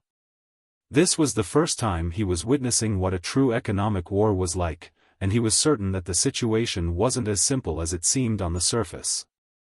An official by the side suddenly asked, "General Gao, did the news mention where the money invested by the Tubo Empire and the merchants working with them went? A portion of it was taken by those with grain, but it can't be that they took 400,000 strings of cash, right? Also, where did the money spent by the local merchants go?" "That wasn't mentioned, but it should be taken by the Zhang family," Gao Lishur replied. "If the Zhang family took it, who would the money belong to in the end?" the official asked. The others couldn't help but have similar thoughts as well. Indeed, would the money belong to the Zhang family in the end? Wouldn't the Zhang family think that they would be able to reap benefits just by participating in an economic war? Wouldn't that make the Zhang family think that they could play around with it in the future? Gao Lisher didn't answer the question directly. Instead, he turned to Li Longji and said, "Your Majesty, Cuckoo has returned with a great victory." She launched a series of sneak attacks on the Tubo Empire's territory, burned countless Tubo rations, killed countless enemies, and annihilated the Tubo Empire's cavalrymen before returning from the snowy mountains. As for the details, we'll know once the battle report arrives. This sneak attack was also to coordinate with Xiao Bao's economic war. Tubo is in a precarious situation this winter, and Xiao Bao intends to use the excess rations in Jiannan to trade for cheap livestock in Tubo. The livestock will be used in Jiannan province's transportation and farming areas, and they will only be charged a small fee, which will be supplemented by the local medical hall in the future. The officials finally understood. The Zhang family had given the benefits to the entire Jiannan province, and the ones who received the money were the commoners and local officials. The Zhang family didn't ask for the money themselves. The official who asked the question earlier didn't know what to say. Similarly, Li Longji wasn't clear on the details of Wang Wan's battle, so he could only await further news. That means to say that Tubo is currently lacking in rations, and the morale of their troops has been reduced to zero? They won't be able to invade the borders for the next few years. Officials, when will Zhang Zhong return, and where should we arrange for him? Also, how should we reward Cuckoo and Xiao Bao? Li Longji pondered for a moment before asking the officials. This time, the royal court was in an uproar. There were all kinds of opinions. Some said that Wang Wan should be allowed to lead more troops to attack Tubo instead of using rations to trade for livestock. After all, wouldn't they be able to obtain livestock after conquering Tubo? Some said that Zhang Zhong should be allowed to return to the capital as an idle official. After all, he had too many matters to deal with, and he needed to rest for a while. In other words, they were saying that Zhang Zhong's reputation was growing more and more, and they should restrain him a little. There were also some who suggested that Zhang Zhong should continue to be the provincial governor of a province, and arrange for Xiao Bao and Cuckoo to be local officials. In short, there were all kinds of opinions, and some even suggested that Xiao Bao participate in next year's imperial examinations. Because Zhang Zhong was the provincial governor, it wouldn't be a problem to give Xiao Bao the position of high scholar, and they could save the trouble of taking the examinations. If possible, they would allow Xiao Bao to be an official in the royal court. Li Longji was also considering this problem. Zhang Zhong's position was very simple to him. He just needed to arrange a place for him, and it wouldn't be a problem even if he had to go to the capital. The main thing was Xiao Bao and Cuckoo. There was no need to mention the capabilities of the two of them. One of them was good at war, and even when Tubo's military strength was less than 4 times the enemy's, they could only use defensive measures. How arrogant was this? No one dared to oppose the arrangement of a general with real power. Xiao Bao didn't seem to have killed many Tubo soldiers directly, but in the economic war in Jiannan province, he was able to win so easily even when he was commanding from afar. He definitely wasn't bad in terms of economy, and he was able to predict the enemy's plans. He was able to defeat the person who was ranked 11th on the Monopoly game board that Tubo arranged. If they arranged for him to be the county magistrate, he would definitely be able to do a good job. Besides, he also had the help of his family. However, the 2 children were really too young. According to the rules, once they were assigned a position, they couldn't be in the same place as their family. He didn't know if they were willing or not. If they weren't willing, he couldn't do anything to the 2 children. During the debate, time passed quickly, and it was already past the usual morning court session. If they continued to debate like this, they probably wouldn't be able to eat their meals. Gao Lisher didn't participate in the debate. He was thinking about when he could meet Xiao Bao and Cuckoo in person and let Xiao Bao be his adopted son. He was worried that Xiao Bao wouldn't accept. After waiting for a while, seeing that the debate still hadn't reached a conclusion, Gao Lisher moved closer to Li Longji and quietly said, "Your Majesty, why don't we wait until after the new year to ask Zhang Zhong's family and see what they plan to do? There's one more thing. Give the Zhang family some benefits." The Zhang family asked for land in Jiannan province or Hebei province. "We should think about this. Should we give it to them or not? Give. If we don't give, how can we be at ease? But I heard that the Zhang family actually doesn't intend to give them land in Jiannan province. They want to go to Hebei province, but I don't want to give them land in Hebei province. They want to raise horses, and Hebei province is too close to the sea. Their sea transportation is also very big. What should we do?" Li Longji thought of the news that came last time. The Zhang family wanted a place to raise horses, and they also wanted a desert. The desert was easy to deal with, because it wasn't Tang's land. The Zhang family also specially trained people who could adapt to the cold on the snowy mountains, which meant that they wanted to go to Hebei province. This was difficult. He couldn't use people so casually, otherwise, it would easily lead to a big mistake. Gao Lisher didn't know what to say. The main thing was that he didn't understand the Zhang family's plan. Why did they want to go to Hebei province? Li Longji didn't insist on Gao Lisher's idea. He just said casually. After thinking about it, he said, "Since they want to raise horses, let's arrange for them to go to Feng province. It's closer to the capital than Hebei province, and it's not close to the sea. The population is small, so even if the Zhang family wants to do something, they can't do it. What do you think?"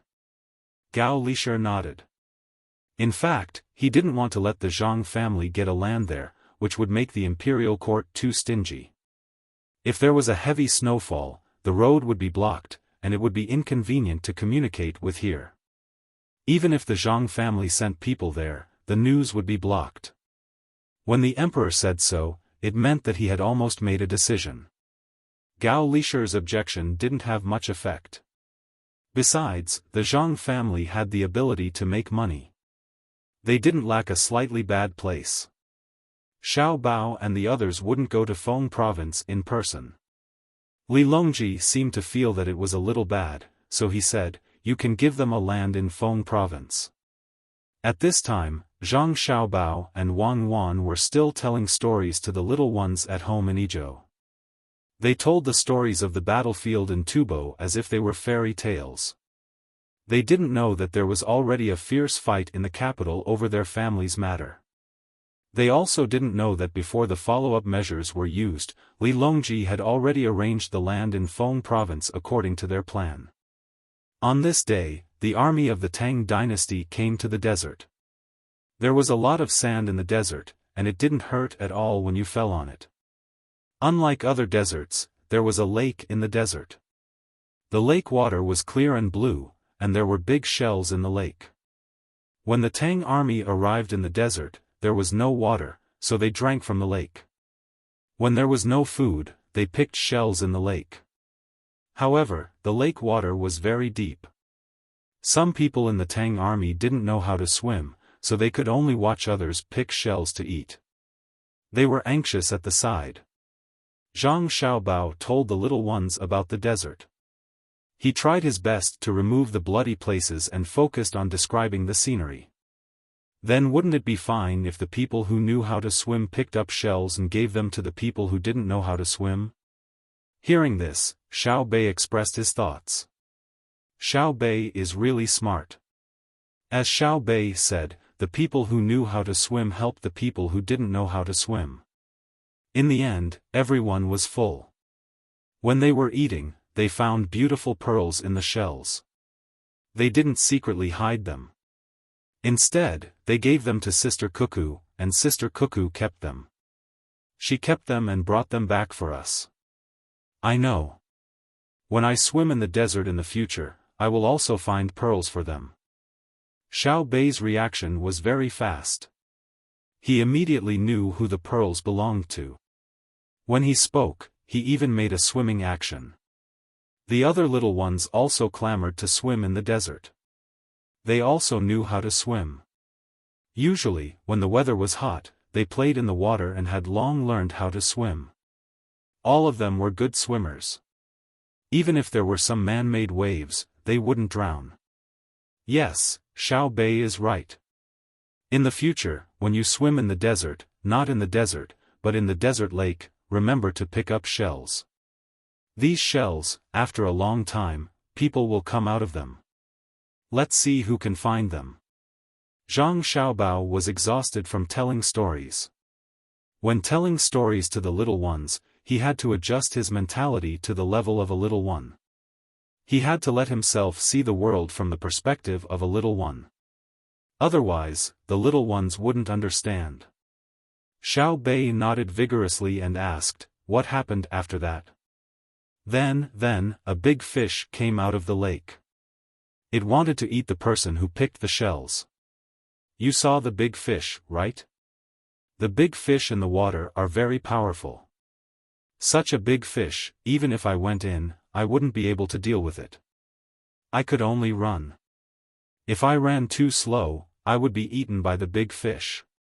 Zhang Xiaobao casually gestured the length of the fish.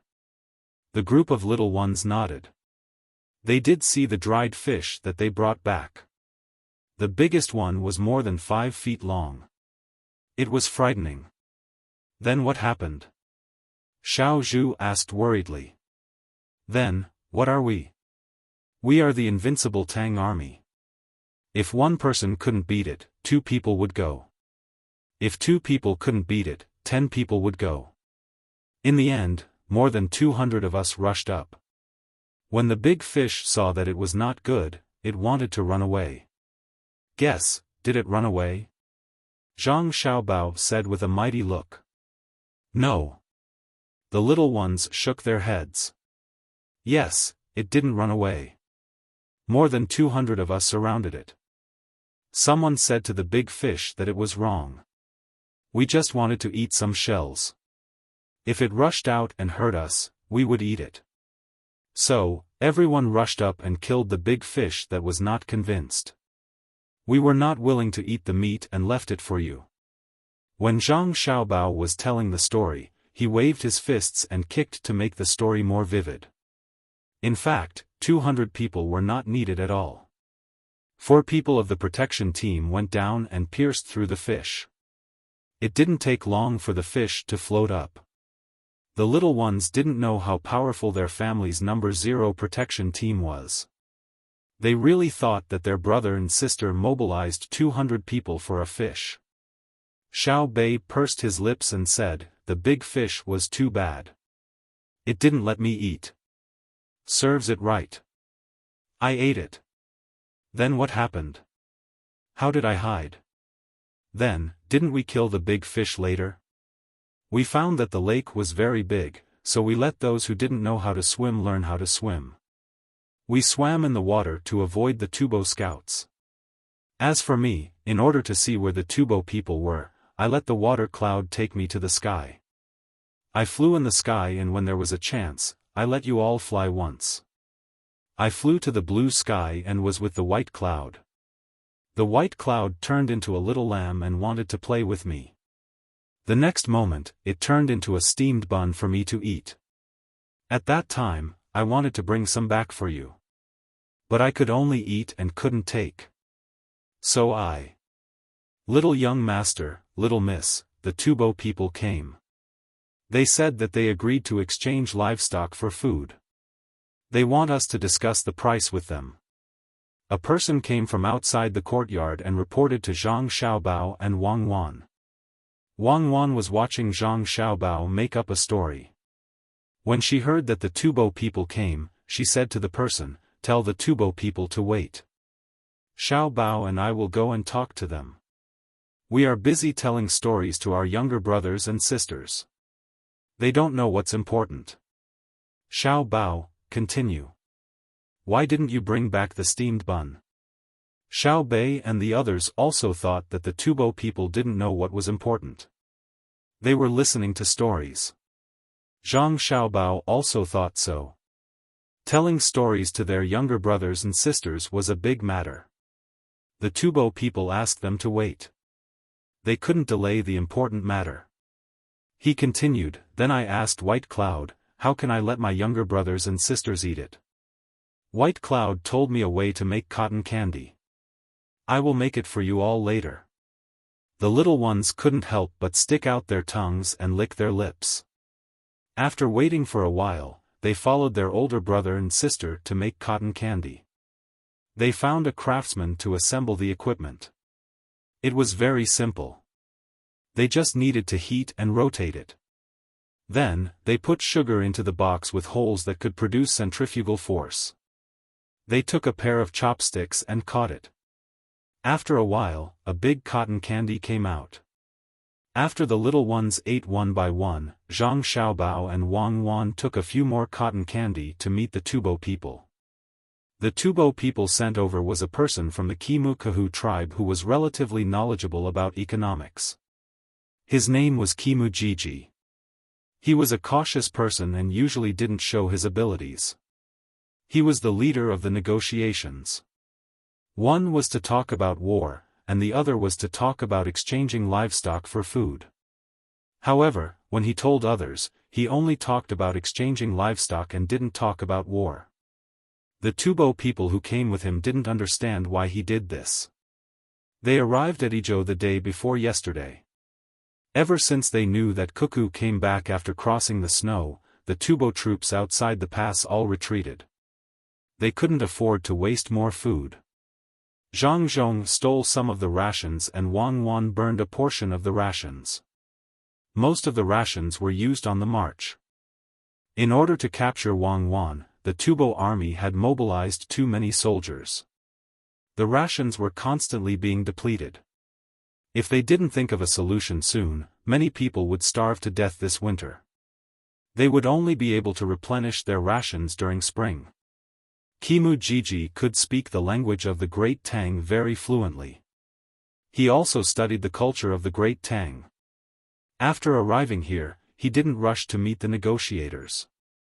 Instead, he asked for a meeting after gathering a lot of information from the local people and made preparations. He thought that the Great Tang would send a large team to negotiate with him. There would be many experienced people in the team. However, after he revealed his identity, the reaction of the people in Ijo was too cold. They didn't take him seriously at all. After all, he was representing a country. After waiting for 2 hours, someone sent a message saying that the people negotiating with him were Zhang Xiaobao and Wang Wan who entered Tubo this time. However, the two of them were busy with very important business. They told stories to their younger siblings and asked them to wait for a while. They would talk after they finished. Some of the people Kimu Jiji brought were unwilling. They shouted to express their protest and even threatened to send troops if they didn't come to Tubo. However, they were stopped by Kimu Jiji. Although he was also very angry in his heart, he didn't dare to let his subordinates completely say that they were going to send troops. If the other party was unhappy and didn't want to talk, then this trip would be in vain. This time, not only was he going to exchange the food back, he also had another plan. After waiting for another 3.5 hours, it was already past lunchtime. Zhang Xiaobao and Wang Wan, who had finished telling stories to the little ones and made cotton candy, came over with the cotton candy. When the two of them came over, they only brought the 2 servant girls who accompanied them and the old man Pai who was already sitting there silently. They didn't bring any more guards. There were 7 people from Tubo, led by Kimu Jiji. When they saw that the 2 people who came in were the 2 children who messed up their country, some of them wanted to kill the little girl right away.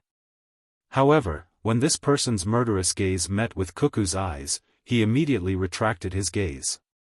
At this time, Cuckoo no longer had the doting expression she had when she was playing with her younger siblings. There was a cold smile at the corner of her mouth, her pupils contracted, and her cute face revealed a layer of coldness. Her gloomy expression was even more severe than a rainy day. Zhang Xiaobao, on the other hand, was facing the Tubo people from the side. He stood in front of Wang Wan and squinted his eyes. When he saw the unfriendly gazes from the other side, he chuckled and said, "Heh. What? You want to kill all of us here? I'll warn you, if you show that kind of expression again, I'll bury you in the Tang Empire. Just with you guys? I'm not looking down on you guys, but you guys are really not worthy of my attention. Killing you guys now is as easy as crushing an ant. If you're not convinced, look at me again. Xiao Bao, don't scare them. We've already beaten them up like that, so it's not right to scare them anymore. Give them some face. Grandpa Bai, Grandpa Zhang, Grandpa Yao, you guys are here too. That's great, I'll give you guys some cotton candy. I made it especially for Xiao Bei and the rest just now. Wang Wan also attacked the confidence of the Tubo people. Her attitude clearly showed that she did not put the 7 people from Tubo in her eyes. She walked in front of Old Man Pai and the other 2 and passed the cotton candy to them. Old Man Pai also cooperated and took it. He asked, "Are Xiao Bei and the rest asleep?"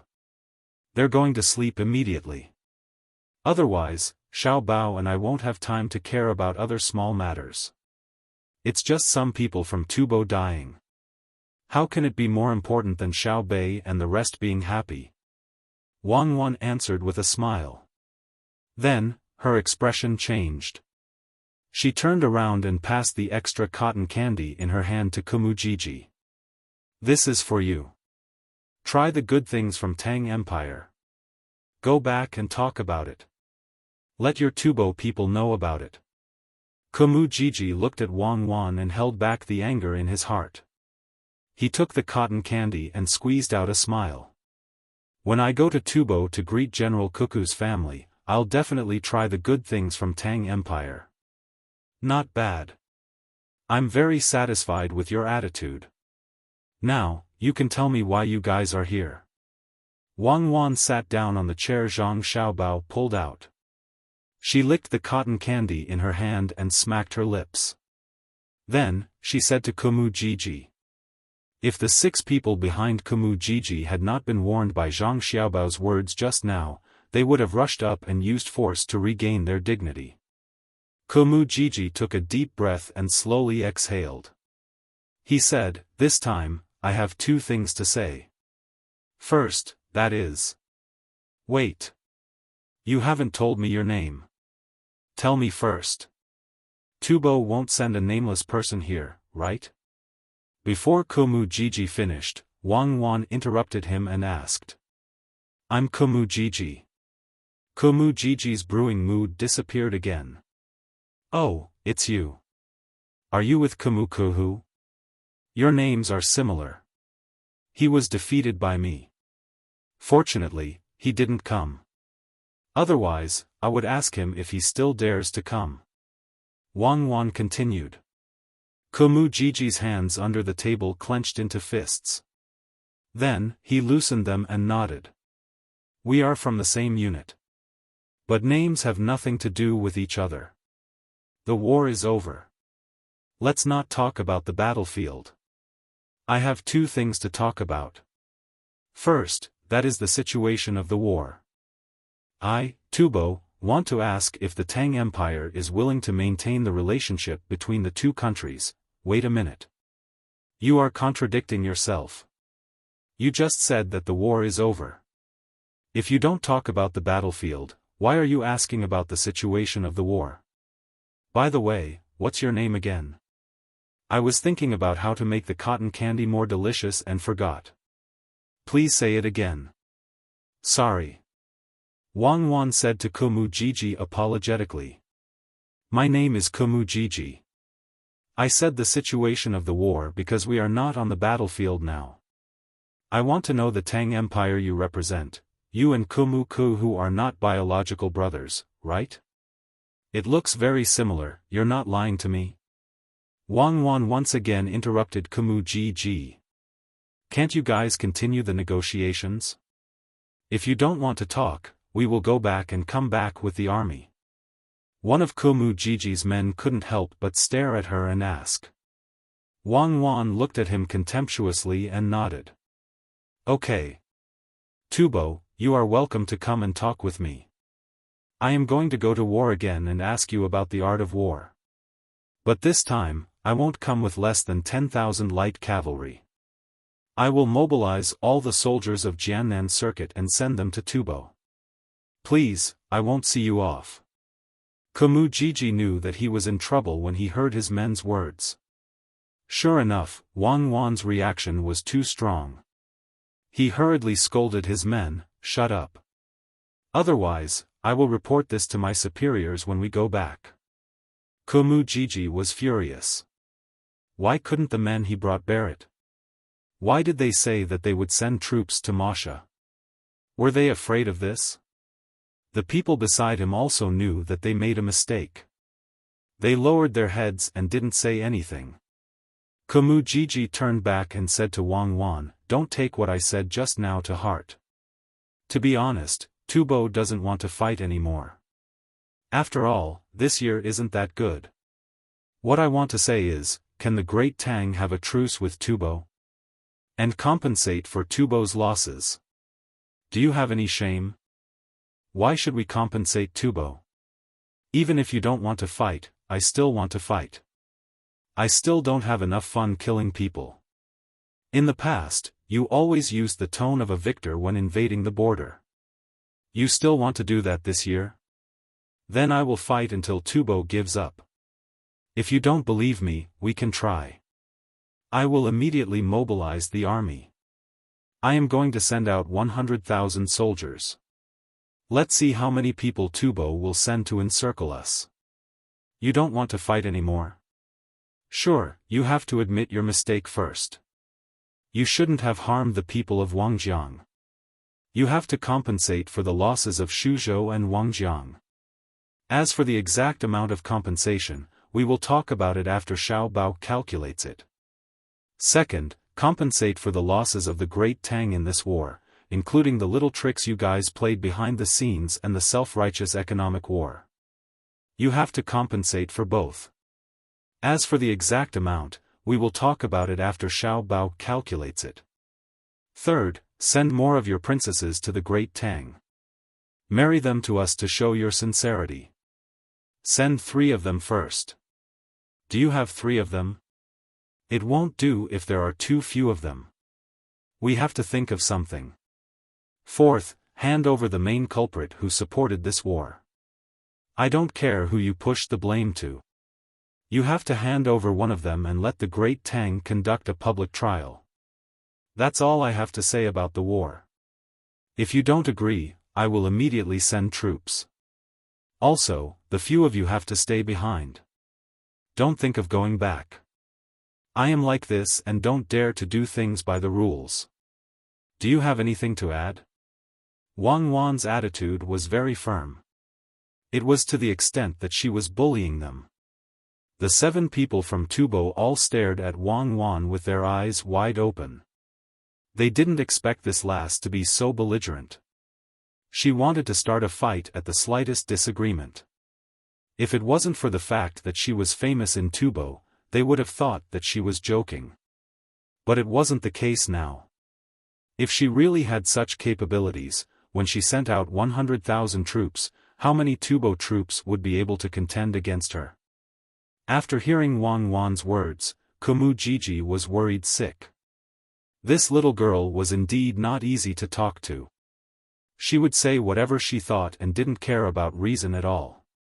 But this little girl was different from other children. She really had the ability to lead troops to war and even win. Thinking of this, Kumu Jiji said to Wang Wan, "We can talk about it slowly. There's no need to rush. I don't have the authority to decide on this matter. Why don't we wait and talk about another matter first?" "Okay, I'm not in a hurry. Xiao Bei and the rest should be asleep already.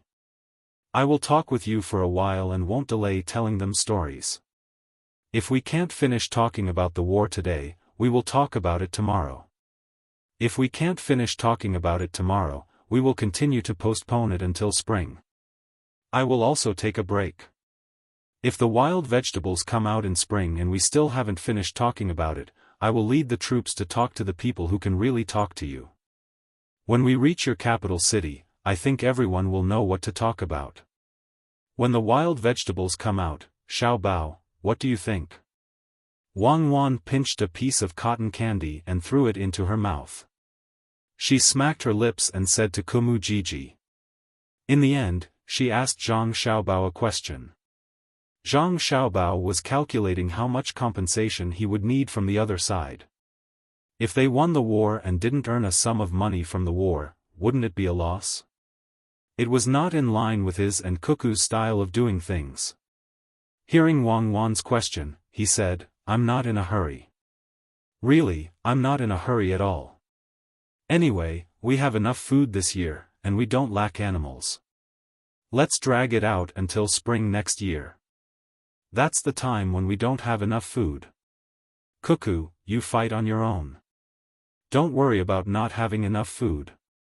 I will prepare for you from other places. We have a clear division of labor. I will be in charge of logistics, and you will be in charge of killing. As long as you dare to kill, I will guarantee that you will have no worries. You are my future wife. How can I let my wife suffer? Come, give me a kiss. Zhang Xiaobao said and moved his face closer. Wang Wan smiled sweetly and really kissed Zhang Xiaobao's face. Xiaobao, I know you are the best. You know me, and you know that I like to kill people. In the future, when I want to hit people, you have to do the same. Okay, if I don't help my wife, who else can I help? Give me another kiss. Zhang Xiaobao replied. Just when Kumu Jiji and the others were angry, Old Man Chang finally couldn't help but laugh. He didn't expect Xiaobao and Cuckoo to be so interesting. The two countries were negotiating, not at home. Even if they were at home, he didn't see the two children kissing each other. What did they think this place was? What did they think Tubo was? Kumu Jiji had to admit that the two children in front of him were very compatible. But the problem was that this wasn't the place to flirt. Thus, he said, Cuckoo and Xiao Bao are indeed a pair of beauties. Let's talk about exchanging Tubo's livestock for Tang's food first. Thank you for the compliment. Wang Wan smiled and thanked him. We are talking about exchanging things. I can't make this decision. Xiao Bao, it's your turn. Don't calculate, they are not prepared to talk about war compensation now. Zhang Xiaobao pushed the big abacus aside and nodded. Okay, I will do it. That. Kumu Jiji, right? How do you want to exchange? How about this, I will tell you my conditions first and let you take the initiative. What do you think? Kumu Jiji slapped his head. He was going crazy. Why did he have to deal with these two during the negotiation? Take the initiative? Oh. When did he ever take the initiative? Since they brought it up and said it first, then he should say it. Kumu Jiji signaled Zhang Xiaobao to speak. Zhang Xiaobao pretended to be excited. He rubbed his hands and his eyes lit up. He coughed and said, because you Tubo stirred up trouble behind the scenes, the economy of our Jiannan circuit was almost destroyed and the entire financial system was damaged. Therefore, in the spirit of pacifism, we resolutely decided to help our neighbor despite the instability of our financial system. But we really can't take out too much food. For example, we don't have any rice. For example, we don't have any wheat. We can only provide you with corn. Before coming here, I believe you have already understood many things. Even if you don't, it's fine. Let me tell you. Because you have controlled the price of food in our Jiannan circuit, our days are not good. In addition, you have also attacked the livestock industry at the same time, causing the livestock in our Jiannan circuit to reach the point of not having enough to eat. Most of the corn will be fed to the livestock, and the rest will be given to you. A bushel of corn is 50 copper coins. How about exchanging livestock for it? Kumu Jiji and the others were dumbfounded. These words coming from the mouth of a child made them feel very ridiculous. But this child was also very unreasonable. With such an excuse and such a price, he still scolded them. Did he have no shame? What kind of corn could cost 50 copper coins a bushel? Could it be eaten by the emperor in the capital? The people behind Kumujiji wanted to refute, but they were stopped by Kumujiji. He had his own ideas. He said, to be honest, 50 copper coins is really expensive. But since you also don't have it easy, then we'll go with this price. Because of the war, our Tubo's food and fodder are also a lot less. It's not easy to raise livestock. A donkey, even if it's 15 copper coins, a horse pulling a carriage, even if it's 20 copper coins. How about it? So cheap? A donkey and an ordinary horse pulling a carriage only cost this much? Zhang Xiaobao asked in surprise. Yes. Kumujiji responded with a smile. Zhang Xiaobao said with a sad expression, it's cheap, but it's a pity that the livestock we originally planned to exchange for isn't for work. We already have a tricycle, so we want to kill them for meat. If it's really this price, then it's better to get meat from elsewhere. We can't afford to raise them. Livestock eat too much. Since it's like this, we'll use the extra corn to exchange for livestock in our country. You wait for 2 months. If we still have some left, then we'll give it to you for free. We can't let your people starve to death. Zhang Xiaobao's words were very helpless, but the meaning he expressed was not helpless at all. That was, he was not exchanging, and he very tactfully refused. Kumujiji, who thought that the other party would bargain, and when the time came, he would also bargain. At this time, he was dumbfounded. The other party actually directly refused. The 2 maids who were in charge of pouring tea at the side resisted the urge to laugh. They looked at Kumujiji and the others with eyes full of pity. They thought in their hearts, you guys can't negotiate with anyone, but you have to meet the young master and young lady. You guys can't use the method you thought of previously, right? Old Man Pai and the other 2 were very comfortable at the side. They originally thought that this negotiation would be very difficult, because Tubo had negotiated with Tang many times before, and every time, they could not achieve better results. Sometimes they would show a strong attitude, but the other party would not compromise at all. The main reason was that both sides were adults, and they knew that war was not a child's play. If they could make peace, then they would.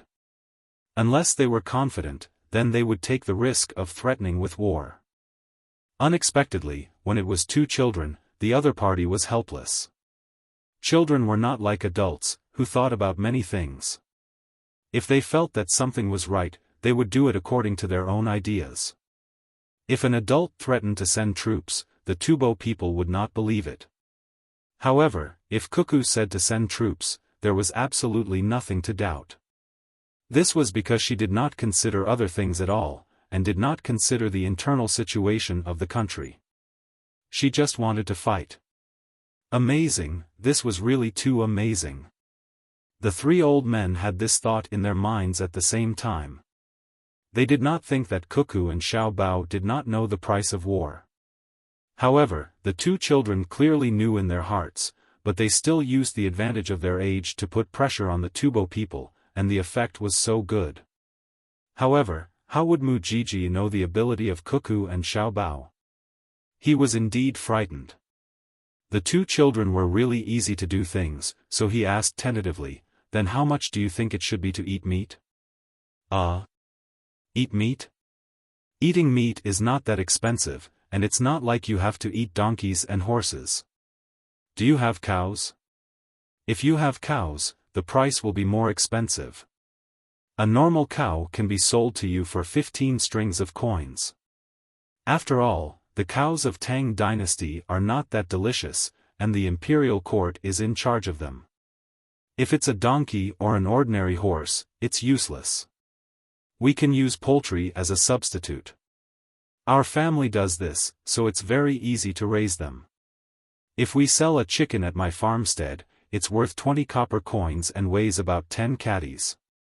1 catty is only 2 copper coins. How heavy can a donkey be? I'll give you more, 200 caddies, that is 400 copper coins. How heavy can a horse be? I'll give you 400 caddies, and I'll give you 600 caddies for a cow. Isn't this the price? A donkey is basically 400 copper coins, a horse is 800 copper coins, and a cow is 1,200 copper coins. This is also an extra 200 copper coins. This is still an extra calculation. How about it, do you want to exchange? When the time comes, the exact weight will have to be weighed. Of course, there is one more thing, and I have to compensate you. After all, when you ship it here, sometimes the weight will be reduced. Based on our friendship, I am willing to pay you this money. A copper coin for a caddy is not a small amount, right? Zhang Xiaobao gave such a price. Using the price of a chicken, the price of livestock was based on the weight.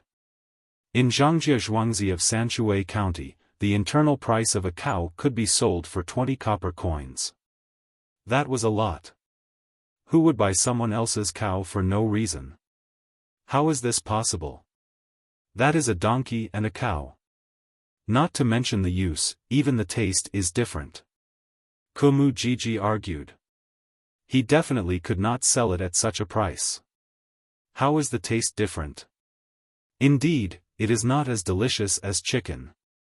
My family's smoked chicken and roasted chicken are not ordinary things. That taste, I will treat you to a taste later. As long as you can make the taste of donkey and cow to such a degree, I will give you a higher price. Zhang Xiaobao also retorted. Kumu Jiji and the other 7 people had already tasted it. In Izhou, there was a shop that specialized in smoking and roasting chicken. He did not know what was added, but the taste was really good, especially the pine bone chicken. When he grabbed a leg and shook it slightly, the meat would fall off. However, this was not because the chicken was really delicious. It was because the method used to make it was different. The seasonings used were also different. Even if it was livestock, if the same method was used, the taste would only be better. Kumu Jiji knew clearly in his heart, but he could not say it. He knew that once he said it, the other party would have a reason to lower the price. First, the other party would raise the price of his livestock. Then, they would talk about the cost of production. In the end, it might even be lower than the current price. In a negotiation, one naturally had to pay attention to the method. However, Kumu Jiji immediately put this matter aside and said to Wang Wan, "The price is too low. Let's talk about the war. How about this? Tubo will compensate Zhang Xiaobao's family 100,000 strings of coins and give Tang 50,000 strings of coins. Then, Tang will no longer send troops to Tubo. That won't do. It's too little. You have to compensate my family 200,000 strings of coins and compensate my soldiers 100,000 strings of coins. Otherwise, Tang will continue to fight." Wang Wan shook her head and refused Kumu Jiji. She stated her conditions. It did not sound like much. In total, it was only 300,000 strings of coins. For Tubo, 300,000 strings of coins could be easily taken out, but Kumu Jiji's purpose was not this. He asked Wang Wan again, "Then we will forget about what you said? When Tubo really pays the money, you can't go back on your words. Write a written agreement." "Okay, Xiaobao, write it." Wang Wan agreed without any hesitation. Zhang Xiaobao wrote a contract. The contents were what Wang Wan said. There were 2 copies, and both parties pressed their fingerprints. Kumu Jiji happily put it away. Just as he was about to not mention the second matter and leave to carry out the next step of the plan, Wang Wan smiled at him and said, "Kumu Jiji, it's written on the contract. But Mu Jiji, it's already written on the agreement. Within a month, Tubo has to send the item over. It has to reach 300,000 strings of coins. I have the agreement in my hands. If you dare to lie to me, if I don't organize an army of 300,000 to slaughter Tubo, I will hang myself at the entrance of Pengzhou. I promise to support you. Even if I have to sell all the businesses in my family, I will raise enough money for you to attack Tubo. At most, I will kill all the Tubo people and find another profitable business for my family. If I can't do it, I will hang myself there with you." Zhang Xiaobao supported her and said. When the two of them said this, Kumu Jiji's 7 people, including Old Man Pai and the other 2 people, were all moved. Their words were too ruthless. They were using their lives as a bet to threaten the other party to see if they would send troops. Kumu Jiji smiled awkwardly and said, "You don't have to do this, right?"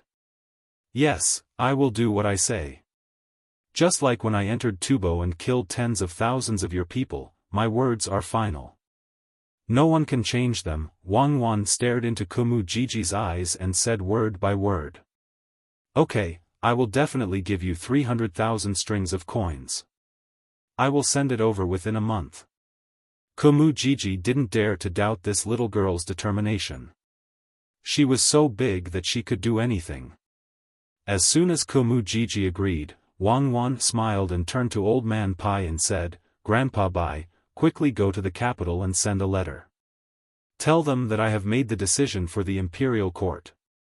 When the time comes, all 200,000 strings of coins will be given to the imperial court. My family doesn't want a single coin." Old Man Pai nodded with a smile and said to Wang Wan, "Cuckoo, you don't have to do this. Even if your family keeps all 300,000 strings of coins, the imperial court won't say anything. The emperor is a famous monarch. The portraits of you and Xiao Bao are pasted in the emperor's study. When you see the emperor, make some good food for the emperor. Even if you immediately mobilize all the soldiers in Jiannan Circuit, the emperor will still happily agree. You may not know this, but when you are leading the soldiers outside, the imperial court is waiting for news of your return every day. Even when the imperial court has stopped discussing matters, they still have to take care of the news from Izhou first." "Yes, that's right. Cuckoo, you don't know how many people like you and Xiao Bao. If you agree, so be it. So what if you represent the imperial court? No one will punish you." Old Man Yao also helped to say. Wang Wan revealed a brilliant smile. She turned to the dumbfounded Kumu Jiji and said, "Did you hear that? Hurry up and give me the money. You want to play tricks with me? You are still too inexperienced. Who am I? I am a little girl. Who will lower themselves to the same level as a little girl?" Kumu Jiji stared blankly at Wang Wan. He was too surprised. He was surprised by the imperial court's indulgence of Wang Wan. He was also surprised by Wang Wan's intelligence. She actually knew what he was going to do next. Yes, he wanted to sow discord through this negotiation so that the emperor of the Tang Empire would no longer believe in Wang Wan. He even wanted to punish the Zhang family and the Wang family. If he could make the Zhang family and the Wang family hate him and leave the Tang Empire, that would be even better. But what he didn't expect was that his plan was seen through as soon as it started. The news he got from the other two was unbelievable. The imperial court of the Tang Empire had already recognized Cuckoo and Xiao Bao. According to this, he had to give them the 300,000 strings of coins. If he didn't give them the money, Cuckoo would promise to send troops. If he was in her position, he would do the same. While Kumu Jiji was thinking about this, Wang Wan, who had finished eating the cotton candy, yawned and said, "Let's call it a day. You send the letter back and ask. Tomorrow we will discuss the matter of exchanging livestock for food." After that, Wang Wan got up and left. Zhang Xiaobao followed her. Old Man Pai and the other two also left. Only 2 maids were responsible for arranging a place for Kumu Jiji and the 7 people to rest. The money for the rest was free. The Zhang family and the Wang family would bear it themselves. After Kumu Jiji returned to the place that the Zhang family arranged for him, he began to prepare the letter. After dipping the brush in ink, he suddenly didn't know what to write. Should he write that he failed in the negotiation and was schemed against by the other party when he was scheming against them, causing Tubo to lose 300,000 strings of coins? In the past, when he was complaining about the Japanese invaders, he didn't say that he would compensate the Tang Empire even if they were defeated. Today, he had to give such a result. It was too late to regret. The handprint was already on the letter. If he didn't give the money, Tubo would be attacked by the Tang Empire's army this winter. Moreover, Cuckoo would be the one leading the army. After thinking for a while, Komujiji felt that he had made a mistake. He sighed helplessly and began to write on the paper. The other 6 people who followed him here waited obediently at the side. Today, they had seen how difficult the negotiation was. Cuckoo and Xiao Bao didn't care about anything else. As long as they thought of something, they would immediately say it. They were even willing to sell all of their properties for money to attack the Tang Empire. They had never seen or even heard of such opponents before. However, the imperial court might admit that they were unlucky. They were really unlucky today. The person who looked at Wang Wan murderously at the beginning muttered, "If we had known, we would have killed the 2 of them. As long as they don't lead the army, why should we be afraid of them? Even if we die in the end." At this moment, Komujiji, who had finished writing the letter, vented his anger on the person who spoke. "Then why didn't you do anything just now? Don't be so scared that you shrank back. Now, you still dare to talk about this matter? Kill, do you really think that the 2 of them are so easy to kill? There's no need for you to do anything. If you had looked at them one more time, you would have been dead by now. They don't care about the matter of not killing the envoys when 2 countries are at war." Komujiji always felt that he was in danger when he sat opposite Cuckoo. He didn't know where the danger came from, but he didn't dare to do anything casually. After scolding the person who followed him, he began to think about how to exchange the livestock of Tubo for more food. Otherwise, many people would starve to death this winter. At that time, the Tang Empire would take advantage of the lack of manpower to send troops again. Tubo wouldn't have the strength to fight back. The person who was scolded didn't say anything. Komujiji said something that he didn't want to mention. At that time, when he was stared at by Zhang Xiaobao, he felt that his soul was about to leave. It was as if he would be killed in the next moment.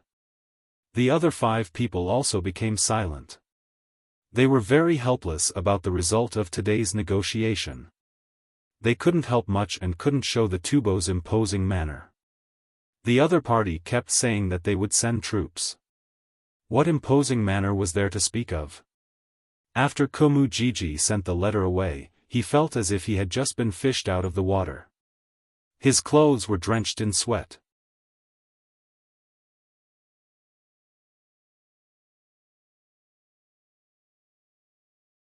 Chapter 653. Let's not talk about giving you 100,000 soldiers. If you go out now and only bring 100 people with you, do you think Tubo will immediately mobilize the entire country? Just based on your reputation, you can make the Tubo Empire mobilize 50,000 soldiers for you. In fact, Zhang Xiaobao knew that Wang Wan had thought it through. If Wang Wan didn't say it herself, then he would say it himself. He would praise her and make her happy. Sure enough, Wang Wan was happy. She said to Zhang Xiaobao, "Actually, you're not bad. When everyone looks at you now, they only think that you've won the economic war. They don't know that a real strategist, even in the financial field, will not admit that winning the other party in their own country is a victory. How can a person like you be willing to defend passively?" It was Zhang Xiaobao, Mi Fan, and the rest who took action with your plan. This time, if they don't cause Tubo's economy to regress by 10 years, I don't believe you will be satisfied. I estimate that within a month after spring plowing, your plan will be able to produce results that will make people stop. I am also looking forward to that moment. Don't talk nonsense. I've never thought of invading other people. I just sent people over to help the local economy develop. As for what mistakes there were, that's because I didn't consider them. But my intentions were good, so you can't deny it. Didn't Grandpa Bai and the others want to see what the advanced style was? Great Tang doesn't have a chance, but Tubo can. I will set up a bank in Tubo and start investing. I will let that so-called expert in Tubo know how much leverage can be used in finance. So what if it's Tubo? 100 years ago, someone had shaken up the British financial system. I've never thought that I'm worse than him. Since we can't fight in the same era, I'll fulfill my dream here. Zhang Xiaobao said with regret. He really wanted to compete with the experts of the past, but in the era he lived in, there was no such situation. Everyone learned and became smarter, and the economic structure became more and more stable. This stability was not a fixed pattern, but a flowing pattern. The people of the world finally realized that the economic aspect was the same as the aspect of war. There was no fixed pattern, but when all the methods were used, it was not easy to succeed. Otherwise, how could he have swindled so little money? Although for many people in the world, that amount of money was already shocking, he was not satisfied. If he wanted to complete the things he wanted to build in his country, he still needed a lot more. Wang Wan laughed twice. She held Zhang Xiaobao's shoulder and said to him, "You are too bad. You went to other countries to make trouble. It's not that the Tubo masters don't understand the principle of leverage, it's just that you didn't give them a chance. When they wanted to touch salt, which is the most important thing to the people's livelihood, you guarded it so strictly. When the other party finally managed to generate several times the leverage in terms of food and livestock through the bank, you immediately used irregular means to offset it. You used 250,000 strings of cash to fight against an opponent with 400,000 strings of cash and swallowed all the money invested by the opponent. How can you still say such things?" Zhang Xiaobao sighed. "It's not that I want to deal with him, but he's gone too far. Besides, why should I treat him as an opponent? Look at the way he operates. Is that how he uses financial leverage? Needless to say, if you weren't busy with the war at that time, you would have dealt with him. He didn't even secretly set up a plan, so how could he make a move on everything related to the people's livelihood at the same time? Why didn't he hide in secret first? He really thought that the great Tang was his people. He didn't take in the early stage and put on a strong offensive posture right from the start. He moved the food, the livestock, the salt and oil. Can oil make him move? Lighting needs oil, eating needs oil. If he really succeeds, it will produce a kind of effect. That is, the people who originally planted food will no longer plant food and will instead plant rapes. Perhaps he doesn't know what's going to happen next. He's only focused on attacking Jiannan Circuit's current economic system. If he really manages to control the price of oil, the price of food will definitely be affected for a long period of time. How much effort will I have to put in if I want to make a move? There's no need to talk about salt. There can't be too big of a fluctuation in this industry. To be honest, I have never thought of waging an all-out war with 400,000 strings of cash like him. If I wasn't in a hurry to obtain results, I wouldn't have made a move. It's enough to have Xin deal with him." Wang Wan tilted her head and looked at Zhang Xiaobao. She liked Zhang Xiaobao's current appearance the most. His arrogance in the field of economics wasn't the slightest bit inferior to her leading the army. Similarly, with a wave of his hand, tens of thousands of heads would fall to the ground. Most importantly, Zhang Xiaobao clearly had greater abilities, but he didn't display them in order to give the great Tang a chance to advance step by step. Many times, it was easy to succeed by stepping on the pain of others, but it wasn't easy to give up for the happiness of others. Xiaobao, sometimes, I think that if, and I'm saying if, I wasn't working in the Special Second Bureau and was by your side, swindling people together with you, and then using the money we swindled on the children of our country, wouldn't it be great?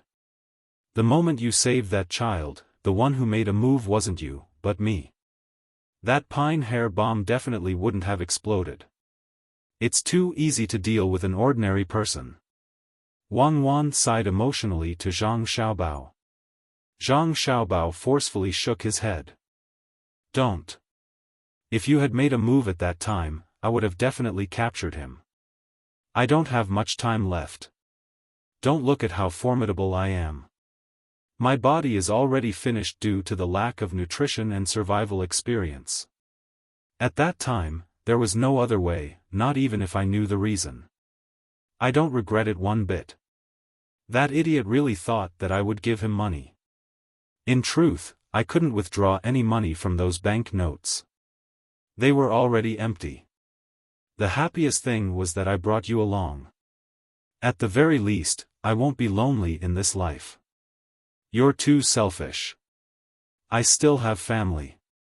There are many nights when I dream of them, but I know that they won't show it, because their position doesn't allow it. Sometimes, they accept their fate, sometimes, they deliberately forget. But who told me to choose that profession? I still have one regret, which is that you didn't say anything. If you wanted to escape, tell me how to do it. I've already arranged for many people to monitor you. Speaking of this topic, Wang Wan was no longer as happy as before. Perhaps heroes also had their own regrets. Although she had no choice but to do so, if she was given another chance to choose, she would still have to do so. Zhang Xiaobao was very unwilling to talk about this matter. In the past, he had mentioned one person, which was Wang Wan's colleague, who had been bribed. But there were many more people. If Wang Wan knew that there were not many people she could trust around her, it would be too cruel. Today, when he heard Wang Wan ask, Zhang Xiaobao hesitated for a moment and said, "Half of your snipers are my people. In positions that you can't imagine, there are also my snipers. They are not your people. Before we came over, do you remember that there was a pregnant woman beside that criminal? She didn't have a child's belly under her clothes, but a large amount of colorless and odorless anesthetic. There was also a silenced pistol and a 50-meter fixed target. She was 100% accurate. I know this, but I didn't arrange it. There was a beggar with a broken leg under her feet. That beggar's leg was broken because he joined the mercenary army and experienced dozens of wars. There was also the child who pulled him away. That child is 40 years old. Do you understand what I'm saying? I understand. So there are not many people I can trust around me. Well, I believe that they are definitely not having a good time. Don't you think so? My family will help me find out. Those who received benefits from you, don't even think about escaping. I sacrificed myself. No matter how strong the other party's backing is, they will have to compromise with my family. After all, I paid the price with my life. Wang Wan finally understood. Her family would be there to avenge her. Everyone who wasn't loyal to her would be finished. Perhaps they would die of illness, or perhaps they would get into an accident after they were removed from their positions. The only thing she didn't expect was that Zhang Xiaobao would do it himself under such circumstances. Could it be that Zhang Xiaobao didn't care about his own life at that time? Zhang Xiaobao and Wang Wan had nothing else to talk about. When they talked about the past, Mu Jiji and the others were in a very uncomfortable situation. They wanted to get in touch with the servants of the Zhang family and the Wang family so that they could get more information from the servants of the Zhang family and the Wang family. However, they failed. The servants of the Zhang family and the Wang family always smiled at them, but this kind of smile was of no help to them. No matter what they asked, the servants would smile at them and say that they couldn't tell them and that they should think of a solution by themselves. It seemed to be a very considerate answer, but they didn't feel considerate at all. I really can't think of a good way now. Since I sent you here to cooperate with me, shouldn't you say something? Mu Jiji, who couldn't think of a solution, said to the people who came with him. The 6 of them looked at each other. It was not that they didn't want to say anything, but they really couldn't say anything. They came here in advance to inquire about information, but the information they got was of no use to them at all. Mujiji looked at the people he brought with him and said helplessly, "Well, let's not talk about this first. Let's talk about the Zhang family and the Wang family. If we can't find a breakthrough in other aspects, think of a way to break through from the inside of the Zhang family and the Wang family. I don't believe that they are really a piece of iron." The other 6 people still had the same expression. They really didn't know much about the Zhang family and the Wang family. The information they got before was known to everyone. As for the internal information, there was no information at all.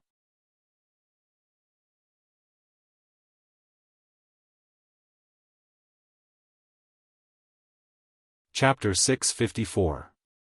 Zhang Xiaobao and Wang Wan deliberately delayed the negotiations for several days. Half a month after the arrival of the Tubo people, a large amount of snow fell. If it weren't for the fact that the roads in Izhou were well built, they would have been sealed off. The Tubo people didn't have it easy either. Only Izhou had a small snowflake. Before the people of Izhou could enjoy it, it turned into a light drizzle. Mujiji didn't stay idle during this period of time. He asked the people to gather information about the Zhang family and Wang family. He also sent gifts to the original 11 local Yamen officials, asking them to help him think of a solution. The people weren't willing to pay attention to the Tubo people. If they weren't here to negotiate, they would probably tear Mujiji and the others apart. After receiving the gifts, they started talking about the Zhang family and Wang family. Everyone said good things and praised the Zhang family and Wang family. Obviously, this kind of praise wasn't what Mujiji wanted to know. He wanted to get information from the local people about the rebellion of the Zhang family and Wang family. When the time came, he would play dirty tricks on Zhang Zhong. The people of the Yamen received even more gifts. Mujiji gave pearls, jade wares, and exquisite gold and silver ornaments. Every time he gave something, the other party would accept it. However, when it came to the work, they were full of helplessness. They talked about how hard they worked and how they were reprimanded. In any case, they didn't succeed and the gifts weren't returned. The moment the heavy snow fell, Mujiji knew he couldn't delay any longer. It wasn't easy for him to dig up grass now. He could only send someone to find Zhang Xiaobao and Wang Wan to discuss the matter of exchanging livestock for food. Zhang Xiaobao also felt that the time was about right. He began to give a normal price, the kind that was relatively low. He lowered the price of all livestock by 50% and only calculated based on the weight of the animals after they were delivered. He didn't calculate by head. He also didn't want the animals that were dead. Who knew if they died of illness? What if people fell ill after eating them? In terms of grain, they still only sold millet, saying that it was good for people to eat it. Those who were in confinement all ate millet and eggs. The price was also very generously reduced to 40 copper coins per bushel. Just as Kumu was about to rejoice, Zhang Xiaobao brought up the matter of the transportation fees.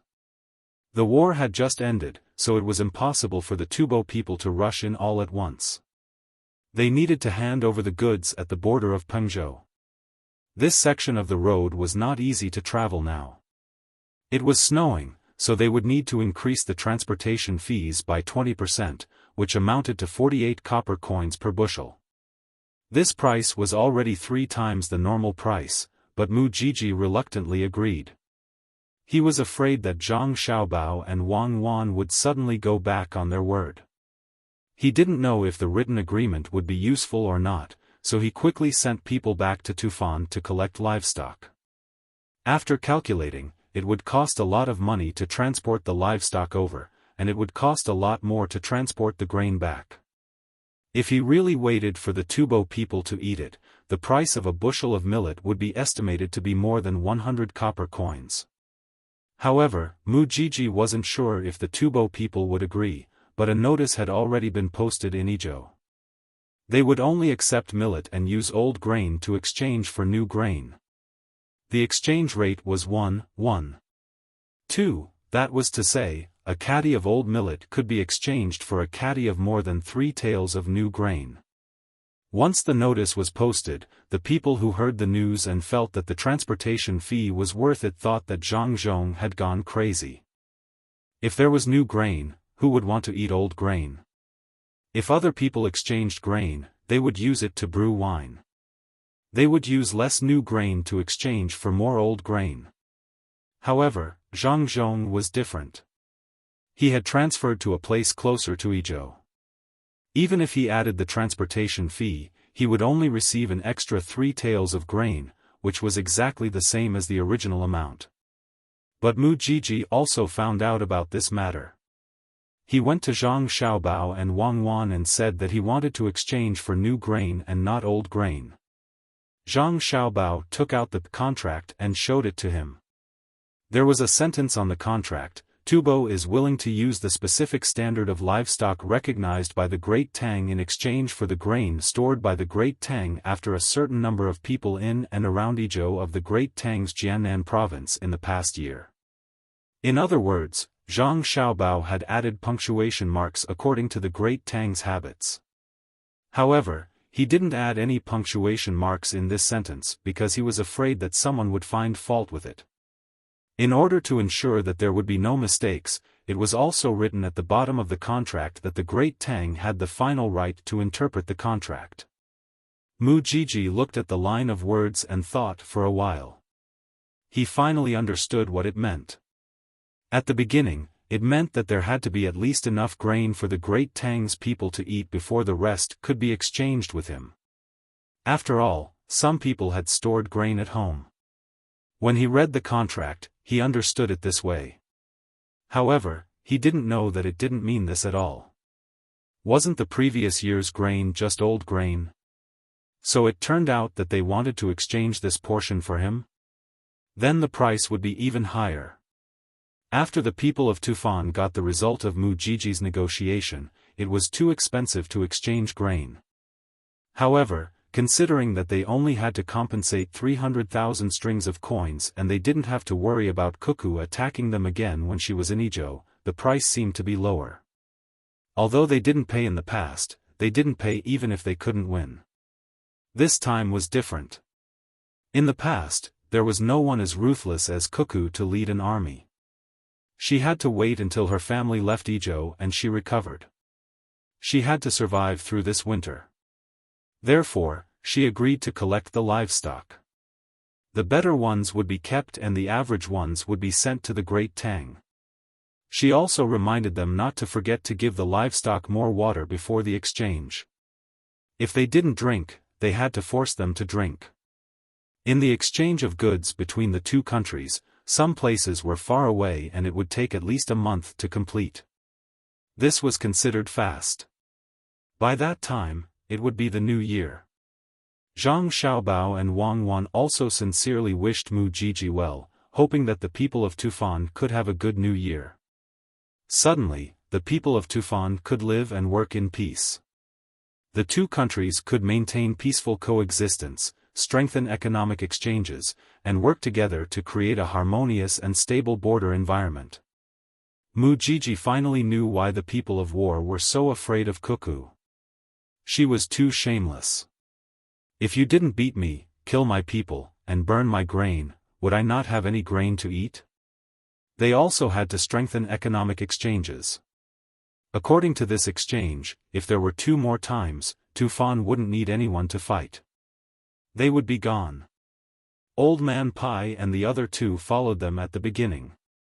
They were afraid that Xiaobao and Cuckoo wouldn't know how to negotiate and would be at a disadvantage. Later on, the 3 old men were busy with their own things and didn't care about the 2 at all. They realized that even if they were the ones negotiating with Tufan, they wouldn't be able to reach the level of the 2 children. During the negotiation, they would talk back to each other and then slap the table and glare at each other. They would say that it wasn't easy to gather food and then say that they would gather enough food and send it over immediately. The words that came out of their mouth didn't sound like what a normal person would say. Normal people wouldn't be able to do this. Don't worry, they were completely relieved. In the future, if there was anything that needed to be negotiated, they would let the two children go. Moreover, the two children were smart. Before they went to Tufan to fight, they didn't know how to speak the Tufan language. After they came back, they could speak the Tufan language fluently and could even speak the dialects of different regions. One moment, they would speak the local language, and the next moment, they would speak the Tufan language. Whenever they spoke the Tufan language, they were trying to build feelings. When did feelings appear on the negotiation table? It seems that when I always looked for them and asked them to give something in the past, it wasn't that they couldn't win against me in terms of words. Instead, they gave in to me and followed my words. They are really good children and very considerate. Old Man Pai watched Xiao Bao and Cuckoo's negotiation with others. He finally realized that whenever he said something, the two children would immediately follow his words. In the end, they would suffer a small loss. It wasn't that they didn't understand, but that they did it on purpose. Old Man Chang also admitted, Xiao Bao and Cuckoo are really good. They are gentle to their own people and cold to outsiders. This time, the imperial court has decreed that they don't want the 300,000 strings of cash. It seems that the Zhang family and the Wang family don't want it either. I wonder how they will arrange it. Will they use it to compensate for the old grain with the new grain? Probably, but I can't be sure. We'll know when we see. Old Man Yao couldn't be sure. After all, the Zhang family had too many tricks up their sleeves. No one knew what they wanted to achieve in the end. Li Longji also received detailed information about the war and economic war in the capital. There was also the roasted camel hump personally made by Zhang Xiaobao and Wang Wan for him and Gao Lishir. Anyway, they were going to the military rest stop, so it didn't matter if they brought some food. They sealed the food to prevent people from poisoning them on the way. The two of them stayed in a house built by Li Sun next to Xingqing Palace. They enjoyed the camel hump warmed by the charcoal fire while reading the information. Gao Lishir's wish had finally come true. Xiao Bao was willing to acknowledge him as his godfather. Firstly, it was because there was someone in the imperial court who was easy to talk to. Secondly, Zhang Xiaobao and Wang Wan had a very good opinion of Gao Lishir. At the very least, it was better than Li Bai who had yet to be found. Wang Wan felt that since Li Bai had great ambitions and wanted to participate in politics, he should drink less. If he really needed to manage something, he would be called upon at a critical moment. Who could stand that? Gao Lishir held Zhang Xiaobao's letter and read it over and over again. First, he agreed to it. When they returned to the capital, he would settle everything. Acknowledging someone as his godfather wasn't something that could be done just by saying it. It was quite troublesome. Zhang Xiaobao's ultimate goal was to influence the entire Tang Empire through Gao Lishir. It was too time-consuming to constantly work hard to change the current situation from below. Li Longji looked at the happy Gao Lishir and felt a little envious. He also wanted to acknowledge Xiao Bao or Cuckoo as his godchild or princess, but he knew that he couldn't do that now. After reading the letter a few times, Gao Lishir checked the food box to make sure that no one else had touched it. Then, he checked the mark sent by the pigeon and confirmed that it was really made by Xiao Bao and Cuckoo. He didn't ask anyone to test the poison and directly opened the box to taste it himself. After waiting for an hour and seeing that nothing was wrong, he said to Li Longji, "Your Majesty, you should try it too. It's delicious, better than the food made by the imperial chefs in the palace." Seeing that Gao Lishir wasn't poisoned, Li Longji picked up his chopsticks and picked up some food from the food box. Before putting it into his mouth, he said, "It's naturally delicious for you, Lishir. Even if they send you rocks, you can still crack a little bit. In the future, you can't mix state and family affairs together." After giving Gao Lishir a warning, Li Longji put the food into his mouth and savored it carefully. Then, he said to Gao Lishir, "When they return to the capital, bring them to the palace to play. There are many ingredients in the imperial kitchen. Gao Lisher, who was eating with Li Longji, immediately understood. He scooped up the food in his bowl and ate it carefully.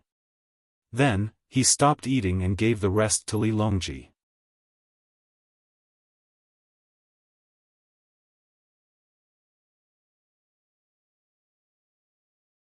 Chapter 655.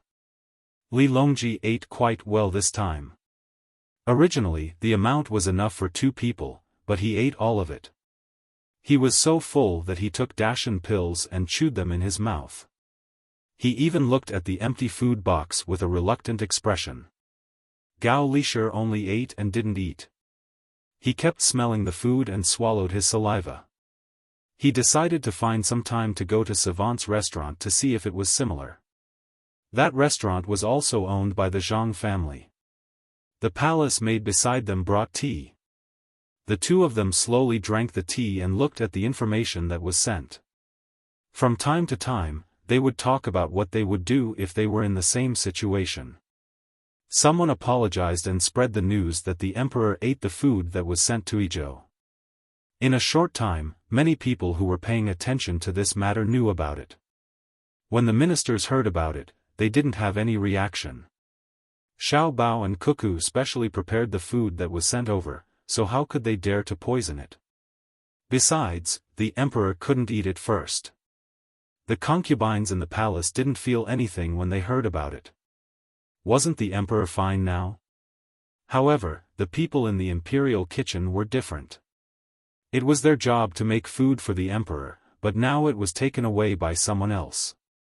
Immediately, the eunuch in charge of the imperial kitchen came to find him. He didn't dare to enter the hall and just cried silently outside. The main reason was that he was under too much pressure. It was fine if it was someone else who sent the food, but it was only the Zhang family.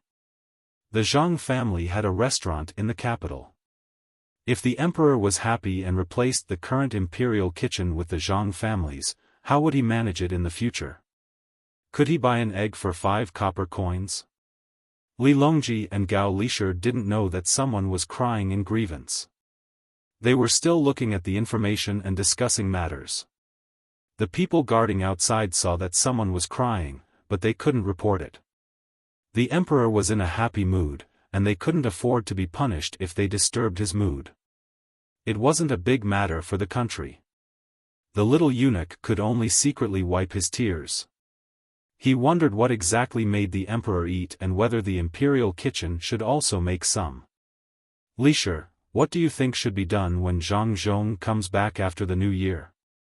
We can't just leave Xiao Bao and Cuckoo at home, Li Longji said to Gao Lisher after looking through the documents.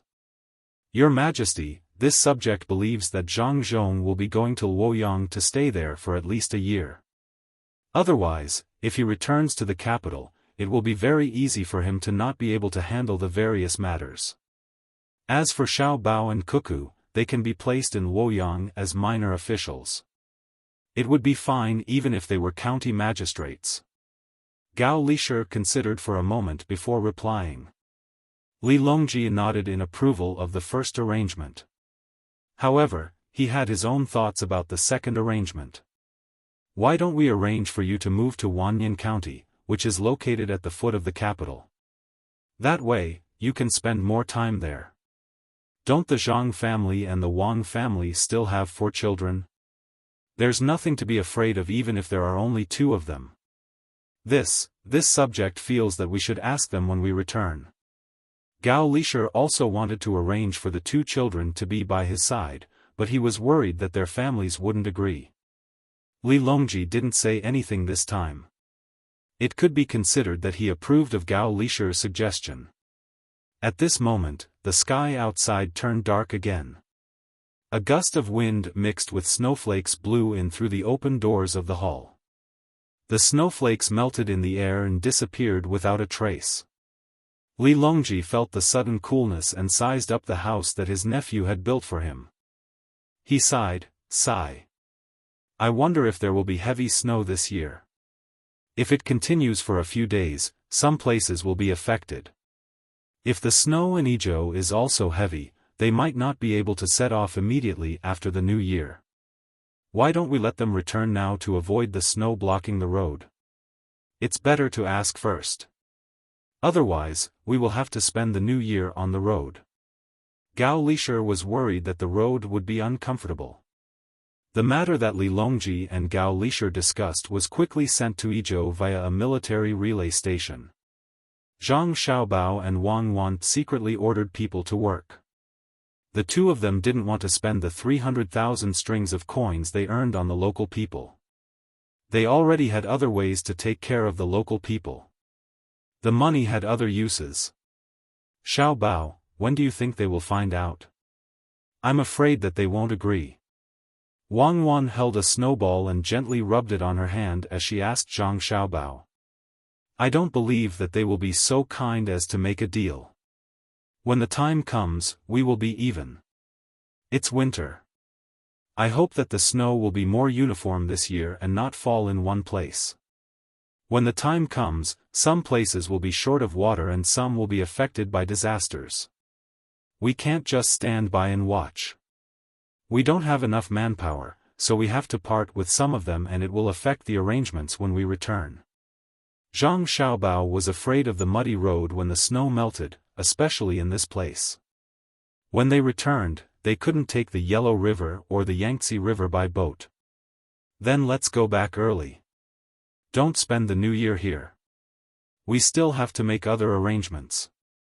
It's okay to spend the new year on the road. We can spend the new year together. Anywhere is fine. Wang Wan always felt that it was a waste of time here. If they really wanted to help the local people, they didn't need to put all of their people in Yizhou. They could just arrange a few people in the inner courtyard. After a while, the officials in Jiannan Circuit would no longer listen to their orders. While the two of them were discussing, Gao Lishir's letter came, asking if they were willing to go back early. It was exactly what the two of them wanted. They left the work to others and hurried back to discuss it.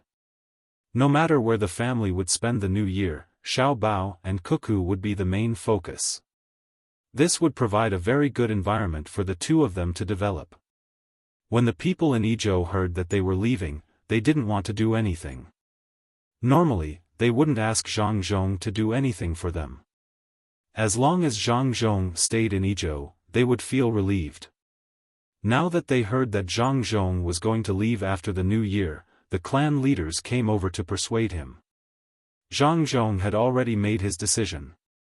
He could only comfort the clan leaders that they could look for him when they had time, or they could find some time to come over themselves. Usually, as long as they had people, they would send news here and bring the local specialties for everyone to taste. When the people saw that they couldn't keep Zhang Zhong, they also knew that he had a better future. They began to prepare things at home so that they could bring along Zhang Zhong. They also sent the young people and their families to follow Zhang Zhong. One of them was to listen to Zhang Zhong's words and assist him, and the other was to have the opportunity to learn more things. However, Mu Jiji was also watching from Yizhou. When he heard that the Zhang family and Wang family were going to leave, he finally heaved a sigh of relief. However, when he saw how popular Zhang Zhong was with the people, he no longer doubted Demon Fiend Cuckoo's words. With the support of the people, she could definitely form an army in a short time with just a call. Coupled with the financial resources of the two families, they could fight whenever they wanted. Chang Hu's two children had just learned how to speak. They also knew how to wash their hands before eating and after playing. This made him hesitate. In the end, he gritted his teeth and allowed Zhang Zhong to bring them along. Lu Zhou was the son that Zhang Zhong had acknowledged, and he usually treated them like his own family. He believed that the two children would not be wronged. When the preparations for leaving were almost done, the livestock from Tubo had also arrived at the pass and were waiting to be handed over. They were even escorted by 5,000 soldiers. Wang Wan and Zhang Xiaobao only brought along a group of commoners who were in charge of transporting grain before they set off. Shui Yun followed them as well. There were no other guards. Mu Jiji looked at them and secretly praised them for their courage. After a few days, the grain that was transported first arrived at the pass. Wang Wan, accompanied by Zhang Xiaobao, rode out and faced the 5,000 soldiers of Tubo head-on. Step by step, the 5,000 soldiers retreated step by step. They did not dare to look directly at Wang Wan. This made the commoners in charge of transporting grain extremely excited. This was how awe-inspiring they were. On the other hand, the commoners in charge of transporting the livestock were speechless. They were a 5,000-strong army, but they were suppressed by the other party's 2 people and 2 horses. What else could they say? Wang Wan nodded in satisfaction. She said to Mujiji, "We can start the exchange now. Weigh them." First, they would weigh the grain. After weighing the grain that arrived first, they would weigh the livestock according to the price. All the livestock that were weighed would be fed medicine by the commoners of Great Tang. When he saw this, Mujiji was stunned. After the corresponding livestock was changed, before he could ask, he smelled a foul stench that assailed his nostrils. Whether it was the livestock that were changed or not, most of them had diarrhea. Mujiji was shocked. He did not know that the livestock that was to be exchanged had been fed water. No wonder Cuckoo asked people to feed them medicine. It turned out that she already knew. What should he do? Mujiji looked at Wang Wan worriedly. Wang Wan returned him a smile. This matter is like this. Our Tubo livestock, it's okay. I can understand. We can understand each other. Get someone to feed them medicine. I brought a lot of medicine this time. Wang Wan still had a smile on her face. Mujiji did not know if it was true or not. He looked at Wang Wan carefully and found that she did not seem to be angry. Only then did he wipe the sweat that had just seeped out of his forehead. He also smiled and said, "Yes, we can understand each other. It should be like this. Feed them, immediately feed them." With a command, the Tubo commoners took the medicine from the Great Tang people and began to feed the livestock. When the medicine was being fed, a Tubo commoner opened a bag of rice. After taking a look, he shouted to Mujiji, "They mixed sand in the rice. This handful of rice, at least 10% of it is sand." However, Mujiji was stunned when he heard that. He turned to look at Wang Wan, wanting an explanation. Wang Wan pointed at the animals that were still being fed medicine and said, "Maybe it's because the Tang Empire's people have been eating rice for too long. I'm going to lose money this time. I used new grains to exchange for it. Sigh. Let's understand each other. Otherwise, you're 5,000 soldiers." I understand. They kept it for too long. They really kept it for too long. The army is afraid that people will cause trouble. During peacetime, they are not used for war. Mujiji understood many things. He knew why Wang Wan did not pursue the matter of the animals being fed water. He also knew why they were willing to increase the price by 10% to exchange the old grain with the new grain. It was too deceptive. How could they pass all the sand out of the rice? Who asked them to feed the animals water? How did Wang Wan and the rest know? If 10% of the rice was mixed with sand, how much water could the animals be fed? If they did not, he could ask for an explanation. Now, it looked like they were even, but it was not the case at all. The Tubo people also considered the fact that their side was filled with water, so they could only accept it helplessly. They only hoped that the Tubo people would choose first. Otherwise, when the grains were distributed, they would not be able to eat enough. The animals were forced to drink water and had diarrhea. Some of them died, while others were fine. The dead Wang Wan was also bought, but the price was reduced by half. They only gave some money for the meat. When the living animals were almost treated, all the food was transported over. In the end, in these few days, the animals became even thinner. They did not manage to exchange all the grains that were transported over. When they came over, they weighed the grains and it was just enough to exchange all the grains prepared by the great Tang. Firstly, the weight of the animals was not enough. There were also some that died. Secondly, the grains from the great Tang increased by 10%. Similarly, the animals also needed 10% more. Mu Jiji looked at the remaining grains and then looked at Wang Wan. What should he do? I am a good person. Since the grains have been transported over, I can't possibly take them back. It is not easy for the Tubo people. How about this? I see that there are a few hundred horses and weapons in your army. Give them all to me. The rest of the grains will be yours. If you are not willing to exchange, you can also take them away. It is just that there are a lot of grains but not enough horses. Be careful if you encounter bandits on the road. I can't possibly personally lead the light cavalry to protect you. Wang Wan stood from the Tubo people's point of view and helped to think of a solution. She had a pained expression as she wanted to exchange for the Tubo people's horses and weapons. She did not want the leather armor on her as it was not valuable. However, Mu Jiji did not have the final say. He could only look for the general and ask if he was willing to exchange. He told the general about Wang Wan's threat. The general helplessly nodded his head and agreed. He did not dare to make a move on Wang Wan now. If he could not make Wang Wan stay, then he would have to wait for revenge. The soldiers left their weapons and horses behind and joined the grain transport team. When they walked back, all of them lowered their heads. Wang Wan also commanded the people to walk back to Pengzhou city. All of them puffed out their chests.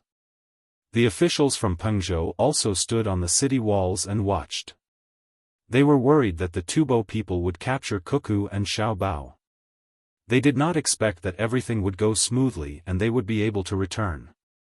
When they found out that the Tubo people left behind their weapons and horses, the officials were speechless. Demonfians were indeed Demonfians. When Wang Wan entered the city, the officials surrounded her. They wanted to take a good look at this little lass. Wang Wan said sadly to the officials, "We've lost, we've lost. We only had 20% of our grain left in exchange for these weapons and horses. Sigh. I was too soft-hearted and was afraid that the Tubo people would not have enough to eat." The officials were stunned for a moment. Finally, someone reacted and advised, "That's right. Cuckoo is soft-hearted and is a good person. The Tubo people should be grateful to Cuckoo." The other officials agreed one after another. Zhang Xiaobao saw that Wang Wan still wanted to say something, so he nudged her, "All right, let's go back quickly. We're going to leave soon. Don't waste time. What is there to be grateful to you for? Mixing in 10% of the sand? Or using that broken grain to exchange for a lot of ironware and horses? Let's go. The weapons need to be melted into iron ingots first so that they can be made into farming tools. A knife can be made into 3 or 4 kitchen knives. A dozen arrowheads can be made into a plow knife." Wang Wan thought about it and agreed. They were in a hurry, so she informed the officials and hurried back to Yizhou with a large amount of livestock. She left the military horses for Pengzhou. They could form a cavalry camp, but she had no place to bring them with her. After scamming the Tubo people and earning a lot of livestock, she arranged for the people in the inner courtyard to be in charge of the local management. Zhang Xiaobao and the Wang family quickly packed up and embarked on the journey back to the capital. Countless people sent them off. Just the local specialties alone filled up more than 100 carriages. They couldn't refuse even if they wanted to. Before Zhang Xiaobao left, he didn't forget to write a letter to Tubo. He told them to get along peacefully and to try their best not to have bandits intercept his caravan in the desert. Otherwise, Cuckoo would be very sad and angry.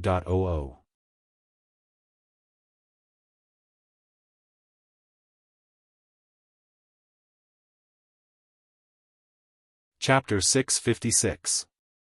After bidding farewell to the people of Izhou and the nearby residents, the Zhang family and Wang family raised the flag and began to walk along the winding road to the capital.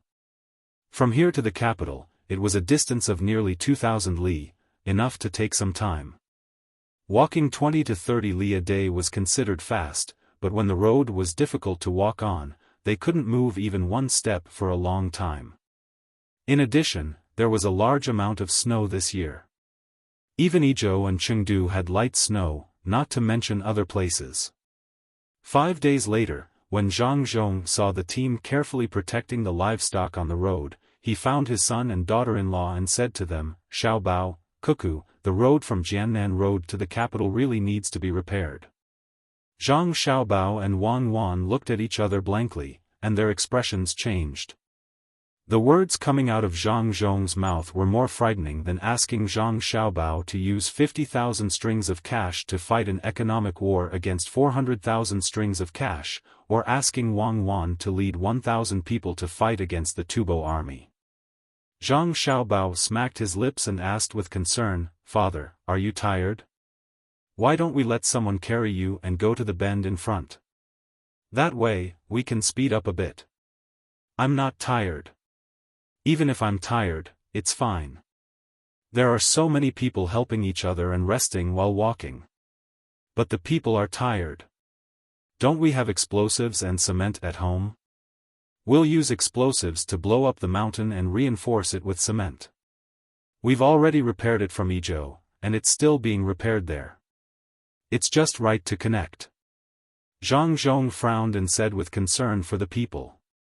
Zhang Xiaobao estimated the cost of repairing the road from Izhou to Chengdu, as well as the main roads around it. It would cost 600,000 strings of cash. How far would that be? Unless it was done blindly, it would be cheap to use a road that would be ruined in 2 years.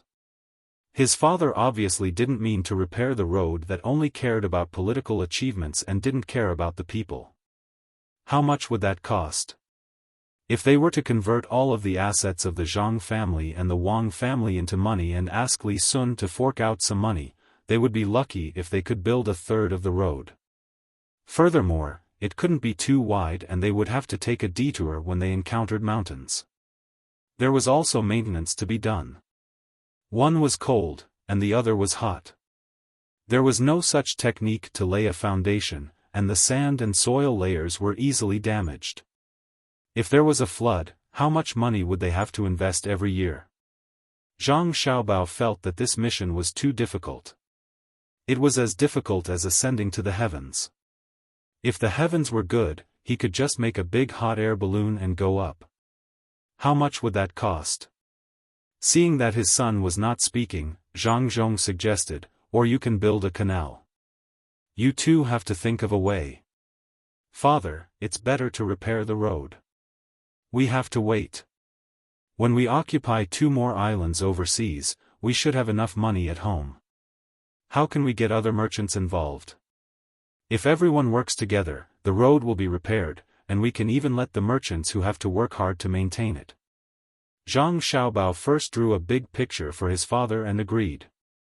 They would talk about it later. Zhang Zhong thought that with his son and daughter-in-law, it would be easy to build a road. Seeing that his son had agreed, he smiled and nodded. He put his hands behind his back and went to look at other places. Wang Wan nudged Zhang Xiaobao, are you really planning to build a road from Xi'an to Chengdu? That depends on whether the benefits from this road are enough. If the benefits are enough, we will build it. If the benefits are not enough, we will delay it. Zhang Xiaobao did not deny or confirm. What benefits can this road bring? Is it just to make transportation between the 2 places more convenient? Wang Wan felt that there was no value in building it. At least, they couldn't build it now. The cost was not proportional to the benefits. If it was only for the convenience of a small number of people, it was better to invest the money elsewhere. If it was because of the military, that was still acceptable. However, this was not her problem, but Li Longji's problem. Zhang Xiaobao looked around. Seeing that Old Man Pai and the other two were not around, he whispered to Wang Wan, "This road doesn't bring much benefits, but the Silk Road and the Tea-Horse Path are. When the demand in the country gradually increases and conflicts become more concentrated, it will be impossible not to expand. When the time comes, you can lead the army and conquer all of them. I don't believe that the great Tang, no, the great Qin, can't defeat the Abbasid Caliphate. Invasion, annexation, plunder, this is the essence of the existence of animals. If someone criticizes us, we will say that we are promoting integration. No one criticizes us. The people of this era are not as bored as we were back then. Even a pig in a cage would object. Are you saying that you don't intend to invest the money to build the road right away?" Wang Wan felt that the people of this era were truly too kind. "I'm not going to fix it. I want to make the bustling places even more bustling first. Then, I'll drive the surrounding areas to gradually become more prosperous. Chengdu is actually not bad. It's just that the surrounding areas are not good. Doing so will cause many people in remote areas to suffer from a lack of material resources for a certain period of time. But overall, it's more cost-effective than directly investing money in remote areas." Zhang Xiaobao already had a plan in mind. From an individual point of view, every place and every person had to be taken care of. From a general point of view, even if the remote areas suffered losses, they could use the resources of the flourishing places to supplement them. However, if they invested the money that should be used to make the flourishing places more prosperous, before the flourishing places developed to a certain extent, the efficiency of the money would be greatly reduced. This was a very unfair method, but he still had to do it. Wang Wan had no idea what Zhang Xiaobao was thinking about. She considered the matter of the war and said, "It won't be easy. The main problem is the religious and ethnic habits, and the adaptability of the army. The sky over there is very blue, but there isn't enough air pressure. If we send the soldiers from the south there, more than half of them won't be able to hold on. If we send the soldiers from the Jiannan circuit, they should be able to hold on a little longer. I'm talking about the people living in the Jiannan highlands. Then, you have to follow up with your plans. I can't just occupy the entire area without anything to provide me with, including resources and culture. If we really conquer it, I won't have to come back. I'll just play around there with nothing to do. Of course. We're not in a hurry yet. No matter what, we'll have to wait for a long time. That's the land route. The main thing is that we should go back and rest. Give me enough time to carry out a large-scale economic plan. It would be great if we had a corresponding team. The ability of the inner court isn't enough, so I'm going to change the rules of the game of Monopoly again. I'll check the 8 generations of the people who are qualified to join the study and research team. These kinds of talents must not be allowed to leave. Let's go, half of the team has already passed. We'll walk in front and take a look at the local environment. If we can make a small investment, we'll arrange it first. Zhang Xiaobao talked about his plans for the future, then shifted his gaze back to the present. He wanted to give the people living in places with poor lives a chance. He wanted to invest some money and let the locals try to develop on their own. If they couldn't develop, it would be easier for him to adjust and make targeted plans. Zhang Zhong strolled around for a while before he found Old Man Pai and the others. He told them about his idea of building roads, implying that he wanted the imperial court to help. Old Man Pai and the others were shocked. This goal was too big. Although the imperial edict given by the emperor said so, it was fake. Everyone knew that it was fake. The three saw Zhang Zhong's determined look, so they could only ask Zhang Xiaobao and Wang Wan. That's right, we're going to build roads. Let's wait for 20 years. When we have enough money, we'll build it again. Otherwise, we'll build a little bit here. When we have enough money, we'll build another section. After a few sections, we'll have to rebuild the previous sections. Zhang Xiaobao gave them a very long time. He didn't want people to keep an eye on the road. When the three old men heard that it would take 20 years, there was no need to wait. Perhaps they wouldn't be able to wait that long. They shook their heads regretfully and went back to their own business. The team continued to move forward. The thing that they were worried about finally happened. A heavy snow fell gently. It fell very slowly. There was no wind, and it even gave people a feeling that it was falling vertically. At noon, the sky was as dark as the evening. It was hard to see anything that was slightly further away. It's over. It's finally snowing. How many years has it been since it happened? Zhang Xiaobao looked up at the sky and reached out to catch 2 pieces of snow. It was no longer possible to tell that there were 6 petals. It was like a small pile of cotton quietly melting in his palm. Don't say that it's a once-in-a-blue-moon situation. Who cares how many years it's been? Hurry up and think of a solution. The strong will not find such an excuse to push the responsibility away. Even if it happens once in 10,000 years, it's a success if it can solve the problem. If it can't, it's a failure. Looking at the situation of the snow, it will be warm today and tomorrow. If it continues to snow, it will be warm for 2 more days. But the longer it snows, the worse the road will be.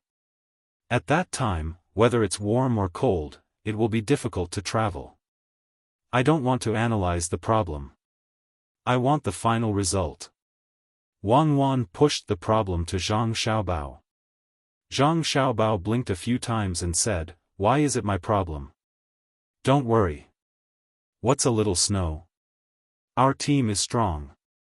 Our organization and discipline are strong. We train well and have enough nutrition. Even if it's ice skating in mud, we can still get through. My solution is to unite, help each other, and charge. That's all we can do. I'll go and mobilize the members." Wang Wan agreed with Zhang Xiaobao's plan. She could only brace herself and rely on the overall quality of the team. Who cares about the snow? At this time, the road was wide enough. It was just that this was a low-lying area. Usually, a little rain would flow in this place and soak in it. When it was not snowing, they could hide. But when the snow fell for a long time, it would block the potholes, making it difficult to judge. Fortunately, the snow was heavy and did not melt completely immediately. For the time being, it was not too muddy. Wang Wan's mobilization order was only 1 sentence: charge. Push with your hands and carry with your shoulders. Charge. Zhang family and Wang family did not hesitate at all. They quickly assigned positions and helped the animals pulling the carts move forward with difficulty. After an hour and a half, the sky was no different from the night. The people in the inner courtyard lit the torches prepared in advance. They took off their coats and put them under the wheels of the carts. Then, the team continued to move forward. The people who occasionally passed by on the road were shocked by the scene in front of them. Such a big team, and the road was so difficult to walk on, but there was no chaos at all. Except for the rising and falling sounds of shouting and stepping on the snow, there was no other movement. They moved so fast. Even an army in war could not reach such a level, right? When a gust of wind blew the drooping flag away, the people who saw the pattern on it finally knew what kind of team it was. It was the logistics camp of Izhou. No wonder they were so capable. That was right. Except for the logistics camp of Izhou, they did not believe that other teams could reach such a level. They were indeed worthy of their reputation. All the people who knew which team it were looked at the team in a different light, which made Old Man Pai and the other 2 feel proud. They had to admit that the people of Zhang family and Wang family were really good. They cleaned the snow, dug the soil, and patted the clothes. There was only one word to describe them: tacit understanding. This is the team spirit that Xiaobao and Cuckoo mentioned before. It has its own cultural connotation. If you want to defeat such a team, you have to first attack their culture. Old Man Pai looked at the two cooks who were pushing the carts and were in charge of boiling soup to drive away the cold. Old Man Yao and Old Man Chang also nodded in agreement. When they lived together, there was not much difference between the servants of Old Man Yao and Old Man Pai and those of Zhang family and Wang family. Now that there was an emergency, it was immediately obvious. The servants of the two old men were already working very hard, but they could not cooperate well. Needless to say, Li Sun's team was a real military team. Li Sun also asked for a training plan from Wang Wan. Usually, they would train together, so their actions were not bad. Old Man Yao looked for a while and said, after a while, we have to let the people at home practice more. The gap is too big. The snow was still falling, and the team was still moving forward. The people who had been watching for a while suddenly scattered. No one knew where they ran to, but they disappeared in the blink of an eye. When it was really night time, when the team stopped to rest and eat, many people appeared from both sides of the road. They wanted to be discovered by the seedling protection team. After stopping and asking, they were all local people. They held tools in their hands and gathered here. After greeting each other, they ran to the front of the team to pave the road. The people in the team were stunned. They did not understand why the people were so kind. Zhang Zhong personally went to the leader to ask. He was an old village chief. The whole village had the same surname, Hao.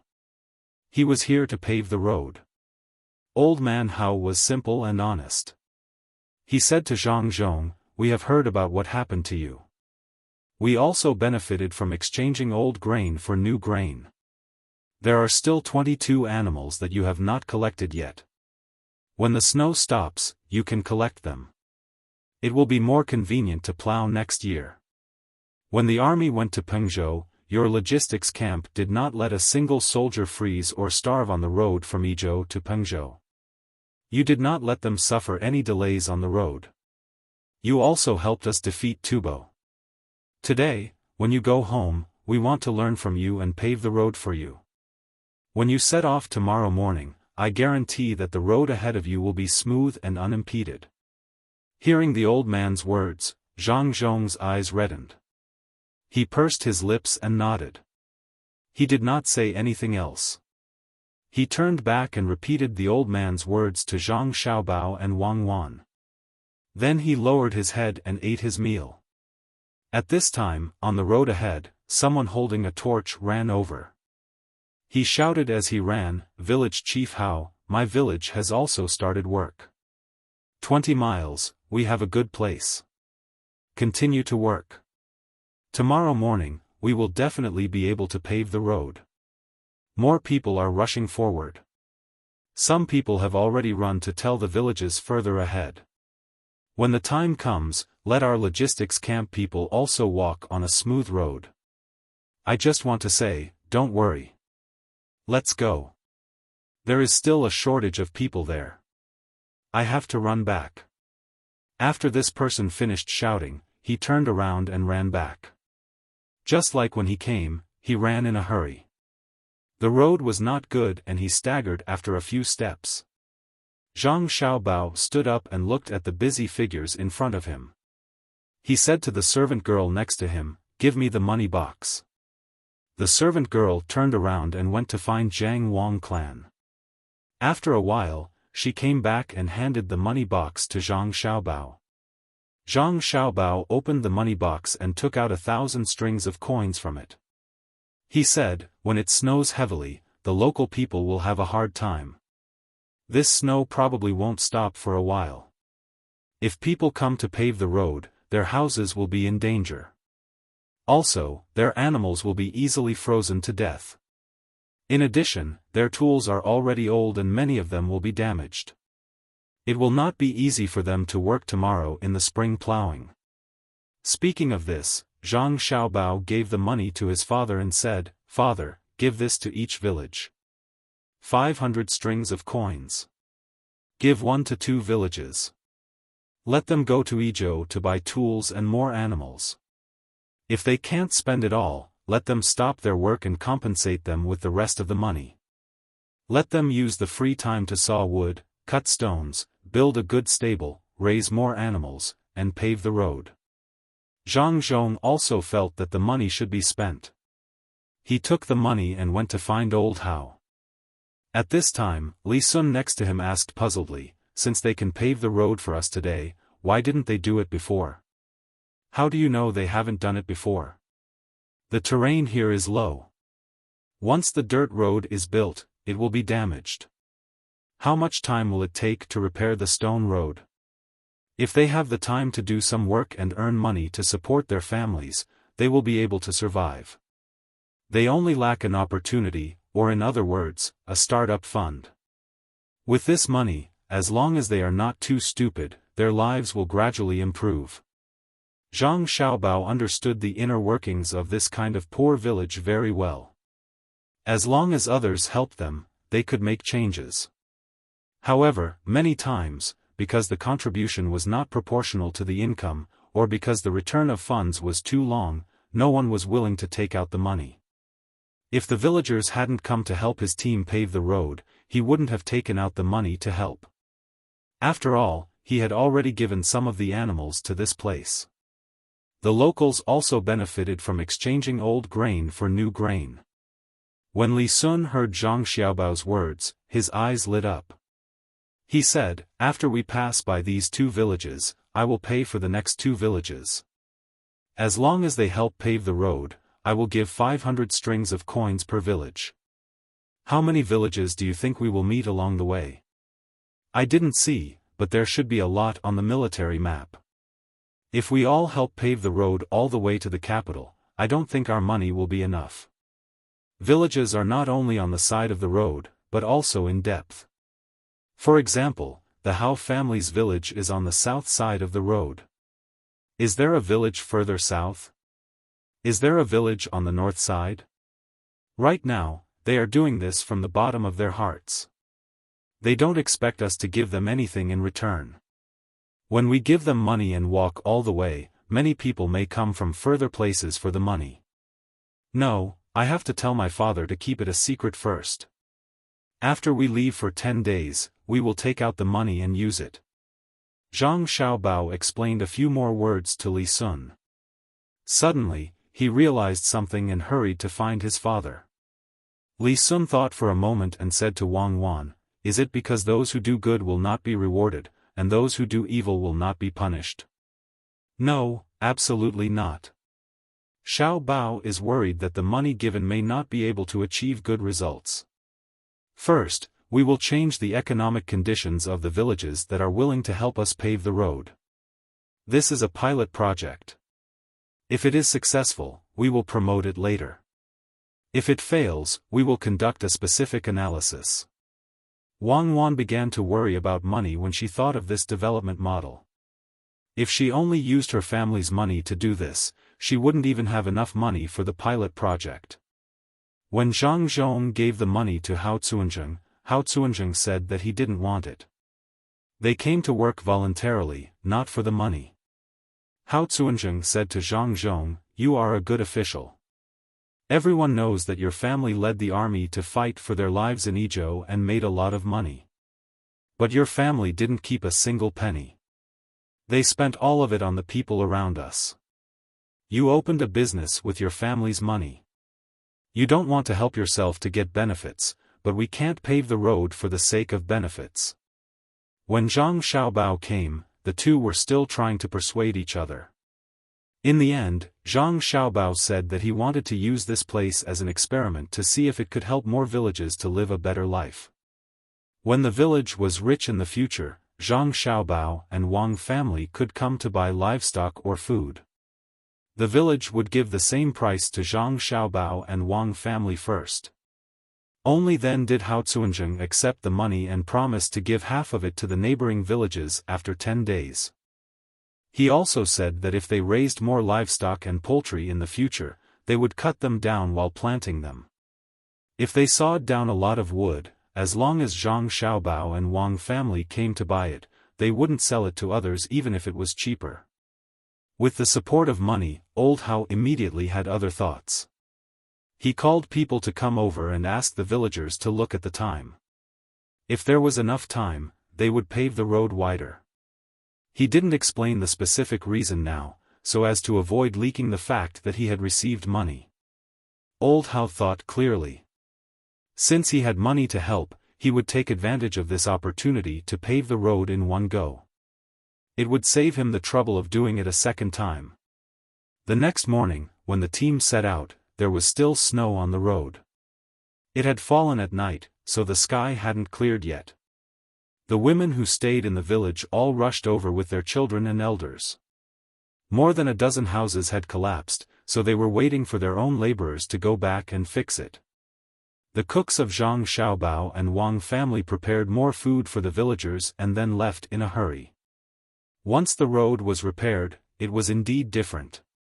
The people who swept the snow in front opened the road, so they didn't have to rely on manpower to fill the holes. Their speed also increased, and it only took them 2 hours to reach the road in another village. It was also covered in snow, and the road was also flat. After greeting them, they continued to move forward. Another 2 hours passed, and a road repair team appeared in front of them again. At this time, the road was still a little unfinished.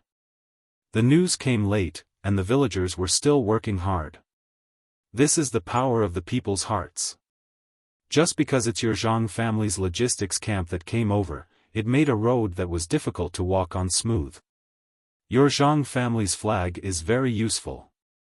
Old Man Pai followed beside Zhang Xiaobao and Wang Wan and said to Zhang Xiaobao, "Yes, we'll leave immediately.